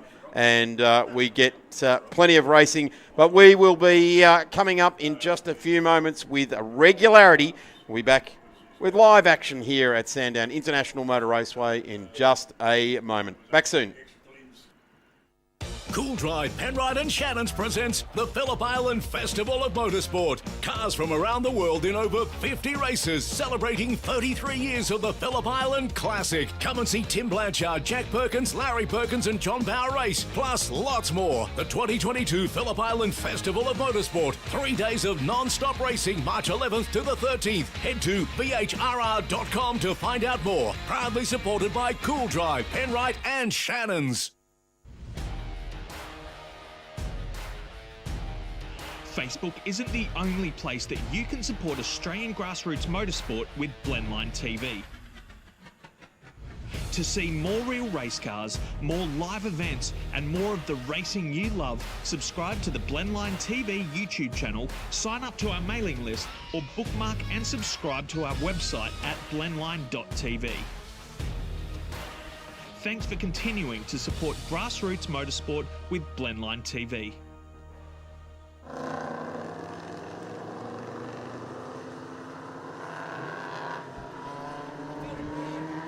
Good afternoon, Peter. We are watching the Regularity cars roll out on track.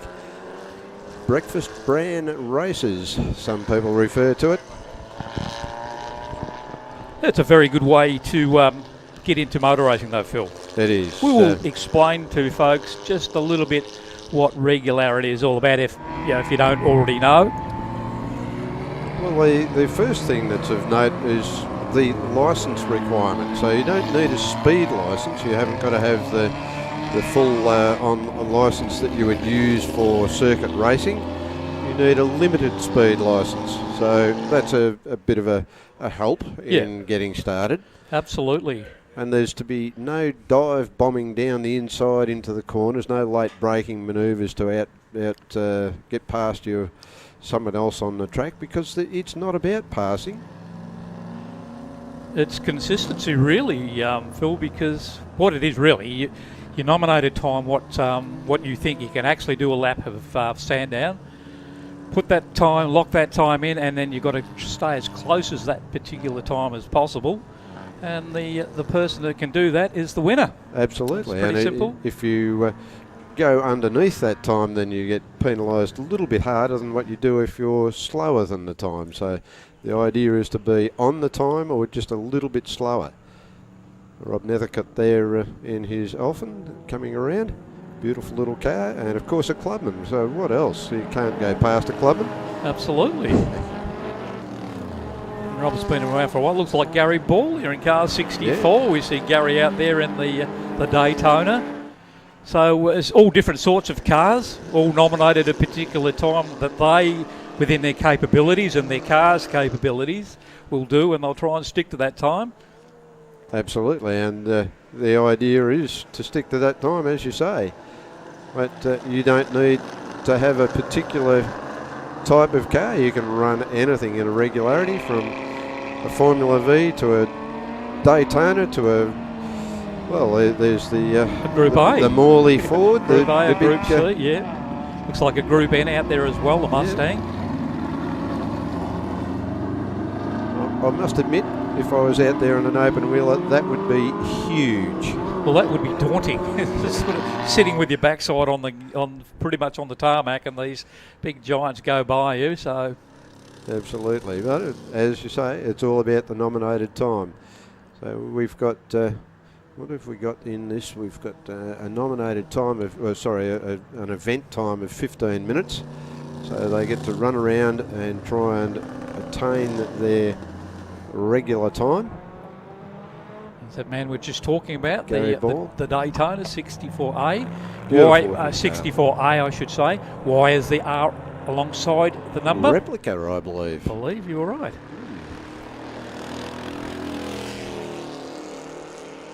So we see Gary there in 64. Yep. Enjoying a bit of track time. Gary's been around. Gary does a lot of commentating at Rob Roy Hill Climb. So one of your mates, Phil. Yes, the old hill climbing stuff is good stuff. See Wingate there in his little car beside it, and a Formula V, a Clubman, Daytona. What a mixture. Porsche, Austin Healey, another Clubman.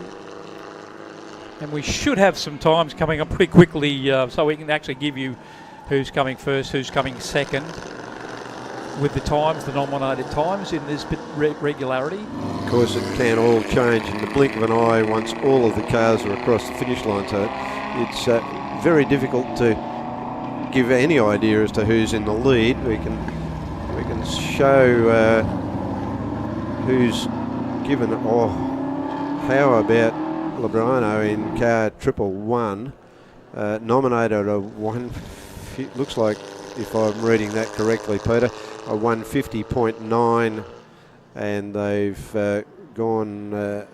He's just about on it. On his just 0.0002. Yeah, 2,000ths of a second out, which away. is so that's pretty good. That is pretty close to being. And Paul Lebrano is from New South Wales, and Paul's. And Paulie is from New South Wales. 14 is on our screen now. So following up the MG. Car 14, that's Louise Raper. Yeah, now Louise has been at this game for quite a while doing the regularity. It's really good to see her out there trundling around. And she's tiling the MG. That's a car 93. And that's Walker. Colin Walker in the MGB GT. And Walker there's car 41 again. Currently in 4th on our list, but that, as we know, can change in the blink of an eye. So on our other screen here, we have the progressive points on screen. So, well, we've got a new Lee now has slipped into the lead in car number 1, and that's an Alpha Formula V. 93 is on our screen at the moment. That's the MGB. Beautiful Cole car. Walker. Lovely car of Colin Walker's. Trundling down the straight. As we come back to Gary Ball, the Daytona, he's getting lots of airtime. I'll tell you what, Gary's getting in car 64. Oops, a lot of we've got time. Got one car off the road, the Elfin car number Wingett. 3. So it looks like Abby's calling it a day. She's abandoned ship. Hopefully the car's well and truly off. Well, not really. So that could bring out some yellow flag, double yellow flags, and that could even bring out a red flag, Phil, because that's right on the edge of the circuit. Yeah, Cars are not breaking the speed limit, but still. Car's still got all corners on it, so it looks Yeah. to be some sort of mechanical failure that's occurred for her in that car. Little Elfin Clubbin, 1961 vintage. And there's this man again, Gary Ball, getting heaps and heaps of airtime in car 64. I think he paid them some money. He must have put some money in, absolutely. And Gary showing a bit of head of steam coming across the start-finish line now. Goes across one of the... for him on our list, and one of the Where is open he? wheelers. So they've got a shown yellow flag. That's car number 1. That's Shane Lee. He's Formula V. Shane's dropped down to 2nd on the leaderboard. Lebrano now has slipped up again. Gary Ball's just slipped up to position 11, so on the screen, but as we say, that can change It certainly can. very quickly. There's our leader at the moment, our regularity leader, car number 1. Yes, position number 1 in car number 1. Absolutely. Who'd have thunk that? So it looks like things have sorted themselves out. No more yellow flags. And look at that, speaking yellow, look at that beautiful yellow Cortina coming up the straight there. That's Jeffrey Vox in the Cortina, the GT. I think it's only running, what is it, probably 1500 engine, 1600? Yeah, it'll be the old pushrod motor. And at least it stands out, Jeff's car 121. yes, you can't miss that bright yellow. Okay, so there's a red and yellow flag being displayed. That means that there's something on the track that may be of a slippery nature. It could be a little bit of, track conditions yes, have altered. I can see a bit of a trail of something on the track there.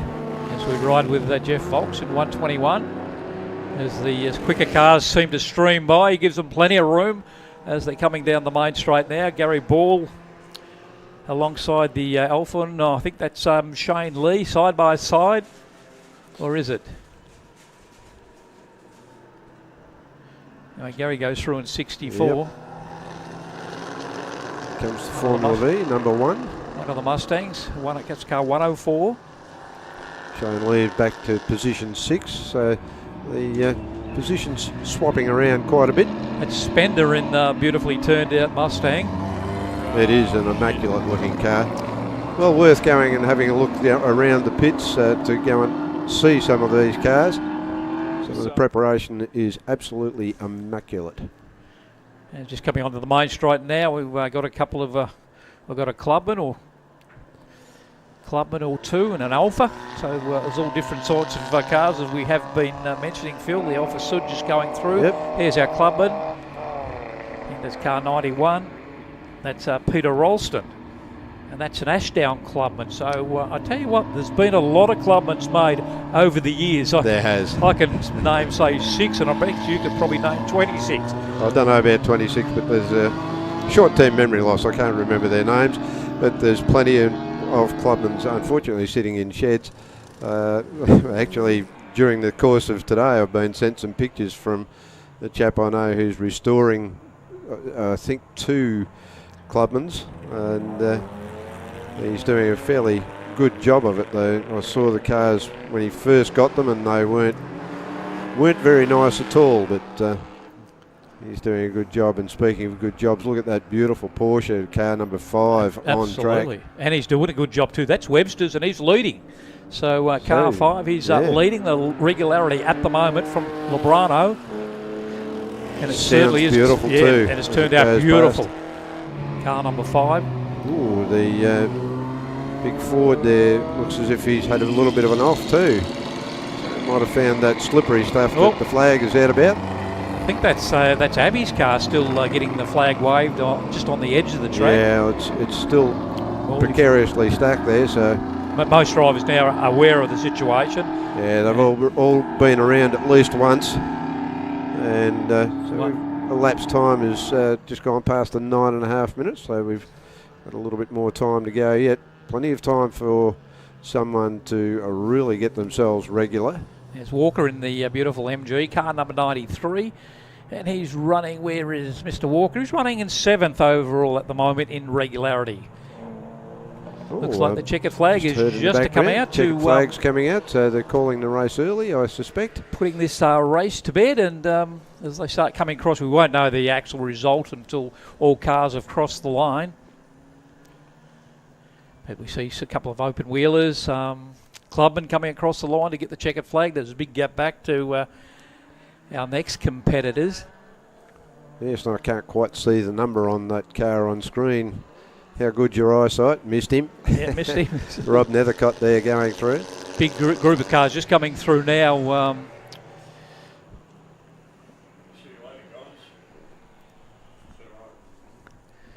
As a gaggle come across the start finish, it looks like that's Raper in 41. That's Gary Ball again. Yep. So there's Raper. 92, that's Walker just coming through, as we mentioned before. Beautifully turned out Mustang. There's Louise in 41. And there's the Porsche of Webster, who was leading. Whether he can maintain his lead or not, we're not quite sure, but a beautifully turned out car 5. He gets the checkered flag, and he is still on the top of the list that we have on our other screen to our side. So looks like Webster might have won it, as Lebrano in car 111. He was second, and Abby Wingett in 3, but she's on the side of the circuit, so I think her race has run. Yeah, I hope that they're able to repair whatever issue has occurred with the car and get her out there again tomorrow. So that's it, Phil, for regularity. We've still got a little bit more to come. Don't go away, folks. Thank you to Phil Memory. Yeah, thank you, Peter. I'm Peter Shea, and we'll head to the boys downstairs.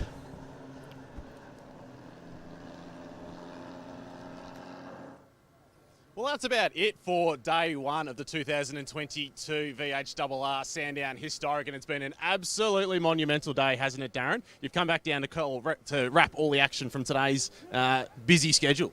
Certainly have, Callum. 30 years of historic Sandown. You know, we're living it here this weekend. We're going to do it all again tomorrow. The commentary team have done a great job. All of our officials around the track have done a great job. Our competitors that have travelled from all over the country and even internationally have done a great job. What about the weather? The best job of all. The rain has stayed away. So having a great time, Callum, and looking forward to doing it all again tomorrow. Absolutely. So you can tune in tomorrow morning from 9:25 a.m. So you can catch us on the Blendline TV Facebook page or YouTube channel, depending on whichever way or your preferred method of accessing all of the action. So that's about it for now. On behalf of Darren Smith, myself and the Blendline TV team, we'll catch you tomorrow. Bye for now.